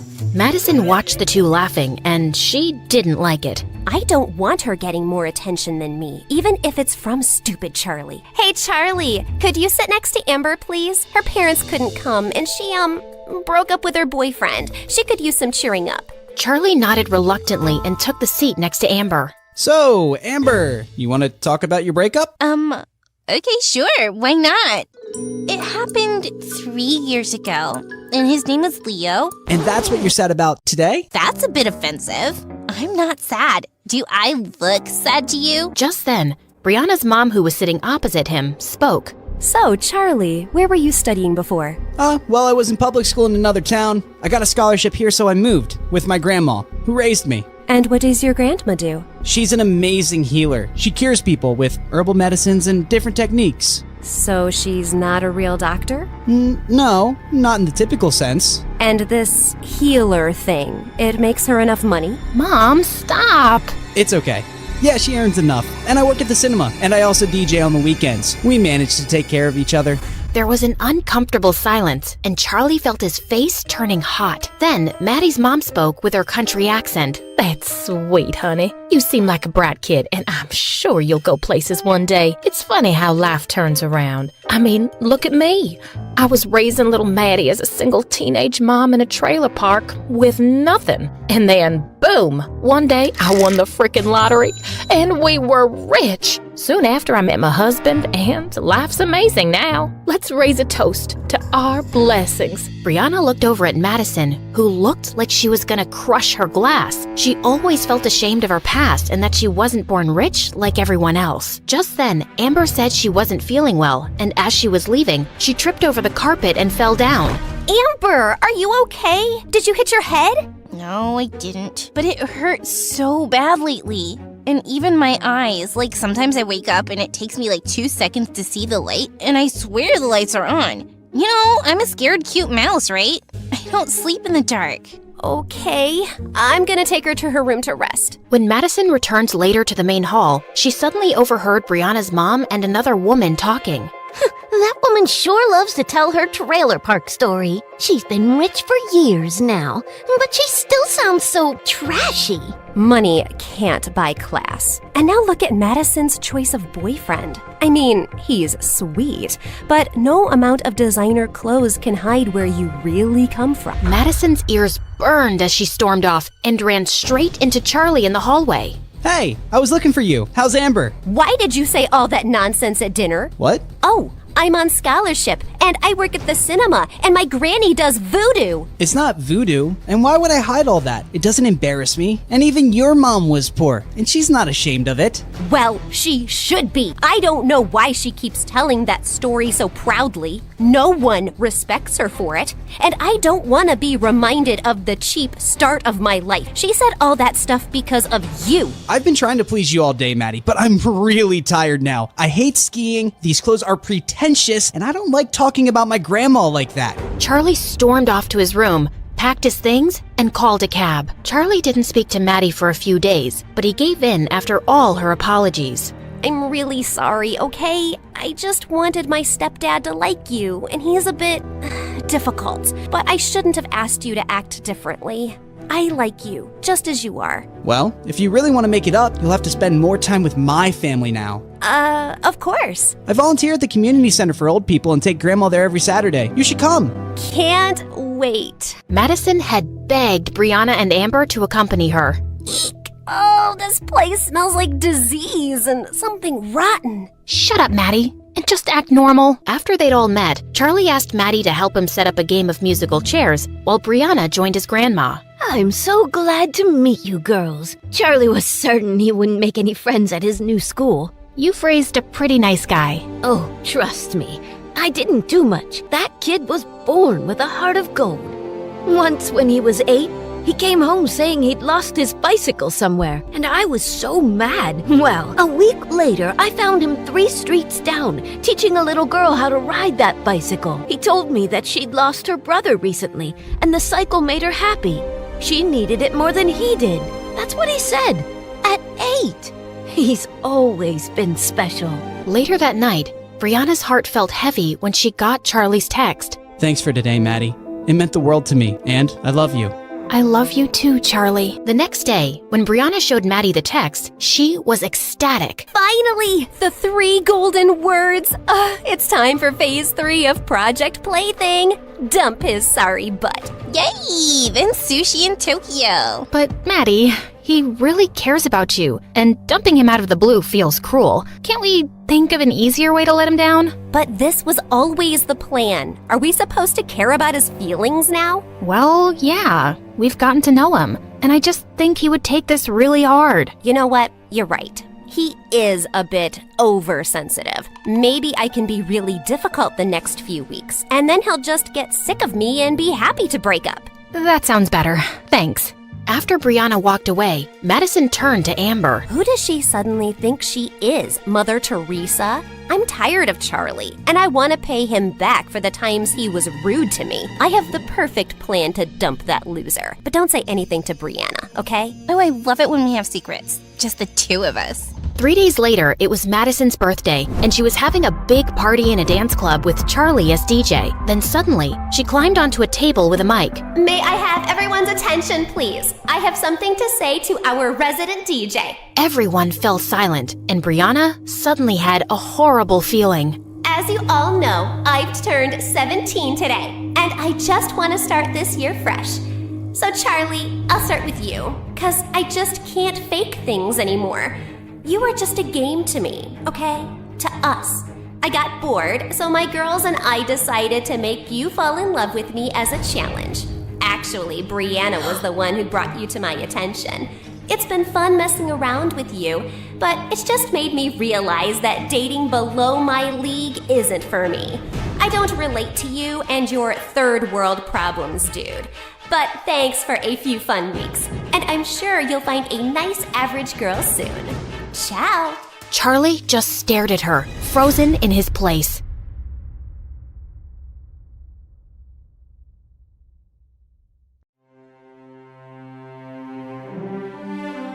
They'll tell you I'm a thief, an outlaw, a rebel.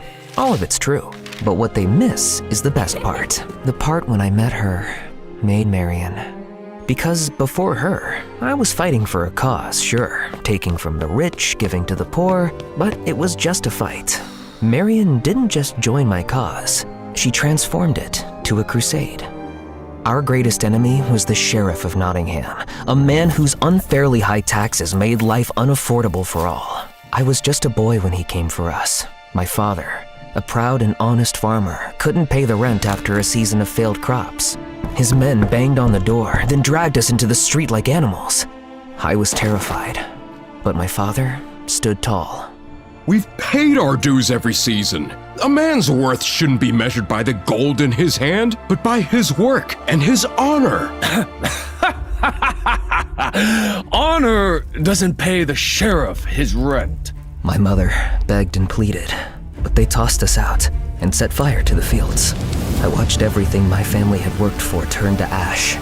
I swore that night I'd never let anyone feel that powerless again. In my world, the rich lived in their own bubble of luxury and ignored the poor. I never felt guilty robbing them.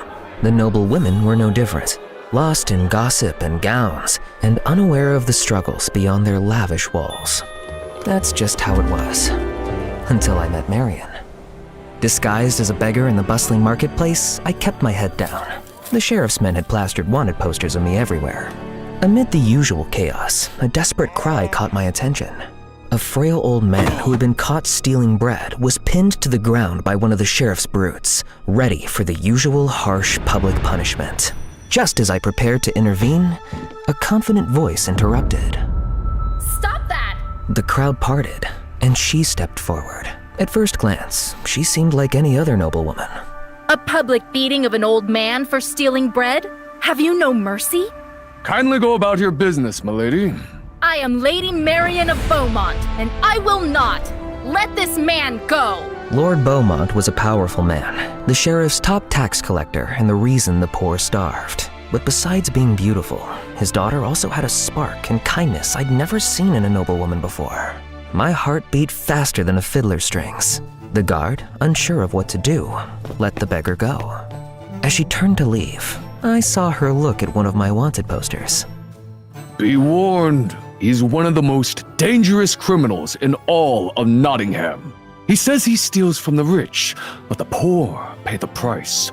More guards roam the streets because of him, which means higher taxes and more punishments. He thinks he's helping, but he makes it worse. I watched her go, assuming I would never see her again. It wasn't my place to think of her, for I was betrothed to a woman I didn't love. It was a match arranged for peace between families that my heart had no part in, nor hers. But still, I couldn't help telling my loyal merry men of my encounter with the compelling Lady Marian. You're smitten by someone from the Beaumont family? She might have a sweet face, but her heart and loyalty will always be with her family coin.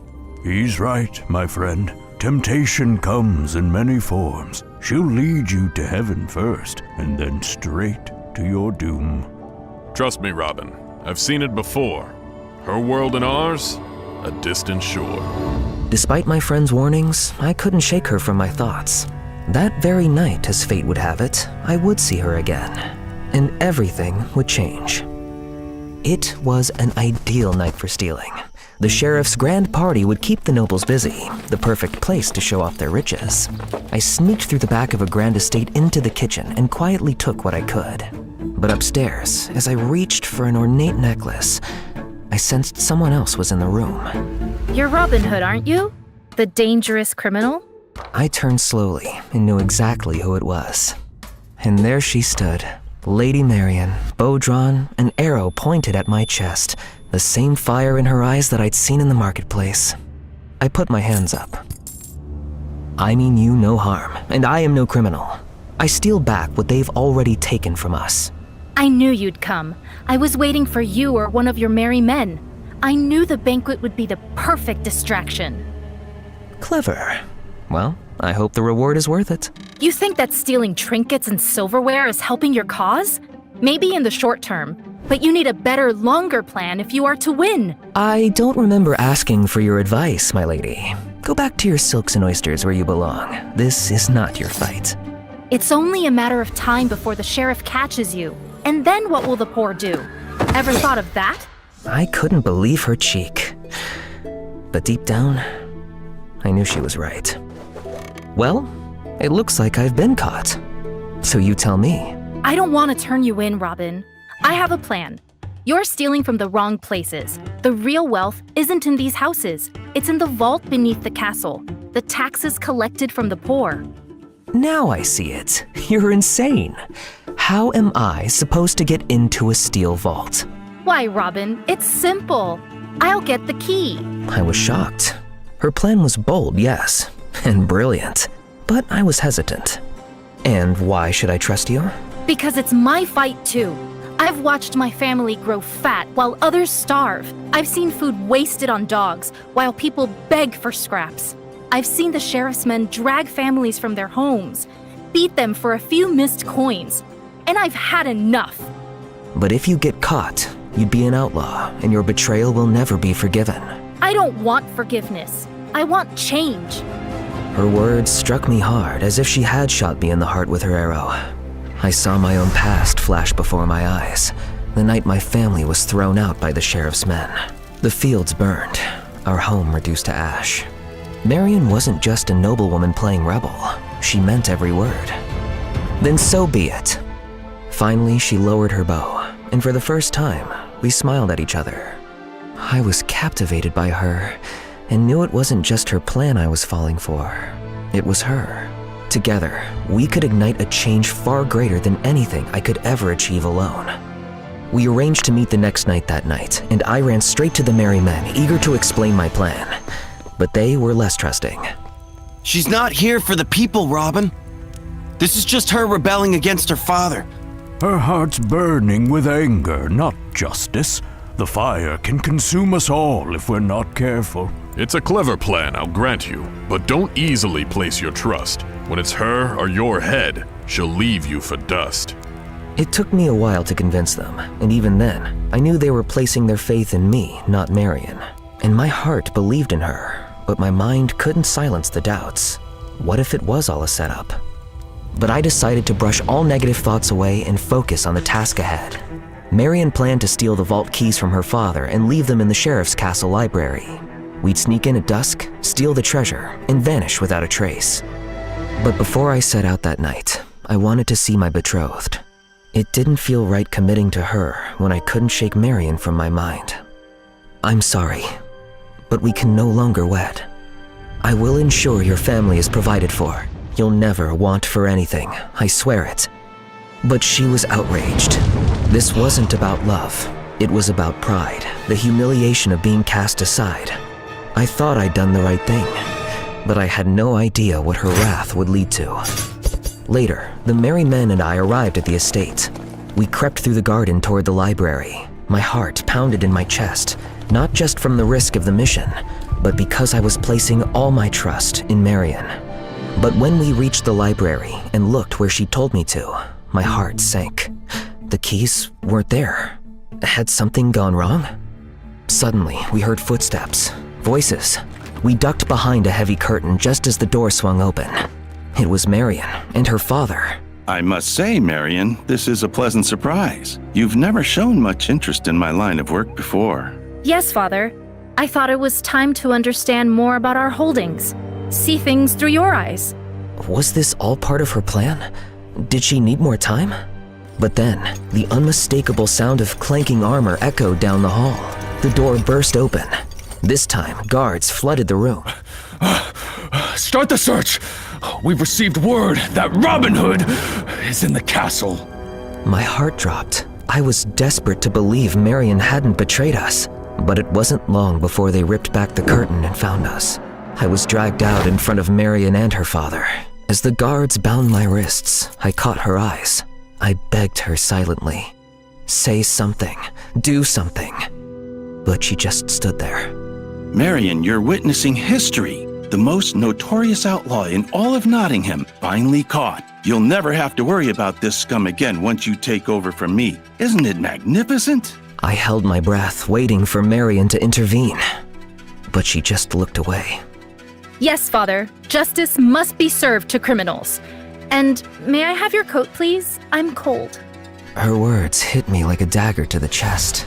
And as they dragged me away, I felt the sting of betrayal burn deeper than any wound I had ever known. They soon threw me and the merry men into a cell. Well, I warned you. Nobles only look out for themselves. We're gonna be hanged for this. But we'll be together till the end, brother. We are all tested with betrayal, but it is through forgiveness that we find salvation. Pray for strength and for Marion. Our mission will live on, no matter our fate. The people will rise one day. They will not hesitate. I felt like a crushed man in that cold, damp cell. When I heard the sound of footsteps getting closer, I braced myself for the next cruel twist.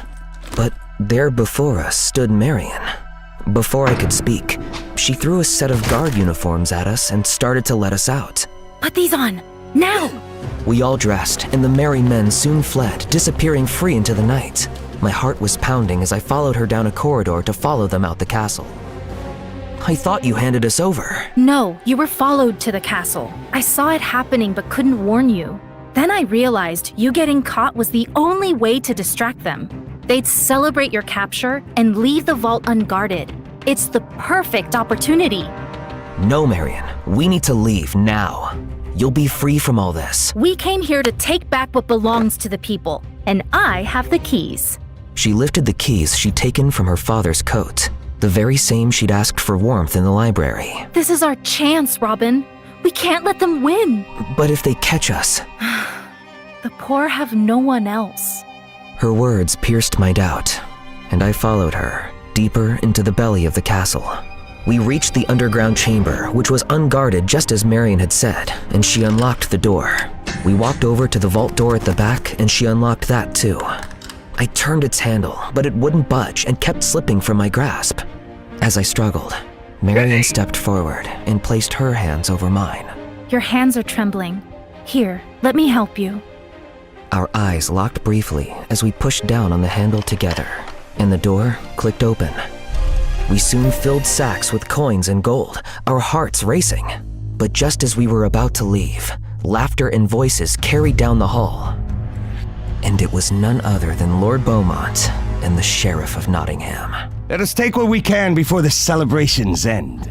The king won't miss what he doesn't know exists. Only you and I know the amount of cash and gold we really have here. We quickly shoved the bags behind a pillar, but we had nowhere to run. Just then they entered, and Lord Beaumont hastily hid a sack behind his back. Guards, what are you doing inside? Wait! The vault! It's open! Lord Beaumont drew out his sword.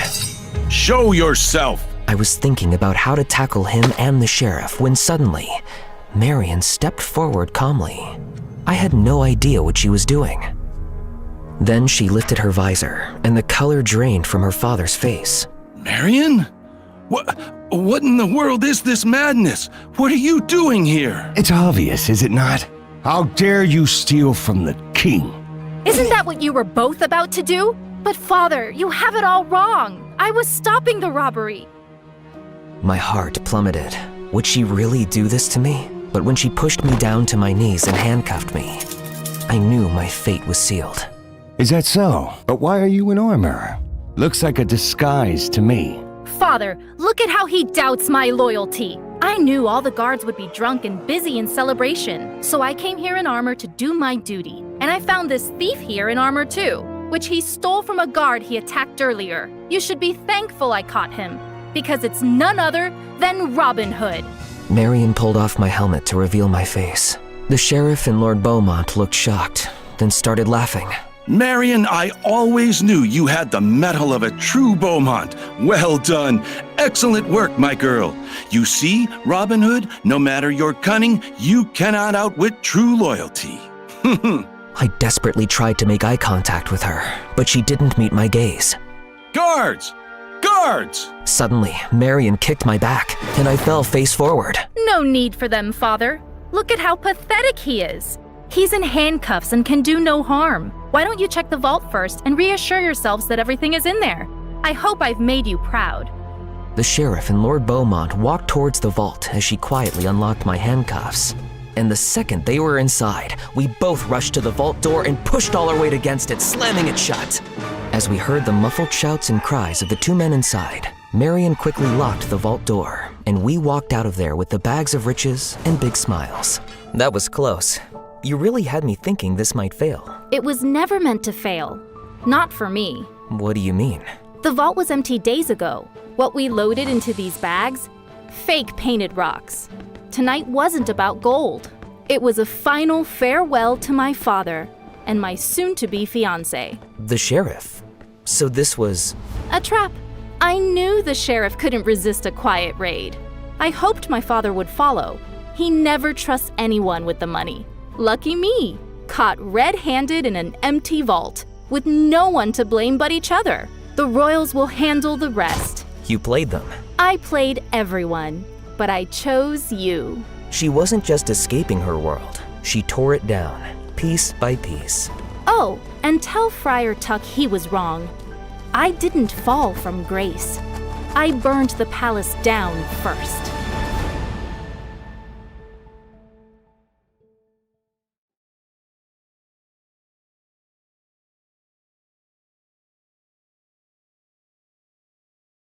Hi, my name is Andrea. Throughout our lives, we encountered many people who are jealous of us for various reasons.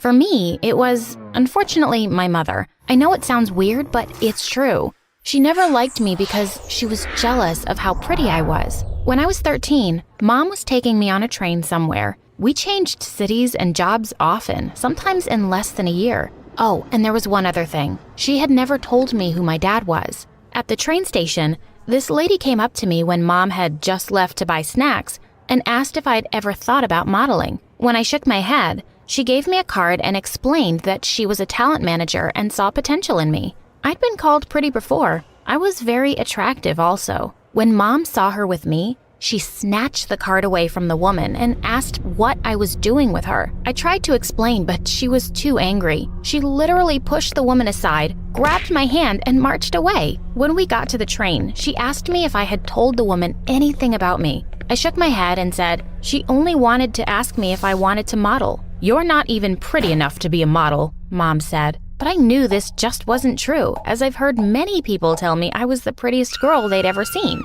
Mom was so mean. From that day onwards, she made me dress in baggy clothes, 3 sizes bigger than me, and didn't let me get a decent haircut. She always insisted on cutting my hair extremely short, so my bangs had never actually grown past my shoulders, and I had uneven bangs. She never even let me buy makeup, not even lip gloss. I was the only girl who went to school without any makeup.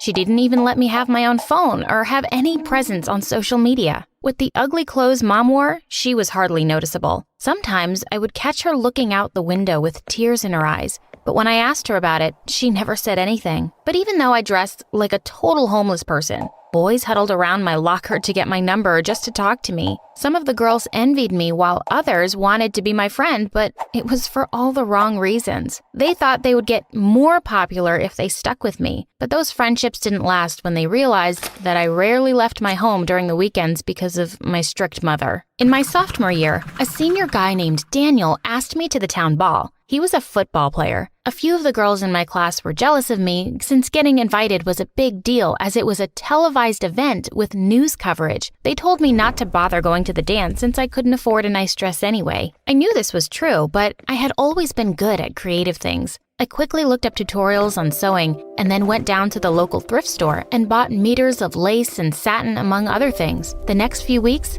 I was cooped up in my room trying to finish my dress. I started daydreaming about it and picturing myself having it on. For once in my life, I would have something pretty to wear. I didn't have appropriate shoes, so I knew I had to borrow one of my mom's. I sneaked up to the attic where I knew she kept her things locked away and started looking for shoes. I picked up what I thought was a shoebox, but inside there were a bunch of photographs, many of them of my mother. I was surprised to see the pictures as my mom appeared to be around my age and she looked a lot like me now in those pictures. In some of them, she was with a guy and I wondered if it was my dad. Over time, her beauty had faded and she did nothing to care for herself either. I kind of figured out why she was jealous of me. I found a pair of silver shoes I liked and wondered how she could manage to buy it as it looked quite expensive. The day of the dance came around and I woke with the biggest smile on my face, but it was replaced by a shriek when I noticed my dress. Someone had cut it in various places. The satin was mangled and torn, and there was no way I could fix this disaster. My beautiful dress was ruined, but I immediately knew who had done it. I went to my mom and demanded answers. She didn't even try to deny it. I burst into tears. I had daydreamed about that dance for weeks now, and my mother had crushed my dreams so cruelly. "If you go to the dance, they will recognize you," she said. This confused me. "Who will?" I asked in confusion, but she didn't reply. She looked around shiftily and her eyes kind of narrowed and she looked almost paranoid. I texted Daniel to let him know that I wouldn't be able to make it to the ball. I was extremely surprised when he showed up at my door later that night. He told me that it didn't feel right taking someone else there when he had set his heart on me. My heart melted at his words. I started spending more and more time with Daniel. He kissed me for the first time on my 16th birthday. It was truly magical. I was absolutely head over heels in love with him, but my mother couldn't stand seeing me happy for too long. She had forbidden me from dating anyone, so I had to lie about it. She stopped me from going out many times and ruined my dates with Daniel, but I persisted and I would sneak out when she didn't know any better. One night, after one of Daniel's football games, we went out to dinner. He had invited some of his other friends, and they in turn had brought their girlfriends along. One of the girls made a video of me singing and uploaded it to TikTok. Overnight, I went viral as the pretty karaoke girl.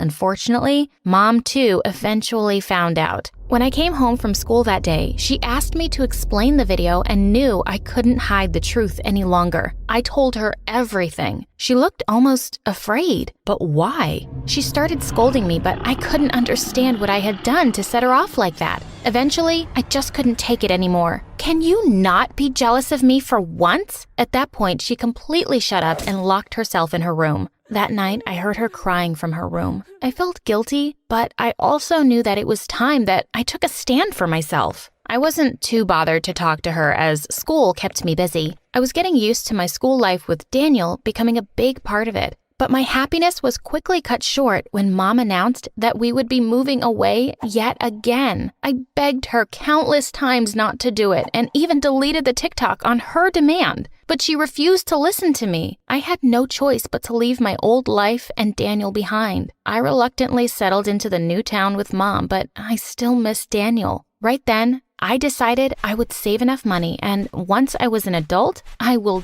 definitely leave Mom. To get my mind off Daniel, Mom allowed me to get a job at the mall. One day when I was working, an older man in an expensive suit walked up to me. He looked familiar for some reason. "Have I seen you somewhere before?" he asked. I shook my head no. He stared at my face for a few minutes before he left the store. The next day, he showed up again. He had kind eyes and a charming smile, but then things took a weird turn as he began to ask more and more personal questions. He asked me where I went to school and where my mom worked and even our house address. I was growing more and more suspicious. I decided to tell Mom about it and she freaked out. She caught me by my arm and said, "What exactly did you tell him?" I said, "Calm down, Mom. Geez, I know better than to trust strangers." As if on cue, there was a knock on the door. Mom and I looked at each other as the knocks became more persistent until someone was literally banging on the door. I had never seen my mother frightened like this. She told me to head upstairs and hide in the bathroom, but instead I stood behind the staircase landing. The door opened, and to my surprise, it was the same man from the store. They spoke for a few moments before the man demanded to see me, but my mother refused. "I have every right to see my daughter. You took her away from me without my consent or knowledge," he yelled. I gasped in shock. After all those years of trying to figure out who my father was, he was actually here. I realized that I had seen his pictures with my mom in the shoebox. I stepped out of my hiding place and Dad smiled at me, asking if I wanted to go with him.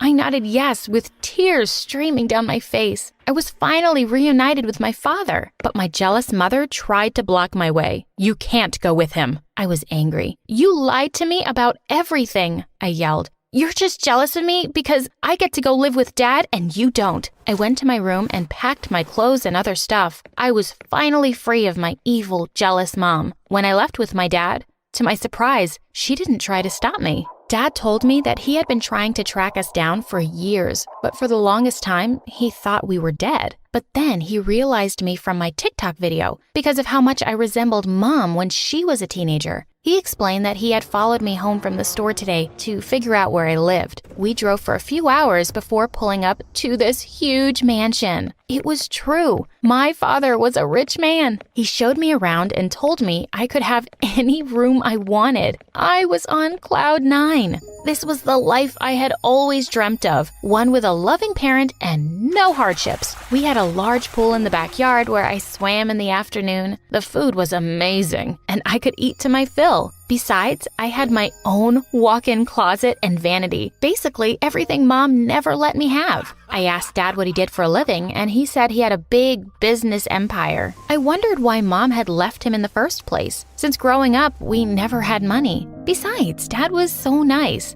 I asked him about it, and he said that he was about to divorce her, so she took away the one thing he loved, me. I asked my dad when I could return back to school since I missed having people my age around. He told me he didn't want me out of his sight and that I would be homeschooled instead. I was disappointed to hear it. I tried to contact Daniel, but my dad caught me texting and told me I wasn't allowed to date boys yet. Sometimes, Dad would disappear for hours, leaving me at the big mansion all by myself. He was always busy with work. There were servants to take care of me, but I always felt lonely. Mom didn't try to contact me. Sometimes, I couldn't help but wonder what she was up to. She couldn't have just disappeared from my life. One day, I decided to go for a walk outside the mansion, and none of the servants were around to stop me. As I walked down the street, suddenly someone grabbed my arm. When I turned around, I was surprised to see that it was my mother. She looked like a crazy person. She caught my wrist and tried to drag me away. I screamed. A servant heard me and came running. When I turned around, Mom had already disappeared. When Dad came home, I told him everything. He was angry and scolded me for going out alone where I wasn't safe. When he saw how upset that made me, he apologized. Later, he came to me with some papers and told me to sign it. He said he was officially taking my custody, so Mom couldn't hurt me again.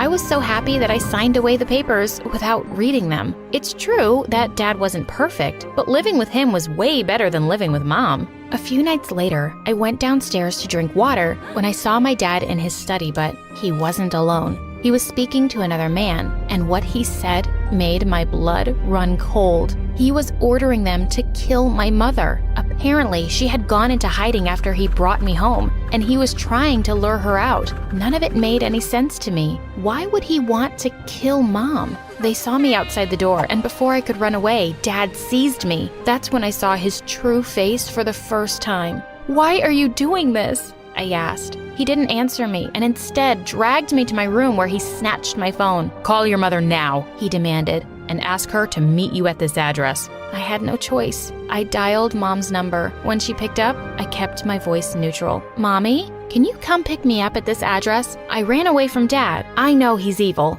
I said. "Are you okay, Andrea?" she asked. "Yeah, I am. I love you, Mom." With that, I disconnected. Dad gave me an evil smile. He knew he had won. He locked me in my room while he and his friend left the house. I watched them drive away knowing that they were going to hurt my mom. I waited for hours and hours when finally the door opened. I expected Dad to come in covered in blood, but instead it was Mom. I rushed to her, hoping she wasn't a hallucination. She looked completely fine. "Are you okay, Mommy?" She nodded. "You've never said I love you to me before." That tipped me off that something was wrong. We went downstairs where a police car was waiting outside. Dad and his associate were handcuffed inside. Mom explained everything. She told me that she was the daughter of a rich man, and after she had married my dad, she had found out that he had only married her for her property. He was actually an evil businessman capable of even murder, and he wanted to be done with her as soon as he had the will signed to his name. But it turned out my grandfather had left all the property to me. In fact, that was why Dad had wanted me to sign those papers. Mom knew she had to protect me from Dad, so she ran away with me when I was a baby. She also knew that he was very powerful and sooner or later he would find us. That was the reason why we had to move from one place to another frequently, and she always made sure I was dressed shabbily so I would avoid detection in case Dad was still looking for us. I testified against Dad, and he was sent away to prison for a very long time. Mom and I still have our differences, but I now knew that whatever she did, it was only because she loved me and wanted to save my life.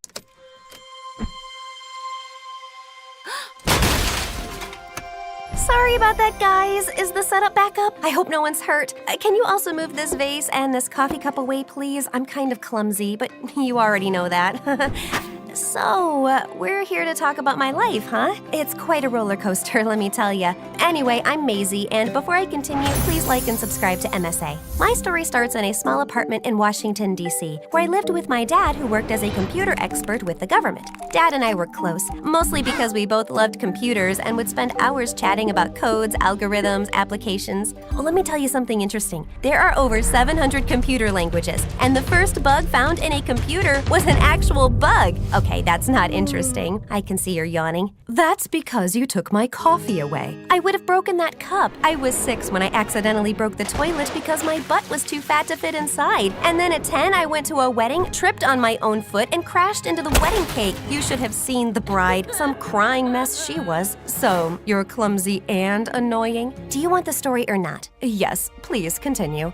So, yeah, my dad and I were close and things were going perfectly. I was acing my classes. By 13, I could crack the toughest codes. And by 16, I'd already developed an application where you could paint your own cat pictures. Because cats are cute.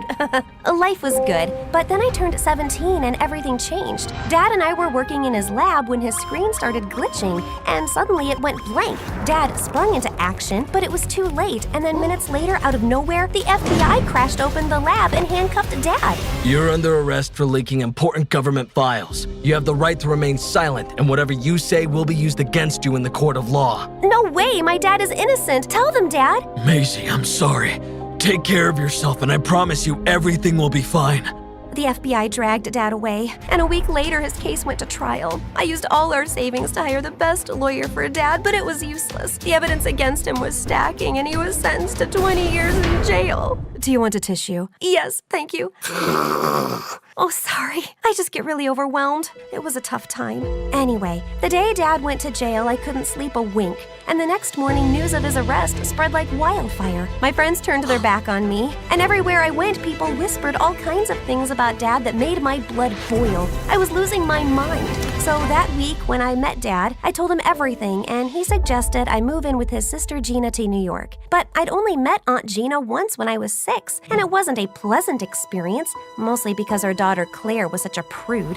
I was nervous, but somehow made up my mind and hopped on a plane. I reached Aunt Gina's mansion and saw her waiting for me with Claire. I walked up and hugged Claire tight, but she pushed me away. Oh my God. Have you heard of personal space? 2 steps back, please. I'm sorry. That's just the way I say hello. Maisie, that's a funny noise. No, my name's Maisie. We met when we were really young, and you told me I have the nose of a seahorse. And then I asked you if you wanted to play with the computer, and you told me that was geeky and you'd rather eat a bag of worms than stay with me because I smelled like a farm. Ring a bell? But Claire just gave me a weird look and left without answering. boring. The next morning was no good either. Aunt Gina and Claire were sinfully boring people, and they hardly spoke, so I decided to start a conversation. Such beautiful weather. I can already smell the winter in the air. Perfect time for some hot chocolate and sandwiches, right? It's the weather to curl up and die. The leaves have ruined the garden, and I feel like throwing up at the thought of wearing 10 layers so I wouldn't freeze to death. Oh God, I'm having flashbacks. Oh, sweetums, do you want a handshake? It will make you feel better. Yes, thank you. See what I mean? Oh, thankfully, I still had my computer, so I wasn't totally losing my mind. And a few days later, Aunt Gina enrolled me in the same school as Claire, and I was happy to finally get some time away from the house. On my first day, I was in the cafeteria figuring out what to eat when I saw the last piece of pie. I reached out for it, but someone else did too. And for a moment, I forgot how to breathe. Standing in front of me was the most gorgeous guy. Wow, we're in a fix. You can have the last one. It's okay, you were here first. Besides, this pie is the only thing edible in this cafeteria. You know, one time I ate the muffins here and it gave me such bad gas, I almost pooped my pants. Okay, that's not a very funny thing to say. I have a weird sense of humor. So do I. I'm Maisie. Noah, pleasure meeting you. Noah and I sat down on one of the tables and ended up having a great time. He told me he was a year senior and had only recently moved to New York. We had a lot in common, but the best part was when he said he loved coding, just like me. After that day, Noah and I were inseparable. It felt nice to have someone to talk to, and as time went by, I slowly started to like him. Soon after, Noah asked me out, and I gladly said yes. We went to this video game parlor near school, and I totally owned his butt. Those were some crazy moves. And where did you learn all those cheat codes? My dad taught me. He loved video games, and he was a coder too. He's not around anymore though, and that's why I'm stuck with my aunt and my cousin who are worse than a statue. They don't talk to me, and I have no one to share my feelings with, and I just... Hey, I can understand. Please, calm down. Noah pulled me into a hug and I melted into his arms. I wanted to tell him everything about Dad, but I knew he's going to judge me, so I stayed quiet, and soon after we left. Noah held my hand tight throughout the ride back home, and I couldn't help myself falling for him harder. I was super excited to see Noah the next day, but surprisingly, he kept avoiding me. He wouldn't talk, wouldn't laugh, and every time I tried having a conversation, he would make up some silly excuse and run away. I gotta go. Class. Wish I could talk, but I have to go home. A raccoon came flying and knocked my grandma off a rocking chair. She broke her hip. A flying raccoon? Yeah, it's an Australian raccoon. We live next to the zoo, so I guess it broke out or something. Is she okay? Nope, she tried to get up with a broken hip, then lost balance and hit her head on the door, and now she's unconscious. I just got her text that she needs me. Okay, bye-bye. And before I could say anything, Noah just ran in the other direction. He was clearly lying, and I needed to know why. So that evening, I went to his place to talk to him. But the guard told me that Noah was out of town with his dad. I tried texting him, but he didn't reply, and he didn't even answer my calls. I was losing my mind over the situation when a week later, I walked into school and saw Noah talking to that trash cheerleader Whitney. You know what, handsome? I've always had my eyes on you, but you were so busy with the new nerd Lazy or Hazy or something. Anyway, now that you're available, you and I should hang out this weekend. Over my dead body? And you, why are you not answering my calls? Jeez, Mom. Relax, stop being so clingy. Sorry, what? I'm being clingy? You're the one who asked me out, and then you totally ghosted me. Something's up, and you owe me an explanation. I don't owe you anything, okay? And yeah, I took you out on a date, and you basically blew your nose into my shirt. That's disgusting, and I don't date disgusting girls. Now, if you'll excuse me, I'm late for class. Noah started walking really fast. I tried my best to keep up, but then he opened the door to the classroom, walked inside, and the door swung back, hitting me in the face. That oughta hurt. Oh yeah? I'll tell you what hurt actually feels like. I flew into a rage and punched Whitney's stupid nose. She tackled me to the ground, and we started fighting like a pair of wild dogs. The teacher pulled us apart, took us to the principal, and we both ended up in detention. After that horribly bad day, I went home, stuffed my face in a pillow, and cried like a baby. I was wiping my nose when Claire barged into my room. I heard what happened at school today. I don't understand. Why are you so worked up about a boy you just met? Why do you care? Because I hate seeing intelligent girls make dumb decisions for some boy who hardly respects them. He isn't just some boy, okay? He's my soulmate. He even likes pepperoni pizza. It's my favorite. So does homeless Willie down the street. Is he your soulmate too? That's not it. He likes strawberry ice cream. How many boys like pink ice cream, huh? He's definitely the one for me. You know what? He's doing this thing I've read about in books. Just agreeing with everything you say. Does he stop to smell every flower and gaze at stars at night? Yeah? Oh, yes, he's definitely faking it all. I haven't dated anybody, but I've read all the books there are to read about male psychology. I mean, I've only read 2, but I know they all must say the same things. Men aren't that complicated or diverse. He thought you were cute, and then he found someone cuter. This is not helping. Claire, trust me, Noah's different. He's lying, and I have to know why. I've already lost my dad, and now I can't lose Noah too. You also have me and Mom. I mean, I get why you're so hungry for love. The only people you love are in jail, and we both know my mom's as warm as an ice cube. But we're here for you, and that's why, if you're so sure that Noah's lying, then I will help you. You will? Oh, thank you. Just please don't hug me. I hate that. What started next was a series of things that Claire suggested, and even though some of them made no sense to me, I decided to go with the flow. The first thing on the list was to make Noah jealous by dating someone else, and for that, Claire hooked me up with her childhood friend Lance. We were standing by the lockers when I noticed Noah staring at me from the corner of his eye. I quickly took Lance by his arm and pulled him close. So, Lance, are you an appendix? I don't know what you do or how you work, but I feel like I should take you out. Seriously? Shut up. Is he looking? Not really. Hold my waist, now. He's digging his nose. Disgusting. Oh God, this isn't working. And with that, I pulled Lance in for a kiss. I was sure this would work, but then I turned around and saw Noah walking out. I followed him and found him beating a trash can to death. What's wrong? Are you mad?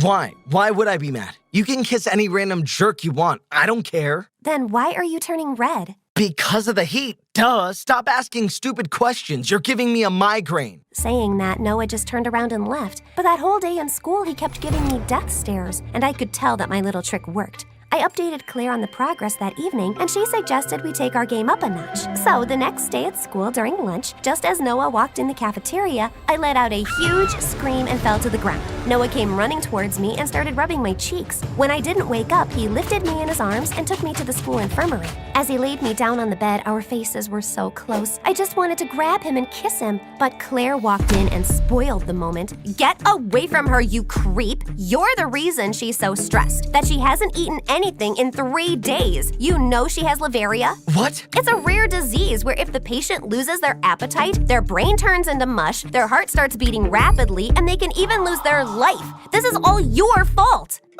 I don't know what to say. I'm so sorry, Maisie. I never meant to hurt you. Noah leaned in to kiss me. Then I opened my eyes and jumped out of the bed. Gotcha! Are you crazy? I thought you were dying. I can't believe you staged this whole thing. I was dying, silly, of a broken heart. But now that I know you care about me... You can't just take a hint, so let me spell it out for you. I don't care. Then why are you here? You and I both know we had something special, and you're just trying to sabotage it for some godforsaken reason. Just be honest. You want me to be honest? Fine. I only helped you because I felt sorry that I hadn't been the nicest to you, but you're clearly out of your mind. You're a crazy lovesick puppy, and it's pretty pathetic, and you totally wasted my time. I wasted your time? You're the one who made me fall in love with you and then threw me aside like some cheap trash. And now you're being a jerk for no reason. You don't want me around? Okay, but at least give me a reason.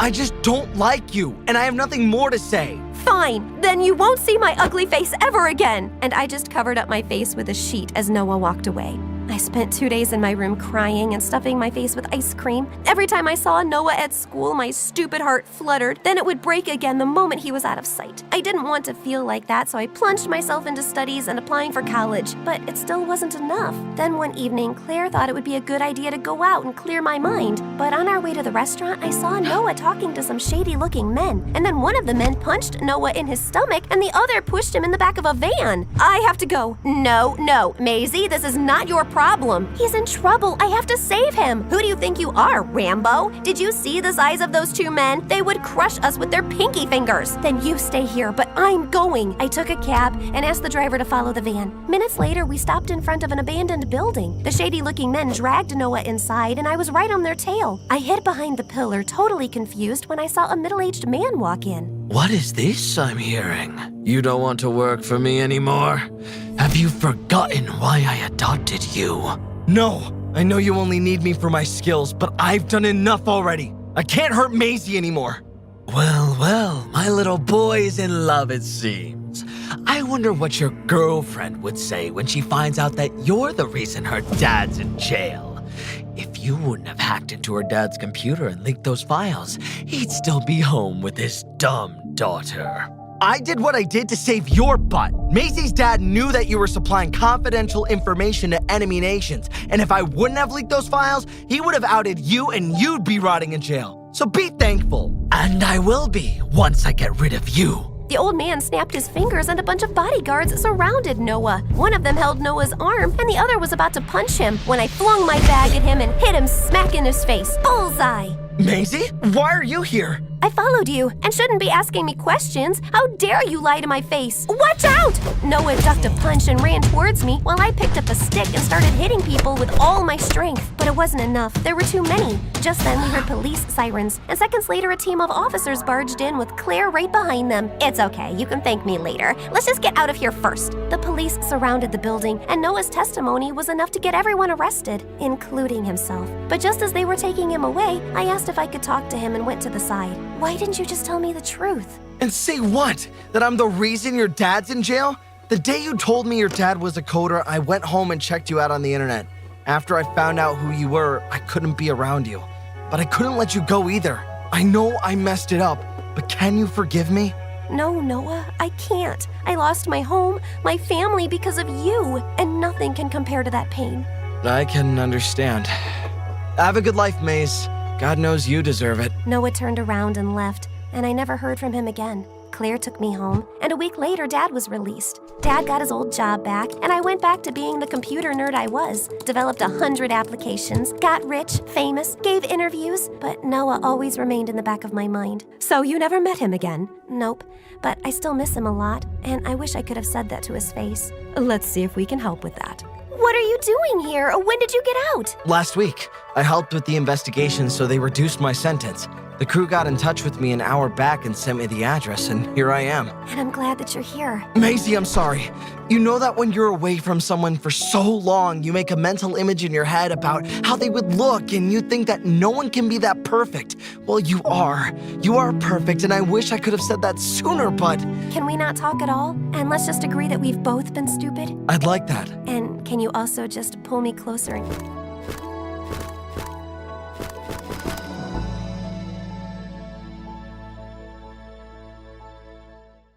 Hi, I'm Summer, and I'm a famous blogger. Please like and subscribe. I was born to a rich, single mother who owned a successful chain of hotels. Growing up, we were constantly knocking heads. She wanted me to eventually take over the family business, but I was obsessed with fashion. I launched my YouTube channel at 15, and in 3 years, I became a popular fashion influencer with over 500,000 subscribers. But Mom still wasn't convinced. One night, as I was getting ready for a yacht party, Mom came into my room with my acceptance letter to a top fashion college in France. What's this? Not now, Mom. I don't care, Summer. Quit playing around and focus on a real career instead of some foolish dream. I'm not paying for this. I don't need your money. I need you to start taking me seriously and understand that I want to do this. Why couldn't she just support my dreams? I was so relieved to see my boyfriend Charlie at the party. But 5 minutes into the event, he dragged me into a corner. Listen, babe, I don't think it's working out between us anymore. What? You're breaking up with me? Yep. You're too, basic for me. I just don't feel the sparks anymore. I was basic? He promised me the world just yesterday, and now he was dumping me? I got so furious, I grabbed a tray next to me and shoved it in his face before leaving. That should show him all the sparks he was missing. I'd only gone a few steps when I crashed into a waiter, and the next thing, I was dripping with spaghetti sauce. Are you blind? You ruined my dress! You ran into me, Miss Button Eyes. Now about that dress, Go to a dry cleaner. The guy shoved some money into my hands and walked away. What an A-class jerk! Luckily, the yacht hadn't left the dock yet. So before things could get worse, I called my driver and went home. The next morning when I entered school, everyone looked at me with pitying eyes. Great, just what I needed. I felt a little better when my best friend / manager Dove showed up with my favorite coffee. OMG, girl, this must be such a shock. How are you feeling? I've been better. Poor baby, I can't imagine. Dumping you for Harriet? That's harsh. Harriet?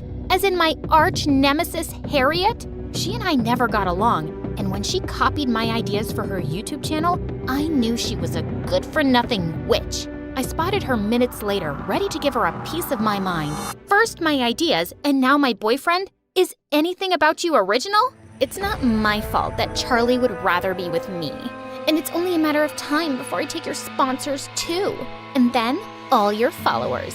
Dream on. Charlie's an idiot, so you kinda did me a favor. And my sponsors won't leave me. I have them wrapped around my fingers, and my followers practically kiss the ground I walk on. Of course, I didn't mean a word I'd said. It was only to piss off Harriet. Besides, I was focused on building my college fund since Mom refused to pay for it. I had my savings, and soon I'd have enough to put me through with my new sponsorship. But the very next morning, my world exploded. Someone had hacked into my account and posted my conversation with Harriet. I quickly deleted it, but the damage was done. I was getting hate comments, and my followers were dropping by the second. Just then, Dove rushed in. I just got a call from 3 sponsors saying they're canceling their contracts with you. Told you this fashion stuff is stupid. Now, if you're done goofing around, can we decide seriously about college? No way! I'm gonna turn this around. You better, or you'll do as I say. This is your last chance. That's not fair. But Mom was already headed out the door. What a mess. I was pretty sure Harriet was behind this, so I rushed to the school to confront her. But just as I crossed the school field, I tripped and someone caught me just in time. We meet again. He was the waiter from that night. You! Ever since I met you, my life's been a mess. Don't blame me for your troubles, princess. Now, if you're done being blind for the day, could you move? You're spoiling the view. I looked over to see that he was busy painting a trash can? That dumpster is your view? He rolled his eyes and put on his headphones, completely ignoring me. Ugh, such a bozo. I continued on my way, and minutes later, I spotted Harriet in the cafeteria with Charlie. Tell me you had nothing to do with that stupid video. Oh, but I did. Besides being a fashion icon, I also happen to be a genius hacker. Why would you stoop this low? You called my baby an idiot. I had to do something. I wasn't kidding when I said that. I made Charlie popular. Strip all that attitude away, and he's nothing but a guy with an IQ of a tree. I can easily get another boyfriend anytime I want. Fine, prove it. Prom's in 2 weeks. If you find a date before that, I'll eat my words, take responsibility for the video, and say I made it all up. That should get your sponsors back. Deal? And why would I trust you when all you've done is lie and steal? Suddenly, Harriet climbed onto the table. Everyone, I have a confession. I went behind her back to steal her ideas. I'm sorry. Summer, you're the fashion queen. What the heck was that? Proof that I'll keep my word. I didn't want any bet with Harriet, but doing this was the only way to get her off my back and get my sponsors. Deal. The next guy who walks into that door will be my new boyfriend. I prayed someone hot would come through the door, but I almost fainted when I saw who it was. Oh God, no. The weird painter-waiter guy. I've already won. We'll see. I went to find Dove and told her everything. Even though she thought I was crazy, she agreed to help me. Dove was the student body president, so she could get me all the information I needed on him. His name is Martin. He transferred to our school last year and runs the school's art club. Perfect. That's where I'll start. But you know nothing about art. Of course I do. Makeup's art too. I decided to put my plan into motion by visiting Martin's art club. It was just him and 2 other guys staring at me like I was a piece of cake. Lost your way, princess? Call me Summer, and I'm here for my art class.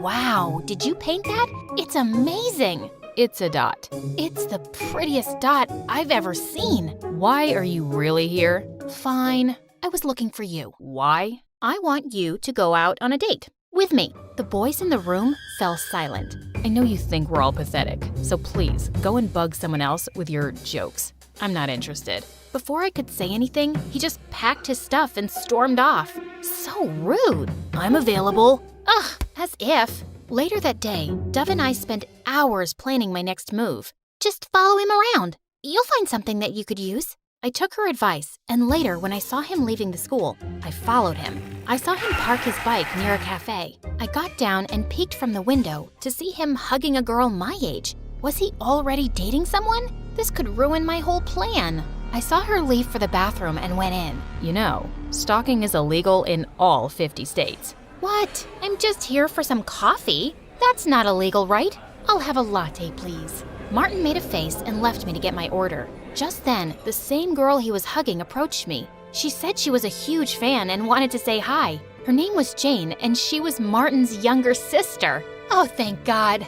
As we chatted, I realized how different the two siblings were. She was so sweet and nothing like her sour brother. Their father was a sailor and was often away, so they lived with their grandmother and helped her run the coffee shop. Don't you have work to do, Jane? And you, here's your order. Take it and go, won't you? Slow down, tough guy. We're having a conversation. I'll pay for her time. Unlike you, some of us have to work to get money. I work hard too, you know. It's not easy to follow your dreams when… Ugh, forget it. I just turned and left. I wasn't going to allow him to talk down to me. I'd only taken a few steps when I remembered I had to make him date me to win that stupid bet. Ugh. Just then, Martin caught up with me. Hey, I'm sorry. That was uncalled for. So does that mean you'll go out with me? Why? You haven't noticed me in a year, so why now? Because I find you interesting. Think of this as an apology for not noticing you. Since you won't leave me alone, fine, but I'll pick the place. Deal. We exchanged numbers and I left feeling proud of myself. Soon after, Martin texted me the address and asked me to come there at 6 a.m. sharp. Who wakes up that early on the weekend? But I had no choice, so I arrived 5 minutes early at some random dock. Suddenly, I spotted him working on one of the boats, shirtless, with the abs of a Greek god. Yummy crackerjackers. You're early. Yeah. So what's the plan? He reached his arm out to help me into the boat. As soon as I took one step, I stumbled, and Martin pulled me close to keep me from falling. You wanted a date, right? So let's take you on one. On a boat? They're kinda unlucky for me. So you're backing out, scaredy cat? Scaredy cat my butt. Let's do this, sailor boy. Martin smirked at me as we untied the boat and set out onto the water. So you're a painter, sailor, waiter, anything else I should know? You ask too many questions. You never ask any. What do you want to know? You paint all the time, but no one has ever seen any of your finished stuff. Why's that? I paint to escape the world, but I don't think I'm ready for people to see it. It's my passion, not my career. Why not? If you're good at it, it should be your career too. Not everyone has your confidence, fashion queen. So, you've seen my videos, huh? I have a sister, remember? We laughed and talked more before he dropped me back.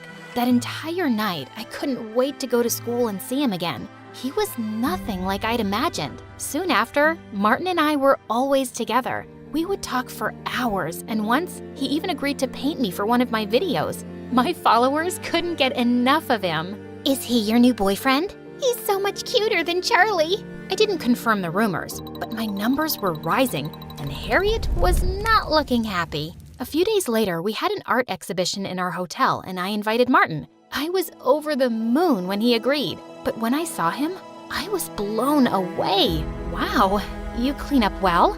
Even nerds can look good, and you. I know. I showed him around, and we were having a great time, till Mom interrupted. The Dean of Yale is here. Go meet him and be nice. Can't, Mom. I'm in the middle of a conversation. Mom gave me a stern look, but I took Martin's hand and walked into the garden. What was that about? Nothing. Just Mom being Mom. She wants me to take over the family business, but I have no interest in it. My YouTube channel means everything to me. It's what I'm good at. I'm not giving up. I think you're brave. Suddenly, I felt Martin's hand in mine, and my heart started racing. Let's get out of here. Where are we going? You'll see. In a couple of minutes, we were parked outside his cafe. He closed my eyes and led me inside. Are you planning on kidnapping me? Another side passion? Just wait for it. You're the first person who's ever come down here. After my mom. I opened my eyes to a room full of phenomenal paintings. You did these? They're amazing. People should know how talented you are. You should do an exhibition. I'll talk to my mom. Right now, all I wanted was for you to see them. I never thought I'd say this, but Summer, I like you. I felt my stomach doing wild spins as Martin bent down to kiss me. But just then, I snapped out of it and pulled away. I gotta go. Wait, did I say something wrong? No, you didn't. It's just late. I'll see you in school. Bye. I ran as fast as I could to get away from him. I was head over heels in love with this guy, and he was perfect. But I was lying to him, and that was wrong. I told Dove about what had happened the next day. You have to talk to him and explain the situation. I'm sure he'll understand that you made a bet to save your channel. What if he doesn't? It'll break his heart. He needs to know the truth, Summer. Dove was right, and I had to do it right away. As I walked into the cafeteria later looking for him, I found Martin on his knees with a banner, asking me out to prom. Martin, there's something I need to... Oh my God, Summer, that's so cute. I turned around to see Harriet walking in our direction. Go away, Harriet. What's your name? Jarton... No. Farton... Oh, I remember. Martin, right? Congratulations, dude. Your girlfriend just won a bet. Shut up, moron. Am I missing something? You don't know. Your girlfriend here just placed a bet that she could make anyone her boyfriend. And well, you just ended up being the random dude she picked. Don't you feel special? Don't listen to her. She's just an idiot. Oh, but I'm smarter than you think. Harriet pulled out her phone and played an audio clip of me and Dove talking about how I'd made a bet to save the channel. So, I was a bet? I thought you actually liked me. I should have known. This was too good to be true. Wait, I can explain. I felt my heart crush as he stormed off furiously. I tried to call out to him, but he ignored me completely. Well, that was embarrassing. But a bet's a bet, and I'm a lady of my word. I'll tell everyone I'm a genius hacker and I was behind the video.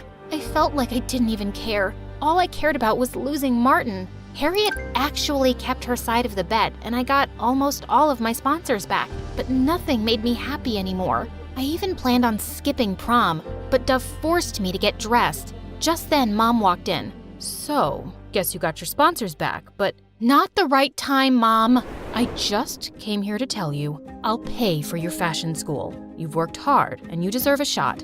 Let's see how good you are. I couldn't believe my ears, and I realized that if I could change her mind, I could do the same for Martin. All I needed was a chance to make him hear my side of the story.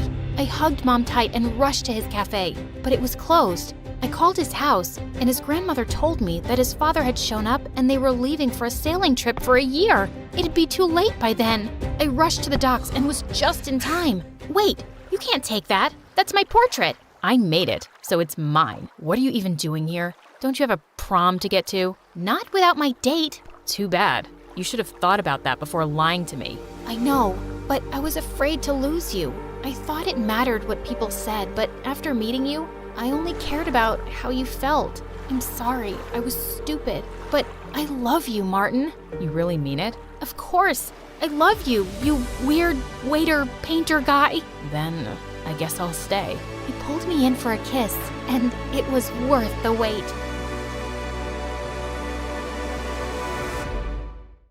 Hi, I'm Dinah from Sweden, and I've got a story to tell you from many years ago about the weirdest parents ever. I didn't have the internet back then to keep me company, and I was just stuck with them. Before I continue, please like and subscribe. I never knew what my dad did for a living, but I knew he was a weirdo and a liar. And Mom, she was worse. We would only leave the house at night and never together. It was either me and Mom or me and Dad, and we never had any visitors. Dad always said it was safer that way, whatever that meant. I used to call myself an only child, although I had a sister. Her name was Maria. She was 2 years older than me, and she never left her room, and I was never allowed to go near her. Whenever I told Mom I wanted to see Maria, she'd get annoyed. How many times do I have to tell you? She doesn't want to see anyone. I knew Mom was a crazy liar. Of course my sister would want to see me. Eventually, I just stopped asking to see Maria. It was useless. Once I started school, my parents told me to even lie about who I was. They gave me a different name to tell everyone, Jane. Now remember, talk less and listen more. In fact, If you could act like you're mute, that would be perfect. Yes, Mom, I'll do exactly that. I only had one friend named Hope, and she was nice and really talkative. Once when we were in 4th grade, she said, "So Jane, why don't you ever talk about your family? You never asked." "Okay, I'm asking now. What's your family like?" "Oh, you won't believe it. They're weirdos. Dad never lets us go outside, and we never have any visitors, except some strange men he brings sometimes. And Mom, she's insane. She does whatever Dad tells her to do. Also, I have a sister, but I kind of don't have a sister.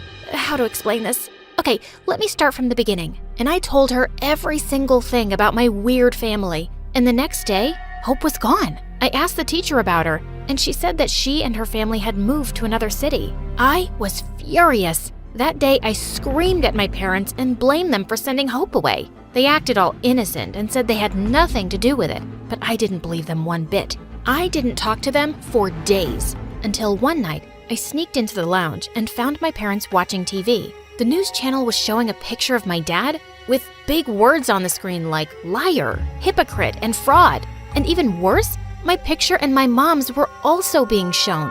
I knew it! You're an evil man, a criminal. Finally, everyone knows who you really are, and they'll take me away. Me and my sister will be free. Mom came running to me and picked me up and took me to my room. Put me down! Pack your things, Dinah. We're leaving. What? Where? Why? There's no time for questions. I'm not doing anything you say. I slammed the door behind Mom and locked it. I climbed into my bed feeling furious, and after some time I dozed off. And when I woke up, I was in a different room. Apparently, we had moved to another city. I was so pissed at my parents. But at least I'd go to a new school now and have new friends that I could tell everything to. But one night, Dad came to my room with a gift. This doll is for you, baby. I'm too old for dolls, Dad. Do you even know how old I am? Well, we have the entire year to know each other because I've decided to homeschool you. What? There's no way that's gonna happen. Dad ignored me, but I was determined not to be homeschooled. Whenever they tried to teach me, I'd come up with some excuse. Nope, I'm sick. My eyebrows are hurting. Ugh, I had a bad dream that a chicken ate me. I'm still not over it. Try tomorrow. And it kept going on like that for a year until my parents gave up. Dinah, you can join school now and even use your real name. You mean my real name? And everyone would know I'm your daughter? Yes, honey, exactly. You guys are awful. I saw Dad on TV. Now that everyone knows he's evil, you want people to know that I'm your daughter? No way. I'm not falling for your games again. You're gonna give me a fake name, you hear me? No, your dad isn't a bad person, Dinah. It was all a big misunderstanding, and it's cleared now. Don't defend him. I don't believe you. Don't believe us, but you're still going with your real name. Fine, but I'm not showing anyone my face then. I'm gonna wear a mask and a hoodie, and no one will ever know who I am. That's not going to happen. I didn't ask for permission. I'm done listening to you guys. I'm going to school, and I'm wearing a mask. Period. My parents didn't argue with me anymore, and they just left the room. And the next day, I wore a hoodie and a mask and went to school. Everyone was staring at me, but I didn't care. When the teacher asked me to introduce myself, I ignored her and went to sit at the back. And I noticed after some time that the girl next to me was constantly looking at me. Can you stop staring, please? You're making me uncomfortable. Well, you're making me uncomfortable. But I gotta say, the mask idea is genius. It's the perfect way to hide your ugly face. But I'm sure you're not uglier than me. I should wear a mask too. I'm not ugly, and neither are you. Oh, come on. You're a liar too? Look at my nostrils. They're so wide you can see my brain. And penguins have better teeth than mine. And this dent in my chin, it looks like I have a butt on my face. My eyebrows are like a bridge over my eyes. Giraffes are competing with me for the longest neck. And see this Oh, God, stop talking. Why do you hate your face so much? It's not that bad. Yeah, it is. I have 6 sisters, and I'm the ugliest. Yeah, they told me. They're all beautiful like models, while me, not even close. I mean, look at my legs. My calves are like tree trunks, and my nails, I bite them and chew them sometimes. They don't taste that bad. The point is, my hands are the ugliest. Please, stop talking. I'm not used to someone who talks a lot. Why? No one talks to you? What about your family? Are they dead? Oh, I'm so sorry. I'm such an idiot. My sisters say that too. No, they're not dead. Can you please stay quiet unless I ask you something? So, you're not going to tell me about your family, huh? I told you everything about myself. Also, you expect me to shut up so I won't annoy your majesty? Who do you think you are? You're just a weirdo with a mask. I didn't mean to upset you, Listen, I'll tell you everything once I trust you. Why can't you trust me now? I just need some time, okay? Fine. I trust all people, especially the weird ones. But whatever. Oh my god. Her name was Nastya, and she was nuts. But at least she was helpful. She gave me a tour of the school and helped me get familiar with everything. But she wouldn't stop introducing me to everyone. Hey guys, this is Dinah. She doesn't like talking about her family. Weird, right? And I still don't know anything about the mask. And no, she says she's not ugly. I knew there was no use asking her to shut up, so I just waved to the kids and kept walking. Nastya and I got closer over the coming weeks, and I started to trust her a little bit. But that was a mistake. One day, we were walking down the hallway when we saw a group of girls coming towards us, and Nastya freaked out. Oh my god, that's Eva! Before I could ask her who that was, Nastya got down on her knees and held Eva's hand. How are you today, our princess? How was your trip? Oh, get up, Nastya. You're pathetic. I just saw you this morning, and you asked the same questions, and I ignored you. Can't you take a hint? And who is this weirdo? That's Dinah, my best friend. She's at your service. She likes you so much. No, she adores you. No, I don't. I don't even know who she is. And she doesn't seem very nice. Oh, we have a brave one here. That's a lot of nerve for someone who covers their face. Let me guess. You're the school bully. Gotcha. Nastya, let's go. We don't have time for this. I started walking away, but Nastya didn't move. I don't think you understand how things work around here. Everyone does what Eva says.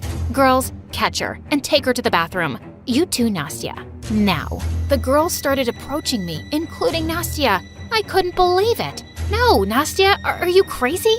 You're my friend. But as she kept coming closer with a cold face, I suddenly slapped her hard. Just then a teacher came into the hallway and Eva whistled to the girls and they all backed off and followed her, like they were her pets. And I couldn't believe that the only person I trusted a bit turned out to be as terrible as my parents. I was never going to talk to Nastya again. But I had a bigger problem right now. Eva. It looked like I'd made an enemy out of the most feared girl in school. I found out from some kids that she was 2 years older than me, and she could make or break your life here. And she was untouchable. Eva has perfect grades and perfect manners in class, and the teachers worship her. She never gets into trouble. She put stolen exam papers in my sister's locker and got her expelled just because my sister refused to do her homework. My best friend is in therapy because of how much Eva hurt her. Jeez, this girl seemed like a monster. And now, I was wondering what she'd do to me. The next day when Nastya walked into the classroom, I almost fell off my seat. She was wearing an avocado-shaped outfit with 2 horns on her head. Everyone was laughing as she sat down. What are you staring at? Why are you wearing that? What? You're the only one allowed to look weird? I don't care, dude. Be as weird as you like. It's not like we're friends. Why was I even talking to her? And Nastya didn't take off that ugly outfit for days. But then one day I was in the bathroom stalls when I heard some voices outside. Eva, I've been wearing this for 4 days and it's itchy. Can't I take it off now? A deal's a deal, loser. You begged me not to hurt Dinah, and I said I'd leave her alone if you wore the outfit for a week. Now stop whining or else. Wait, Eva hadn't hurt me because of what Nastya did? I peeked out the door to see Eva leaving, and then I came out. You've been wearing this ridiculous costume for me? Why are you doing this? You don't have to be so afraid of that witch, Nastya. I'm not. That's because you don't know her, Dinah. She's my sister. I have to do what she says, or she'll make me miserable. She's already making you miserable, can't you see? You can't live like a coward. Coward? Says the girl who can't show her real face to anyone. And if you had a sister, you'd understand. I do. Do what? I have a sister. I don't know what happened, but the moment I said the word sister, I broke down and started crying like crazy. And I told Nastya everything, but I made sure not to mention my parents' names. When I was done, Nastya didn't say anything. She just hugged me tight. Despite my protests, Nastya wore the outfit for the whole week, and we started hanging out again. Eva seemed to keep her distance, but I didn't trust her one bit. A few days later, Nastya came running to me excitedly at recess. Oh my God, Dinah, you won't believe this. You know that cute jock Peter I have a crush on? The one in Eva's class? I saw him putting this note in my locker. Pinch me or punch me. I think I'm dreaming. I saw the note, and he'd asked her out to the Valentine's Day dance. You saw him put this there? With my own ugly eyes? No, my eyes must be beautiful if Peter likes me. But Nastya, has he ever even talked to you before? Why is he suddenly asking you out? What's your point, Dinah? I mean, what if this is a prank? What if Eva planned it? And suddenly, Nastya looked mad. Gosh, you really can't trust anyone, can you? And basically what you're saying is, why would someone like Peter ask out someone like me, right? No, that's not what I said. You didn't have to. I'm not as stupid as I look. You're no better than my sisters. And before I could reply, Nastya ran away tearfully. I tried talking to her the next few days, but she just acted like I was invisible. I had no plans to go to the Valentine's Day dance. I didn't even have a date. But my gut feeling kept telling me something about the whole Peter thing was off. So an hour before the party, I decided to go. And when I got there, it was worse than I'd feared. I saw Nastya walking up to Peter and tapping him on the shoulder. He turned around and burst out laughing. Well, hello, Nastya. I didn't know this was a party for clowns. I didn't get the joke. Sorry, my sisters say I'm dumb. Girl, what's wrong with your makeup? Did you do it sitting on a roller coaster in the dark? No, my sister Eva did it. You're kidding, right? Eva always looks perfect. And you look like a mess. That's no way to talk to your date, dude. Date? Are you out of your mind? I'm here with Eva, loser. I'd heard enough. I ran forward and punched Peter in the face. Shut up, you jerk. Don't talk to my friend like that. Just as I took Nastya's hand to get her out of there, I heard Eva whistle, and her friends grabbed me. Oh, Dinah, you're about to find out how stupid it is to mess with me. But I really want to see your face before I teach you a lesson. With that, Eva leapt forward and snatched my mask off. But suddenly, she screamed in pain. Ow! Nastya, let go, you psycho! Nastya had jumped onto Eva and was pulling her hair so hard, I thought she'd take them right off her scalp. Her minions ran to help Eva, but Nastya wasn't backing off. I am a psycho. Don't mess with me or Dinah, or I swear, Eva, I'll chop your hair off in your sleep. I'll find the fattest rats and set them loose in your room. I'll switch all your Diet Coke with regular Coke so you'll get fat. I won't stop until you're as miserable as you've made me. Suddenly, the other kids started cheering for Nastya and pushed Eva's minions away. And Eva looked furious. She screamed as everyone booed her and stormed off with her gang. I hugged Nastya tight, and suddenly, she gasped. Dinah? That's the first time I'm seeing your face. Wow, you're gorgeous. Oh God, in all the chaos, I'd forgotten my mask was off. And now everyone had seen me, and they were giving me compliments about how pretty I was. And then I heard the dreadful words. Wait a second, I know your dad. He was the famous politician who was accused of stealing public funds. We saw him all over the news. What? Dad was a politician? And he was a thief? No. You're confusing me with someone else. My dad isn't a thief. No, it's you. I saw the pictures too. And yeah, of course he's not a thief. Your dad is an honest, kind man. Everyone knows he was proved innocent. Yeah, he helped a lot of people, including my cousins. He must be like a hero to you. What in the world? So my dad was actually a good man? I was so shocked and I couldn't breathe. I just ran away and Nastya followed me. I went straight back home to confront my parents. You're not wearing your mask. Just tell me one thing. People are saying you used to be a politician, Dad. A very kind one. Is that true? Yes, honey. We tried telling you he was a good man, but you never listened. Why didn't you tell me the truth from the start? Why did you treat me badly? Sweetheart, we never meant to treat you that way. There were many people who wanted to hurt me while you were growing up, and we thought the less you knew, the less danger you'd be in. We're sorry we didn't tell you the truth. We just didn't want to scare you. What about my sister? I want to see her, now! My parents looked at each other and then led me to her room. I saw her for the first time lying on her bed, sleeping peacefully. She's been in a coma for years. We were wrong to keep this a secret, but we didn't want you to feel sad about her. We're sorry for all of this, Dinah. We love you so much. She's so beautiful,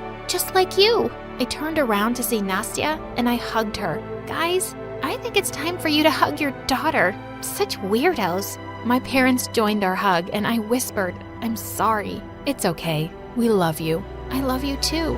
I love you 3. Cheesy, but who cares?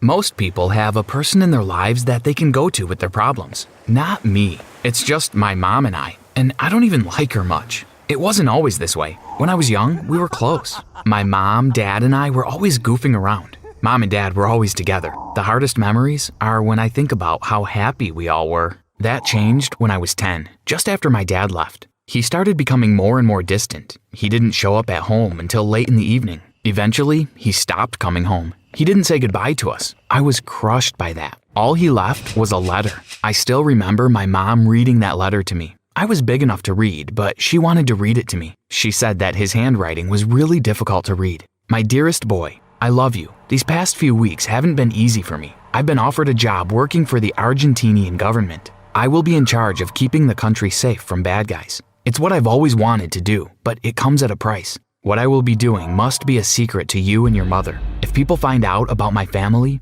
you will be in danger. I can't come back home anymore, and you cannot come to visit me. But don't worry, I will continue to write you. I will even call when I can. Love you always, Dad. I cried when she finished the letter. My mom instinctively gave me a hug. Halfway through that hug, she pulled away. Little did I know that it was the last time that she would ever hug me. From that day on, whenever I cried, she avoided me. And whenever I tried to hug her, she retreated away from me and changed the subject with a flash of a smile. The next few months were tough. I did everything I could to get my mom's attention, but she became more and more distant. I wasn't willing to give up though. Mother's Day was coming up. I spent weeks preparing a handwritten card, along with a treasure hunt around the house for my mom. I saved up every cent that I had to buy her the perfume that she liked, even going into the city alone to buy it. It was scary, but I did it all for her. I believed that if I made this Mother's Day amazing, I'd get through to her, and we'd go back to some kind of normal. Mother's Day arrived, and my mother was out of the house early, before I was awake. She arrived at 10 p.m. that evening. I was waiting up for her. "Happy Mother's Day, Mom," I said, giving her the gift. She gave me a weak smile and said thank you. "I've had a long day, kiddo. I'm going to sleep now." She left me standing there, alone, wondering what I had done wrong. I was broken and hurt. From that day on, things changed between us. Every so often, I got a postcard from my dad from Argentina. The postcards contained nothing personal, only famous quotes. Things like, "Don't judge each day by the harvest you reap, but by the seeds that you plant." When I was young, I thought these were wonderful pieces of wisdom that my dad had discovered, but I soon realized that he'd found them on a quick Google search. On my 11th birthday, he called me. He sounded different, but I was excited to speak to him. He wished me a happy birthday. "Thanks, Dad. How are you? How is work going in Argentina? I miss you so much. When are you coming home?" I had so many questions, but my dad didn't have many answers. He stuttered out a few answers and then said he had to go. I put down the phone, beating myself up. All my questions had chased him away. By the time I was 12, the postcards stopped. They were replaced by emails. My dad wrote once a month, always the same. "Hey, how are you? How's school going? Everything is fine here. The government won't let me say what we're doing, but I'm well." He'd end off with a famous quote, and I'd wait for a month to pass before I got another email. My excitement would slowly wither from reading each of these emails. I finally worked up the courage to speak to my mom about how I was feeling. But the moment I brought up my emotions, she changed the subject and found something to keep herself busy with. It was clear that my mom was too busy to listen to me. Again, I wondered how I could be so foolish to think that my mother and father actually cared about me. I was about 13 when I stopped looking for his emails. I stopped reading them. It didn't matter anymore. In my mind, they were spam now. My mom was much busier now. She had taken on another job and she was hardly ever home. She hired a babysitter to take care of me in the evenings. The babysitter and I became good friends, but I soon outgrew her care. I could take care of myself now. I was growing up quickly. As I grew older, things got even worse. I became more and more invisible to my mother. She would only notice me and speak to me when it was absolutely necessary. It made me angry, so I made it necessary for her to speak to me. I started fights at school. The teachers called her in and suspended me. On the drive home, my mom would shout at me and I'd blame her for everything. The heat of those arguments was exactly what I was searching for. It was warm and it showed me that she genuinely cared. It was amazing, but it didn't last long. After a while, she stopped coming to school when I fought. "I'm too busy," she would tell them. When I turned 14, I decided to go against everything that she said. Whatever she wanted or said, I would do the opposite. That's when I started hanging out with the bad boys in the neighborhood. She'd warned me to stay away from them, and that's what drew me right to them. It was fun hanging out with them. They had this kind of carefree life. They did whatever they felt like doing. We spent our afternoons playing practical jokes on the old ladies in the neighborhood, laughing as they chased us away with brooms from their homes. These boys were a lot like me in so many ways. Their parents didn't have time for them. That brought us closer together. Soon, we became our own family. We looked out for each other. It was great to have people care for me again. A year later, my friends and I were bored of the practical jokes. We needed something more thrilling. We started sneaking into people's houses and looking through their things. It was exciting knowing that we were always seconds away from being caught. But even if we did get caught, it was okay. We had a code of silence. We were brothers and we'd always look out for each other. Soon, the sneaking turned into breaking into houses. We kept pushing the boundaries, looking for more ways to get the biggest thrills. Up until that point, it was a game that I enjoyed playing. It was when one of my brothers fell for a girl that things turned ugly. As much as he adored this girl, she wanted nothing to do with him. We laughed about it. Move on, there are plenty of fish in the sea, we told him, but he wouldn't. She disrespected me, he said, and I'm going to teach her a lesson. Hearing him say those words scared me. Seeing the anger in his eyes told me that this time was different. This wasn't a game. We tried to calm him down, but he wouldn't listen.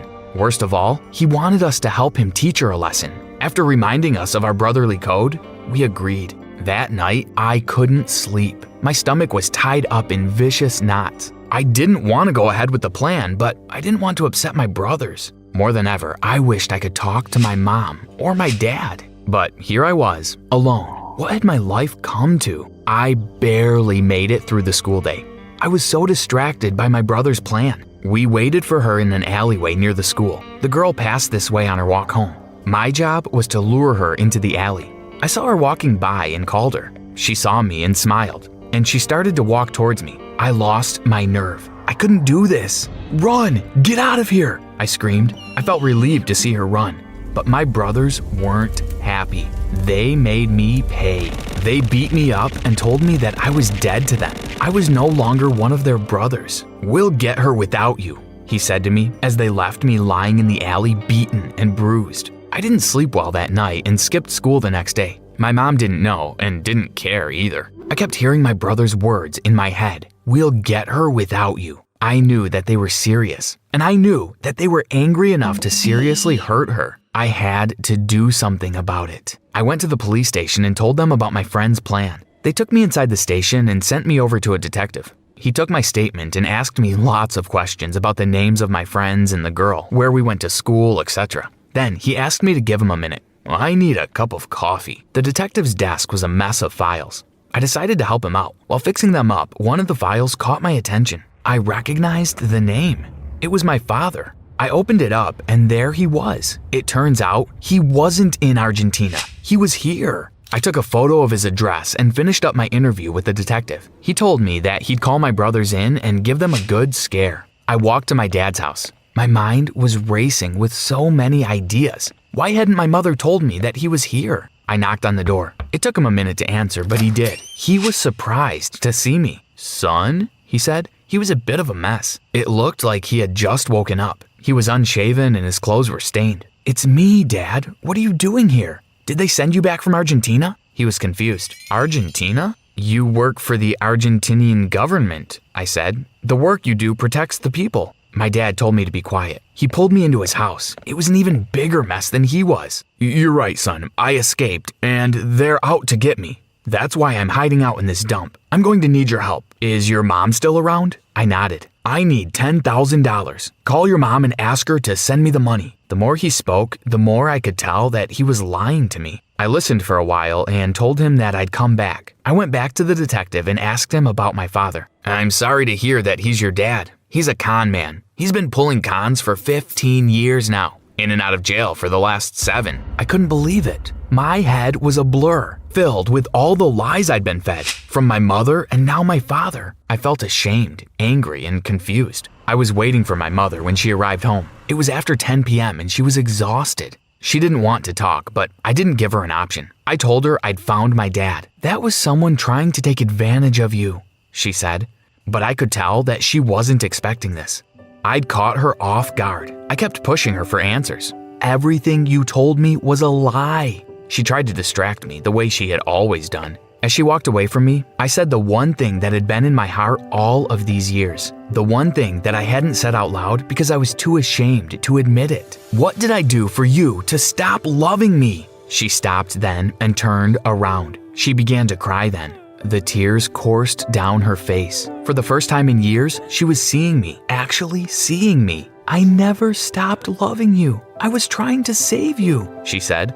From who? I asked. From me. She slumped into the corridor, shaking her head. I was a mess. It's the reason why your father left. He told me that I was too demanding, too clingy. I asked too many questions about where he was and what he was doing. He told me that a doctor friend of his had diagnosed me as crazy if I kept behaving this way. I'd lose you to social services. Eventually, he left. He told me that I was the reason you would grow up without a father. And if I knew what was good for me, I'd leave you alone before I chased you away as well. But that wasn't all. Before he left, he gave me a letter to give you. I remember that letter, I said. But you don't know that what I read to you was a lie. I didn't believe her. I didn't believe any of this. I asked her to show me. Reluctantly, she did. The letter said, "Son, got to go, Dad." I read it over and over, and now I started to cry. That was all he had to say? My mom nodded. I couldn't let him break your heart like that. So I made up a story. I sent you postcards and then emails. I even paid someone I work with to call you and pretend to be your father. My mom explained that the real reason my dad left was that his victims had finally caught up with him. More than 20 people showed up at the house demanding the money that he'd swindled from them. I took on the second job to pay these people back. By next month, I would have paid back every cent that he stole. We both went quiet for a long time. It was a good quiet. It felt warm and honest. Why didn't you tell me? I eventually asked. Your father was very persuasive. He made me believe that I was a bad mother, that my care was actually obsession, and that I would chase you away with my intensity. For years, I've blamed myself. It was safer to tell you a story. It was safer to keep you far away from me. I watched her now. The woman that I had come to hate for reasons I couldn't understand. Now, with her defenses down, crumpled into a heap, I saw the woman that I had loved. The woman who had loved me. All the years of hating her washed away in that moment. I walked over to her and gave her a hug. That hug was like a bridge, connecting me to that 10-year-old version of me. We sat like that for a long time. I hugged her while she cried, and she hugged me back. The next day, we went to the police station and spoke to the detective. My mom had enough evidence of my dad's scams to get him arrested for good. He had spent every cent of the money he had stolen, but that didn't matter. My mom stopped working her second job after she'd finished paying my dad's final debt. We used the free time that she now had to reconnect. The detective was true to his word. He scared my brothers so badly that they stopped messing around. They even stopped talking to each other. They never spoke to me again, but I don't care. Silence has a way of destroying beautiful things. The truth is so much better. The end. Looking into the sun is really painful to the eyes. But you know what's even more painful? Seeing cheerleaders posing and pouting in front of jocks. I just wanted to study in the gym, but I forgot there was an audition for the muse of this year's football game. Suddenly, I sneezed, and everyone turned to me. Dude, there she is. Even the way she sneezed is so pretty. I think we found our muse. She's gonna be perfect for the team. The biggest brat in the universe, Candace, had a violent reaction. Excuse me, are you guys blind? This peasant is not even a cheerleader, and look at her messy hair and cheap clothes. But the point is, she's still the prettiest. Candace looked at me with murder in her eyes, and it was my signal to run. But she ran after me and pulled me by my shirt.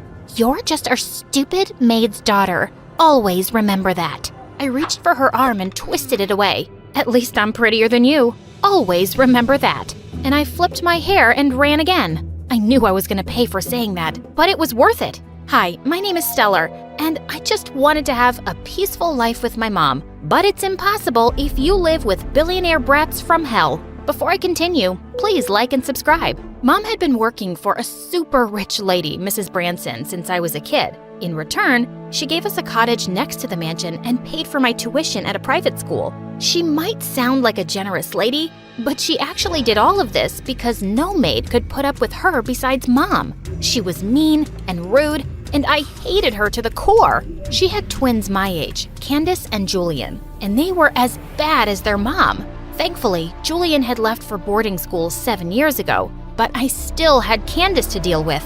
Candace had always been jealous of me because I was prettier and smarter than her. And because of what happened in the gym yesterday, she forced me to do all her homework. One night while I was studying, I heard loud voices outside. I wanted to check what it was and saw Mrs. Branson yelling at Mom in front of her guests. "How dare you serve us with silver utensils? Where are the gold ones? Did you steal them?" She made us feel poor for a second, Mom.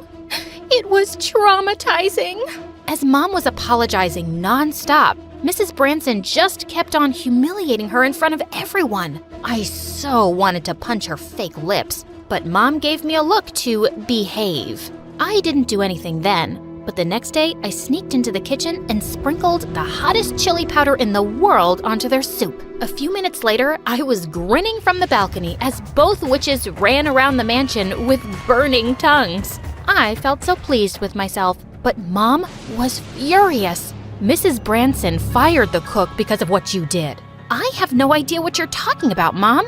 "I know it was you. How many times do I have to tell you to stay out of trouble?" "But those two are just horrible. We have to put up with them at least until you graduate high school. There are just a few months left. Please." "Ugh, fine." But a few days later, Mom fell down the stairs and broke her ankle. She couldn't walk for some months, so I had to take her place, which only made Candace happier because she could boss me around even more. She made me do the stupidest tasks, like painting hearts on her nails and braiding her boyfriend's long hair. And when Mrs. Branson informed me that Julian was coming back, I just knew that things were about to get worse. After cleaning up his room, I felt so exhausted that I sat down on his couch to rest for 5 minutes, and I dozed off. When I woke up, I saw a guy with the most beautiful green eyes staring right at me. Was I dreaming? He looked so majestic. Hello, Buttface. Did you miss me?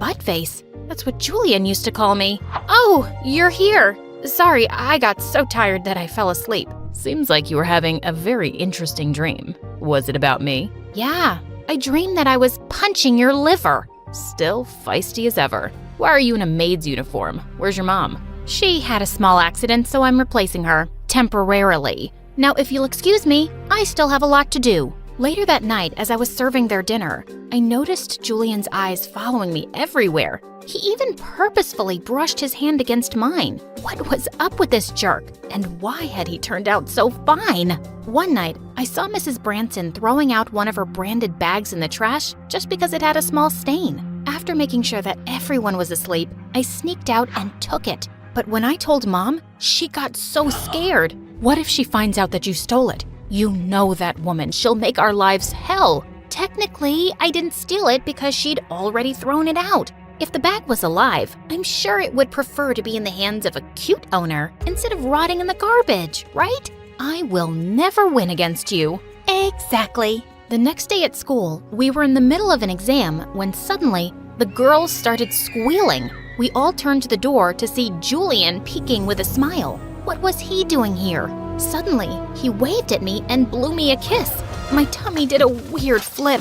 As soon as he left, Candace elbowed me in the ribs. My brother's just fooling around, so stop dreaming. You're not his type. Oh, trust me, he's not my type either. It didn't matter even if he was. I had to stay away from him because being involved with Julian meant trouble. One day, while he was working out in the living room, he suddenly called for me. Do you think my muscles look hard enough, or should I work out more? To be honest, they were a work of art, but there was no way I'd tell him that. I think you should get a life, sir. He just grinned at me and laid down on his back. He then asked me to hold down his feet and started doing crunches. I held my breath when I realized how close our lips were when he sat up. He was definitely doing this on purpose. Excuse me, but are you flirting with me? Am I that obvious? If you think you can add me to your list of girlfriends, you're mistaken. You're really amusing. Too bad you lost those chubby cheeks. I can't call you Buttface anymore.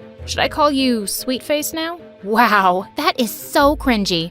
What school did you go to? Wattpad High? He just chuckled and reached for my cheeks to pinch them. You're so cute, especially when you blush. It's a blush of hatred. Anyway, I still have a mountain of laundry to do, so bye. I left before things could get weirder. I did my best to avoid him at school, but he was always doing silly things to grab my attention. And one of my friends suddenly started pestering me. Hey girl, I saw that hottie from the other class flirting with you yesterday. Are you guys like a thing? Ew, yuck, no. I don't date players. Okay, that's amazing. Maybe I'll ask him out then. I suddenly found myself grabbing her by her hair. Don't even think about it. My friend was totally surprised by my behavior, and so was I. I realized that I was actually having a crush on Julian, but I would never admit it, ever. A week later, Mrs. Branson hosted a grand New Year's Eve party at the mansion, and I helped the kitchen staff serve the food. I couldn't help noticing Julian staring at me the whole evening. It made me feel excited for some reason. While I was washing the dishes, someone suddenly breathed down my neck. Wanna get out of here? Your mom's gonna kill me. So you're scared? Where's that fearless little girl who used to kick my butt? And I was sold. We sneaked out and slipped into a sports car. Where are we going? Wherever fate is taking us. I was so confused when he brought me to a grass field. Why are we here exactly? You'll have to wait for it. As we sat on the car's hood and waited for whatever it was, we started talking. Why do you like racing so much? It's too dangerous. Racing makes me feel like I'm flying, like I'm alive and free. How about you? Do you still want to become a nurse? Of course. Remember when you stole my stethoscope when we were kids? It was just so cute how you ran around and listened to random people's heartbeats and tummies. Oh, look, there it is. Suddenly, the night sky was filled with the most spectacular fireworks. I remember you wanted to see those New Year's fireworks so badly once when we were kids, but you missed it because Candace and I locked you up in a bathroom. Yep, you both are horrible creatures. I'm sorry about that. I was a dumb kid. I felt butterflies as we watched the fireworks in silence. I closed my eyes and just enjoyed the colors behind my eyes. When I opened them again, I saw him staring at me. He was leaning in closer when suddenly my phone started to ring. It was Mrs. Branson. Your mom is calling. We need to go back. Can we make it in 10? Try me. He winked at me before stepping on the pedal, and the next thing I knew, I was screaming as he drove like a maniac. The party wasn't over yet when we got back home. As we sneaked in from the back, we suddenly saw Mrs. Branson walking towards us. Just then, Julian pushed me down to my knees. Why can't you find it? Are you blind? I immediately got what he meant, so I started crawling around pretending to find something. Stellar, I've been looking for you. What are you doing here? I dropped my ring, Mom, and I'm asking her to look for it. Mrs. Branson seemed to believe us. I was so relieved. But later that night, as I was clearing the mess, I almost fell back in fright to see her standing behind me.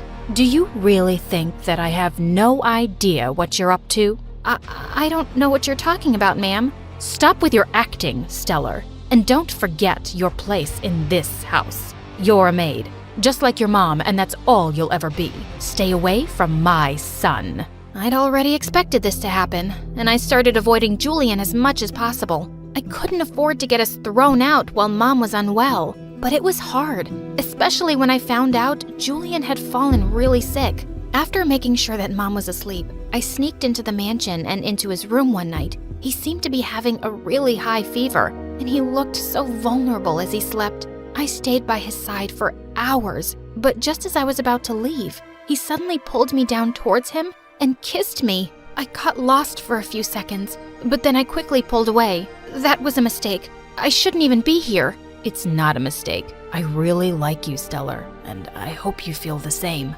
Stop liking me, Julian. We won't work out. I'm not the girl for you. I won't fit into your world, and your family will never approve of us. Please stop thinking about other people. Just tell me how you feel. I chose not to answer him and walked out, but I couldn't stop thinking about him. A few days later, Candace and her friends were having a pool party, and I went out to serve them drinks. I saw Julian was with them, and one of the girls was literally all over him. The sight made my blood boil. I slammed down the tray and turned to Julian. "Excuse me, sir, but can you please come to the kitchen for a moment? I need to show you something." He looked confused and followed me. What is it? I grabbed a tray and tapped it on his head. Stars. Can you see them? I can only see a jealous girl. But you're the one who told me we won't work, Stellar. So that's it. Now you suddenly don't have feelings for me? You're just a player, Julian. One day you're kissing me, the next day you're flirting with some...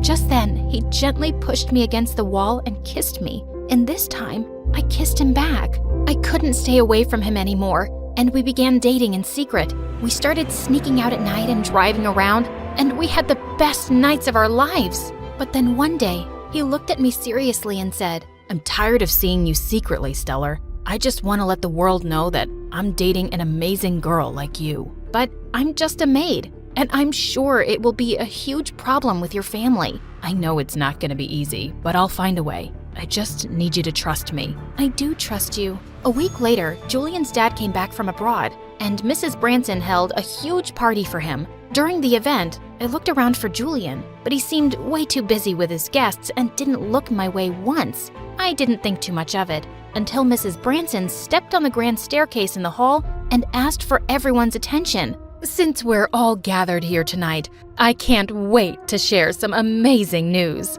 My son, Julian, and our business partner's daughter, Casey, are engaged. Cheers to the lovely couple. I stared at Julian in complete shock as he joined his mom, with the girl who'd been flirting with him by the pool. And he looked so happy. How could he do this to me? Feeling dazed, I was leaving the room in tears when suddenly, Candace stepped in front of me with a smirk. Oh, I warned you. You're not his type. Not every Cinderella gets her Prince Charming. Just then, I turned red with rage. I was still holding a tray of appetizers, and I slammed it in Candace's face. Everyone gasped and stared at me, and I left as fast as I could. I ran back to our cottage and started packing our things. We have to leave, Mom. But why? What's happening, sweetie? I can't stay here. Not another minute. We'll be thrown out anyway, so we might as well go ourselves. I cried as I told her everything, and she started helping me pack. As the cab drove us away from that mansion, Mom took my hand. We should have left years ago, but I was too weak. I just let us suffer without doing anything. What will happen to us now? No, Mom. You're so strong for putting up with everything for me. Don't worry. We're gonna get through this together. We had enough savings to rent a cheap apartment, and I also sold the branded bag I'd taken from the trash. It was actually worth a small fortune. With some money to go by, we both started looking for jobs. Mom fully recovered soon and started working as a hotel maid, while I worked as a waitress. I also applied for a scholarship to a nursing school, and luckily, I got in. I studied and worked hard for 5 years and was finally an intern at a huge hospital. One day, I found a bouquet of roses in my hospital locker, and I hated myself for wishing it was from Julian. But it wasn't. It was a patient I'd taken care of some time ago, Enrique. He admitted he liked me and asked me out. Enrique was charming and sweet, but I told him I was too busy for love. But boy, was he persistent. He kept showing up and asking me out in the funniest ways. And after months, I finally decided to give him a chance. One evening, as I was stepping out of my apartment to meet Enrique, I bumped straight into someone and apologized. When I looked up, I saw that it was Julian. What? What are you doing here? Are you going out on a date? You look lovelier than ever. Are you freaking kidding me? You're not even ashamed to face me after what you did? And now you're flirting with me? Just wow. I wonder what your wife would have to say about that. I didn't marry her. I didn't want to spend my life being miserable. I also cut ties with my family. Do I look like I care? It's been 5 years, Julian. Please, just get lost. Before he could say another word, I walked away, shaking with rage. I wondered if he was telling the truth. But even so, he broke my heart in front of everyone, and I could never forgive him for that. Julian had somehow gotten a hold of my number, and he kept texting me to meet him once. But I kept ignoring him. One day at the hospital, we received a patient who'd been in a bad car accident. And when I looked at the patient chart, my heart leapt into my throat. It was Julian. I rushed to his room and took his hand as tears streamed down my cheeks. He suddenly opened his eyes and started talking. I tried to calm him down, but he wouldn't stop. You have to listen to me, Stellar. Mom threatened to put your mom away in jail for stealing if I didn't break up with you. I knew she really meant it. So I agreed to do something that would make you hate me and drive you far away. I was young and weak, and I thought I was doing the right thing. But now I've cut off my family and made something of myself. And there's no point to anything if I don't have you in my life.